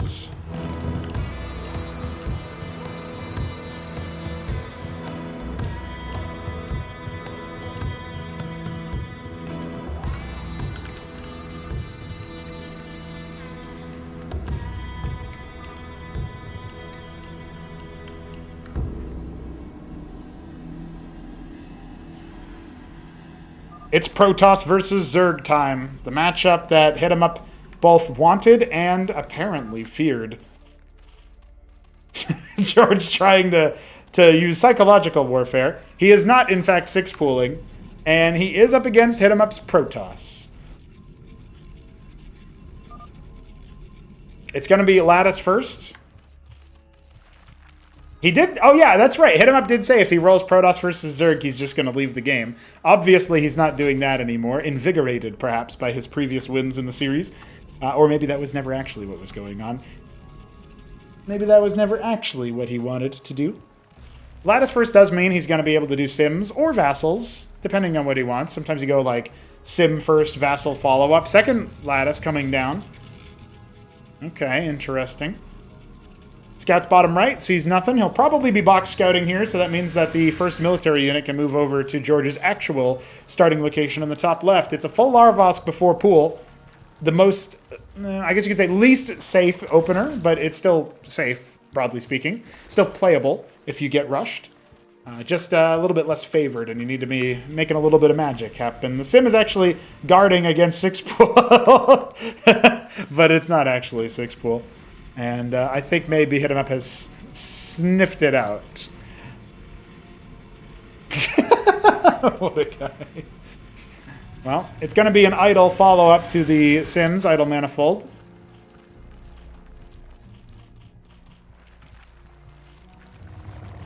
Couple quas coming for George. That's his only combat unit. God guide my hand. He drops the line from game one. He's doing everything he can to make HitEmUp think maybe there is still a six pool, but also this is a 4-spawn map. I don't think there's going to be a six pool. Scribe arrives. He's double Larvosk and some quas hatching and can surmise everything else from that. So the army starts to move forward. He drops a rogue gallery for tier 2. I wonder what he wants. Is he? It's not going to be Vassal Barghest. I'm just wondering if he's going to make much of anything from the gallery. It could be a Kabbalist against George.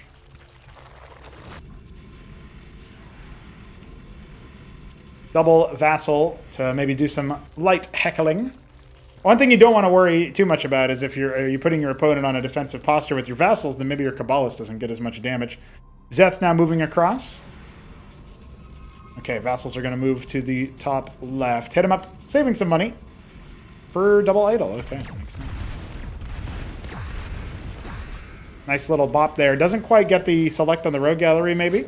Shroud, almost complete. No, and Avaleth was already starting anyway, so if George uses it offensively instead of defensively, it could certainly lead to some Kabbalist shenanigans. Aha! George does know about the gallery.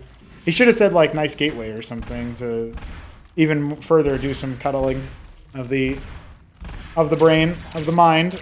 Kills one worker and falls away, forcing a burrow is good. The Zeth suicided to the main base anyway, so there's been some casualties, but he has unburrowed that wounded Droleth.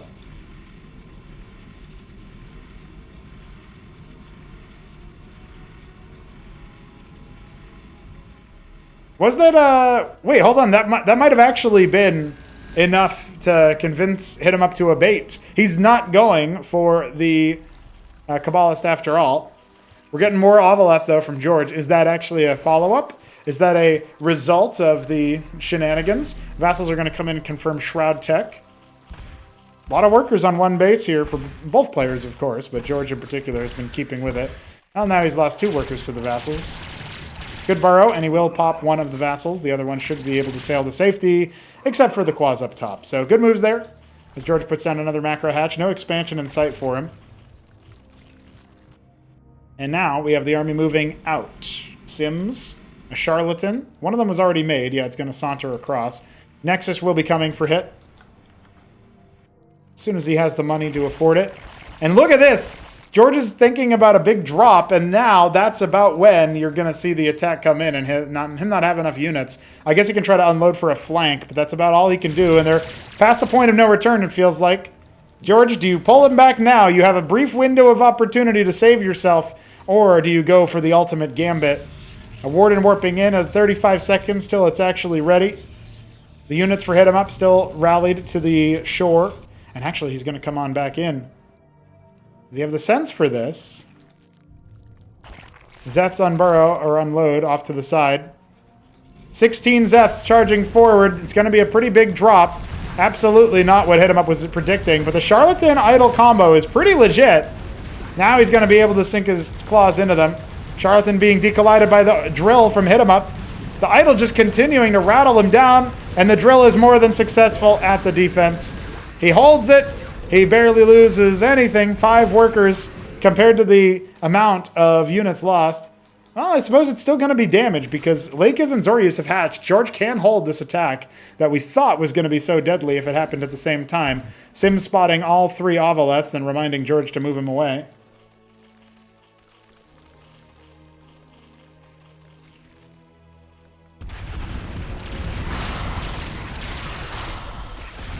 Gonna have to hightail it out of here, but HitEmUp, his army might end up being caught as the Lakers Zorius on the one base. It's quite the committal. He's trying to get as much damage as he still can, thanks to the Charlatan Idol combo. No manifolds here for extra armor have been survived. Still, the Zorius are being whittled down. He's gonna end up losing 2 of them. That's good moves there. Good work from HitEmUp on the micro. It looked like a hopeless situation for a moment there. He ends up getting rid of some of the beef that's going to be really hard for him to deal with. The lake is burrowing. Easy way for HitEmUp to just back up here. Zorius obviously dropping down about half HP. Bunch of Zets waypointed past it, though. The Witness will see it, but it's an awkward composition to try to fight it. He's got some units back at home.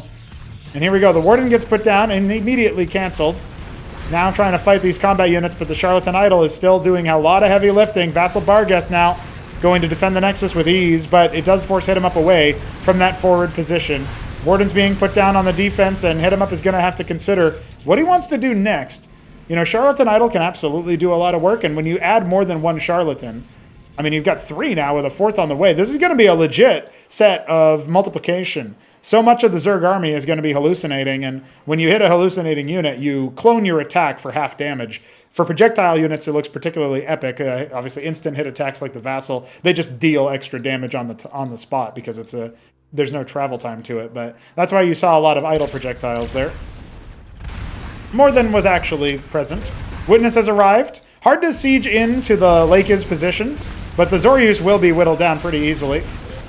And I suppose the Sims are an okay handle on the Lakers. That's a dead Zorius. Only the one lake is actually present in this fight. Obviously, the other 3 are down south. Might be considering a mass drop as so many Ovaleths are being made. What a weird style. I don't think HitEmUp's ever had to deal with this. We don't have any detection here, so I thought the Witness was there. Must have been killed earlier by the Ovaleth detecting it.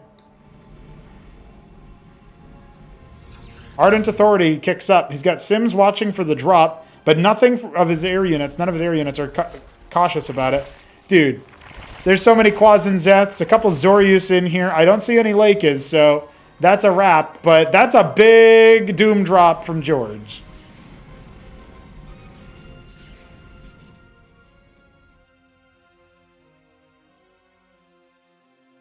HitEmUp is out of position. Vassal Bargas now holding for any would-be push. Well, he might have time to ambulate forward. Only the one Warden. A Stargate starts up. And how quickly does HitEmUp react to this? Well, his army's struggling to move forward. Here comes the big unload. Some Quas with it, but it's mostly anti-ground, so Vassal Bargas could end up being helpful. Some Golems have arrived. Warden in the mineral line's now the only defense. He's going to get it, the Embassy, before it pops the Witness out. That could be huge for later on in the game. The drill needs to go now to defend the Nexus and the Warden. And that looks like a lot of Zets are going to be mulched for almost free. Where was the rest of the units? No, the target selection for George, bungling it. Please remain calm. High volume of Zerg detected. This storm will be over soon. That Stargate holds strong as well. All he lost was the Embassy, Sedent in the Natural, and an Acantor starting up. 4 Lakes and plenty of action left here from George. But his economy is really faltering now. He does not have the resources to continue competing for ground with HitEmUp. Once again, though, Hit moving down through the southern paths of the map, the central point of the map, and completely ignoring this 12 o'clock angle. Now he's going to crash upon the attack. A lot of Quas, only 1 or 2 Lake is actually here. They're not burrowed. They are not burrowed, and that's a big problem. The Sims now moving forward to try to reveal those Lakes. Looks like 2 of them still stay alive. The Golem! The Golem took forever to kill. There's 1 Lake is up top trying to do what it can, but that is a rout for the Zerg army. He's got a bunch of Iziricors trying to move forward. The Wardens and the Acantor may be enough. 4 Lake is still no detection. A Clarion starting for emergency detection for Hit. That Acantor getting jumped upon. Good micro to clear the Zeth out first, but the reinforcements are more than sufficient. And that will be a failed attack yet again as George has 2 dudes mining in his natural. Reinforcements need not apply as the Lakes gets run up on. The Zets were not there to guard it. Charlatan and Idol go down, but there's still plenty more where that came from, and the sim count is kind of ludicrous now thanks to that Lakes push. Camping down the Zorius, instantaneous pepper. Doesn't matter if you have so much armor when you're so many attacks getting hit by you. That hatch could go down pretty quick next. Zorius trying to feast on random scribes being moved around as the third base for Hit is starting up, and now he's on top of the eggs. Now he's on top of the hatchery. And I'm not talking about Zerg hatchery, I just mean as a term, you know? I was thinking of like the words that you use where you put all your eggs. He's making some omelets here as the Lakers are desperately trying to defend. HitEmUp's not even paying them any mind. He's not paying any heed at all. And I think George has been bested at last. He's ignoring the Lakers and killing the workers and making more units where that came from. And I think George has just lost a little bit of track of where everything is in this game. Bargas with the armor pen helping against the hatch as well. I don't know why the workers are rallied over here. The Gladius is here. Try to deal with some of these moves. He puts an assist down. Yeah, I think HitEmUp knows this game is just about over. And I'm not so sure about George, but I would imagine the same is true for him. Clarion is a detector, and there's no anti-air besides 1 Quas and an Ovaleth, watching in horror and not being let out to at least throw some acid barbs at the enemy. Some static defense, a Warden, Bulwark, and Matrix, the full house of Protoss. All he's missing is an engram. Iziricor is going to shoo that Barghest away. HitEmUp doesn't need to worry about it. He's got a third base. He's got a 61 worker lead. And his 4th is coming online nicely as well.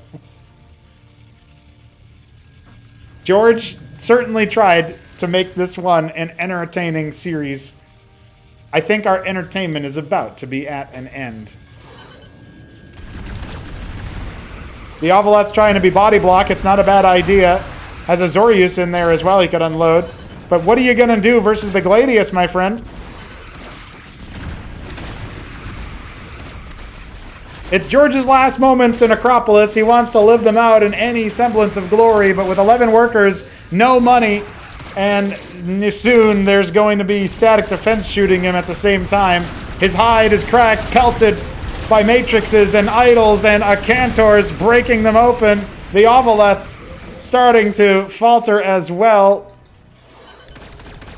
Our reigning champ is not going to be defeated by George today. Not even in one game. Maybe if it had been a 6-pool, it would have been a different story, but HitEmUp has navigated to the end of the line for George. Call an ambulance, but not for Hit. He's moving on into the throne room stage a little bit deeper than he thought.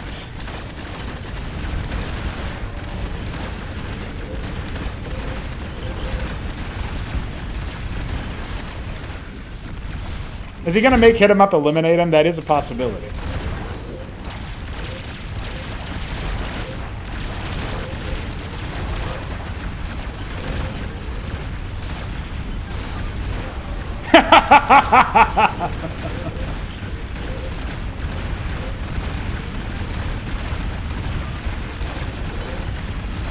Sayonara, George, the only player with 2 G's in his name. It's a wrap as the last factory falls. And HitEmUp will take the series 3-0. Obviously not the end George wanted, but I'm sure we'll hear from him soon regardless. We did get to see some PvZ after all. I'll be honest, I did think that maybe George would take a game. I thought his preparation coming into this event, it was pretty good. It was pretty different than what we thought would happen here. And instead of seeing a humongous routing, the way that maybe we expected. Obviously, game 1 was, or game 2 rather, was exactly like that. The other games, there was play. There was interesting tactics to be had. Whether any other Zergs will carry the torch remains to be seen, but that is the end of our series here. And as a result, the end of our matchup overall for the day. A 3-0 HitEmUp over George. That means we will be seeing a HonMonO HitEmUp match in the next round. That will be taking place not today, not tomorrow, but Saturday, the 11th of July. We will be playing through the semifinals and the second round elimination games. That is Sicky Nebleim, Ayud64 Shopkeeper Dog, Hamster ArbuzBudesh, HonMonO HitEmUp. That'll be the lineup for those particular matches. We've got it all locked in now. Well, with all that said, we can ask our players if they would like to give us any post-match interviews.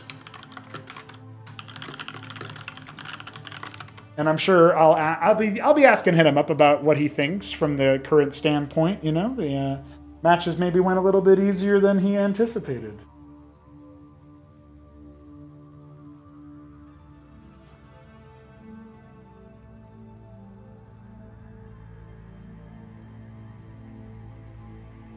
All right, HitEmUp has already given me the go-ahead, so let's bring him in for this interview. Hello, HitEmUp. It is time for you to move on in the Throne Room stage. Not even a map lost against George. You said you should win. You even won the Sosij game. Of course, it was anti-6-pool on the 6-pool map. Maybe an easier strategy to do. How are you feeling after this series? I expected more from him, to be honest. Okay, fair enough. Hit him while he's down. No, I mean, I do think George came into this series thinking, I guess I got a 6-pool. He did also make a few micro mistakes. Both games, he failed the 4 larva trick. So, both the game 1 and game 2. So, that definitely cut down on the amount of military he had. I don't know if an extra pair of Zeths helps him versus your Terran in the hold. I feel like Masons are just too tanky. Maybe it gives him more play later on. And I think it was completely irrelevant in the Sosij game, unfortunately, because an extra pair of Zeths does nothing to all of your units from the double 6 radix or 6 radix into a very fast second.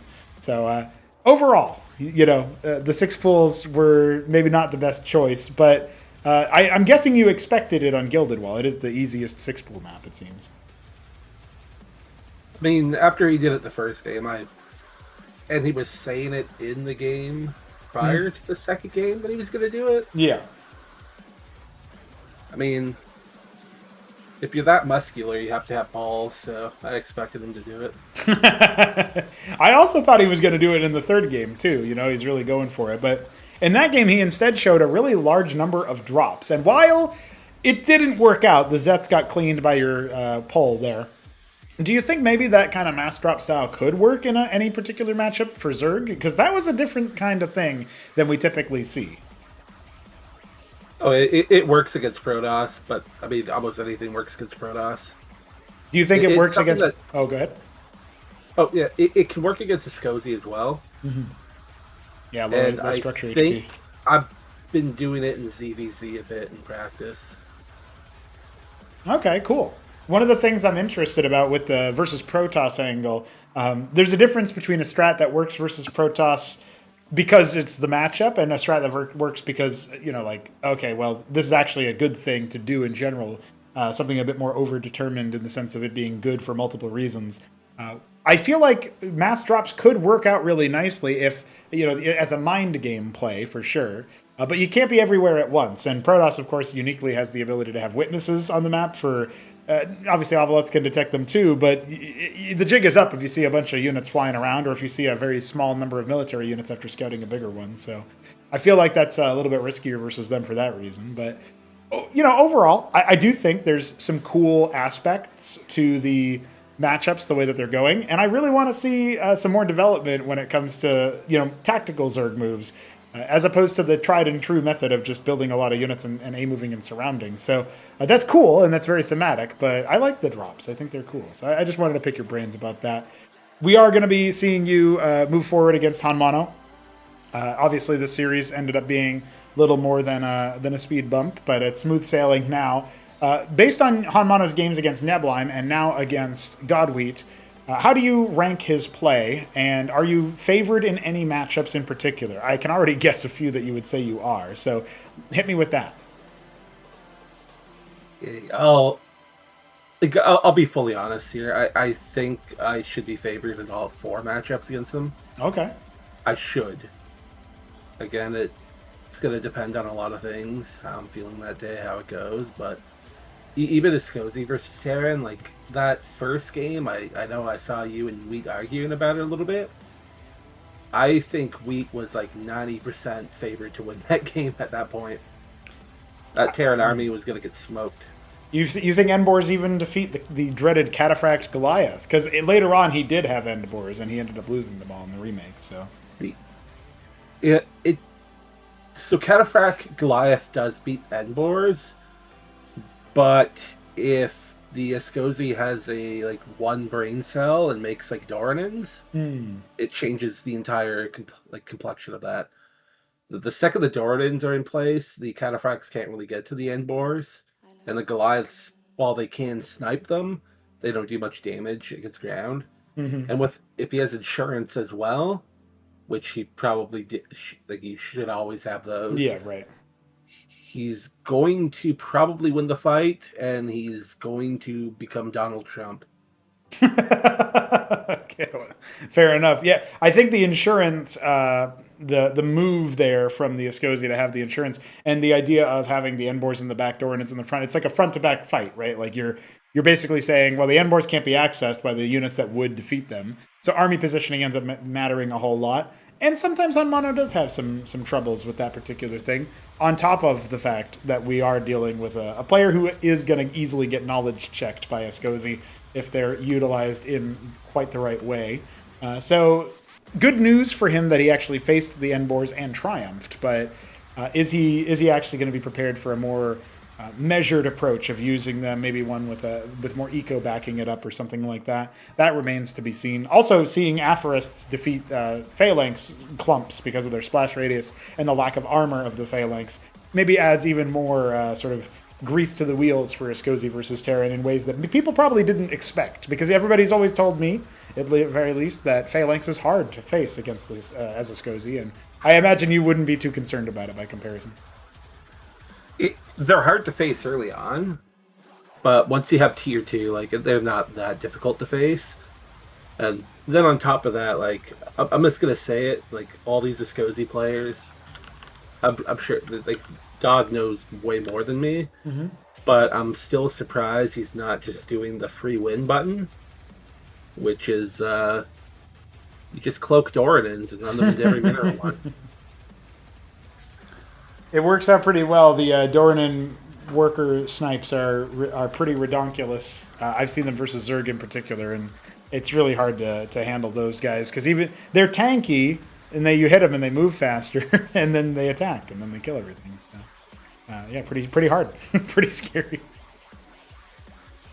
So with all that said, you've now plowed through George and moving on to dealing with HonMonO. Favored in all 4 matchups. Again, looking ahead, your other potential opponent in the last move before you hit top 4, should you be successful in beating them all, would be either Shopkeeper Dog or AUD64, whoever loses there.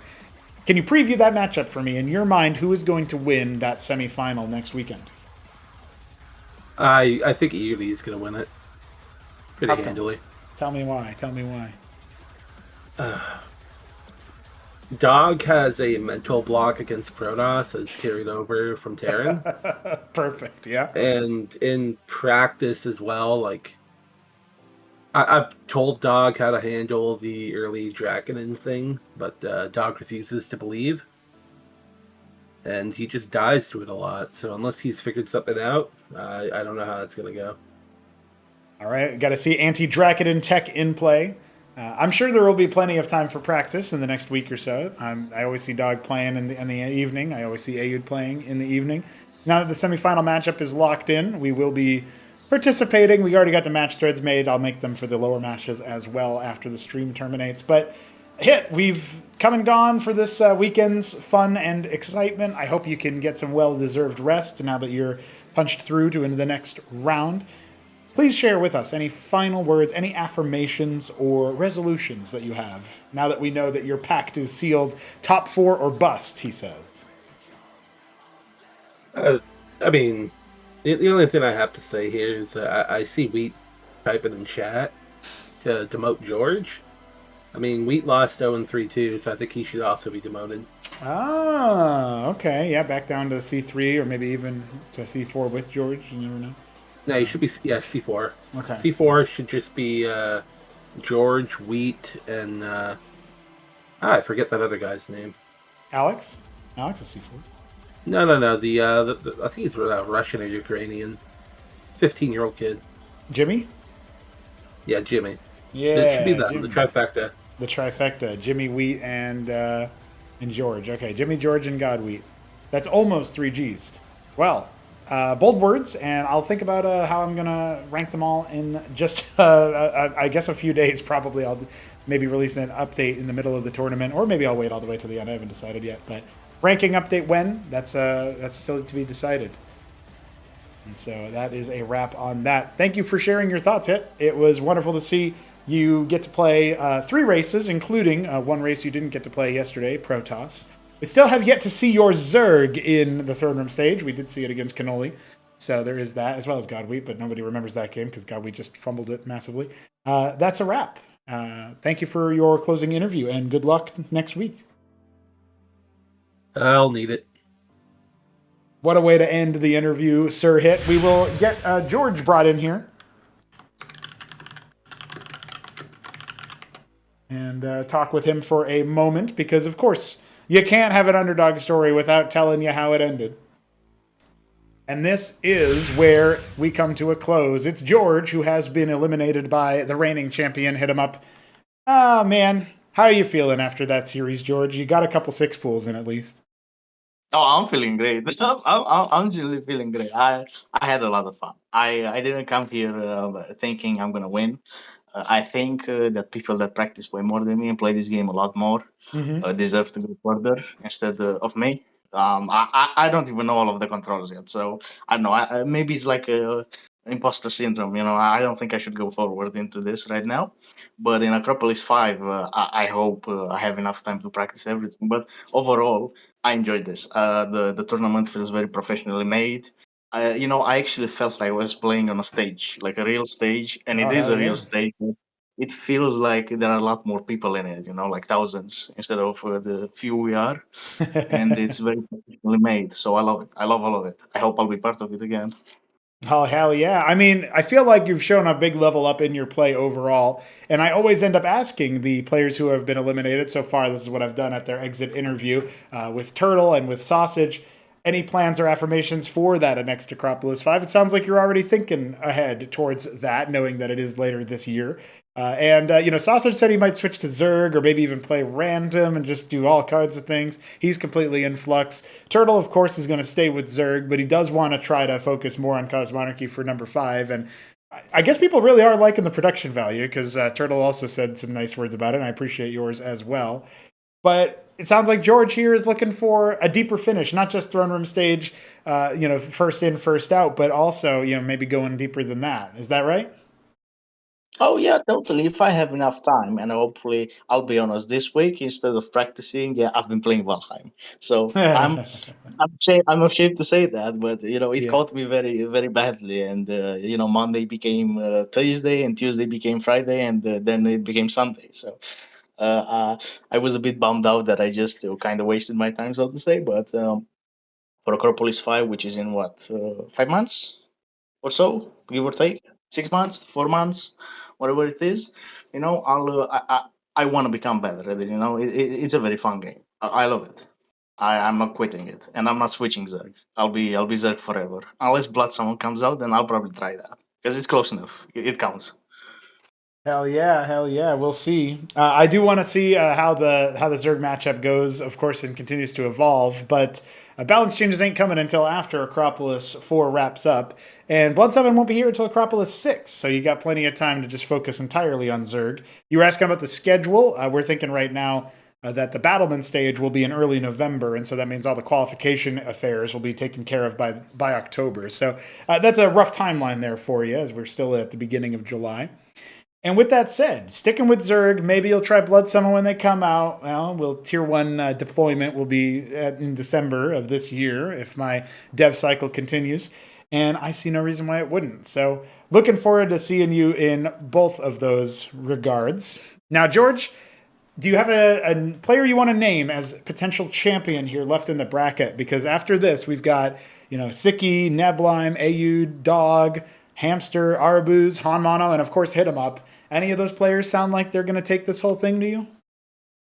Well, I hope, yeah, just because he's a fellow man that's in my neighboring country, and he's also playing Zerg. I hope either Ziki or maybe even Hamster, why not, the same thing. I hope they win. They're Zerg. Zerg are very close to my soul. Everything else doesn't really matter.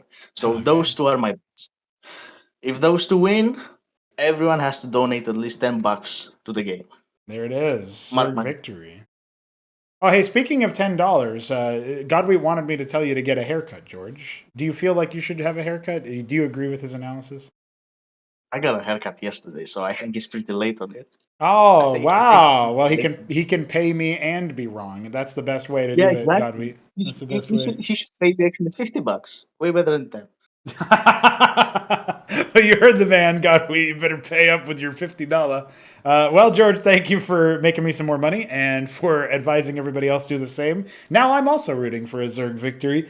Hamster also did say he's just going to hand me all the money back. And so, I don't have any, I'm not going to adjudicate that in any particular way. That doesn't mean I'm going to remake all the desyncs in his favor or anything. But I will say that that was a nice testament there. And I hope he does get some cash then. With all that said, though, cool to see you, cool to hear from you. Thank you, George, for your games. GG, and we will see you for Acropolis 5, my man. Thank you for having me. See you later. It's George out, as HitEmUp has taken the match, and that, my friends, is where we come to a little bit of a close. Oh. Here is your 50. $50 in not American dollars, I see. Well, thank you, Godweed. I appreciate that very, very much. The matches are sealed. The bracket is completed. The lower bracket has found its first victims. Art of Turtle, Sosij, IAMtheWHEATofGOD, and George have all fallen to their betters today. And it will be Hamster, Arbuz, HonMonO, and HitEmUp moving forward. I hope you guys have enjoyed today's broadcast. We don't have a pithy video outro intro this time around, but we'll have one in time for Saturday, the 11th of July, when our semifinals and Elimination Round 2 matches will be played. Another quartet of Cosmonarchy tournament games are coming at you. And until then, subscribe if you're not already, because we got more daily videos coming. I'll see you guys on the YouTube channel, and then again on the stream in just about 6 days. GG.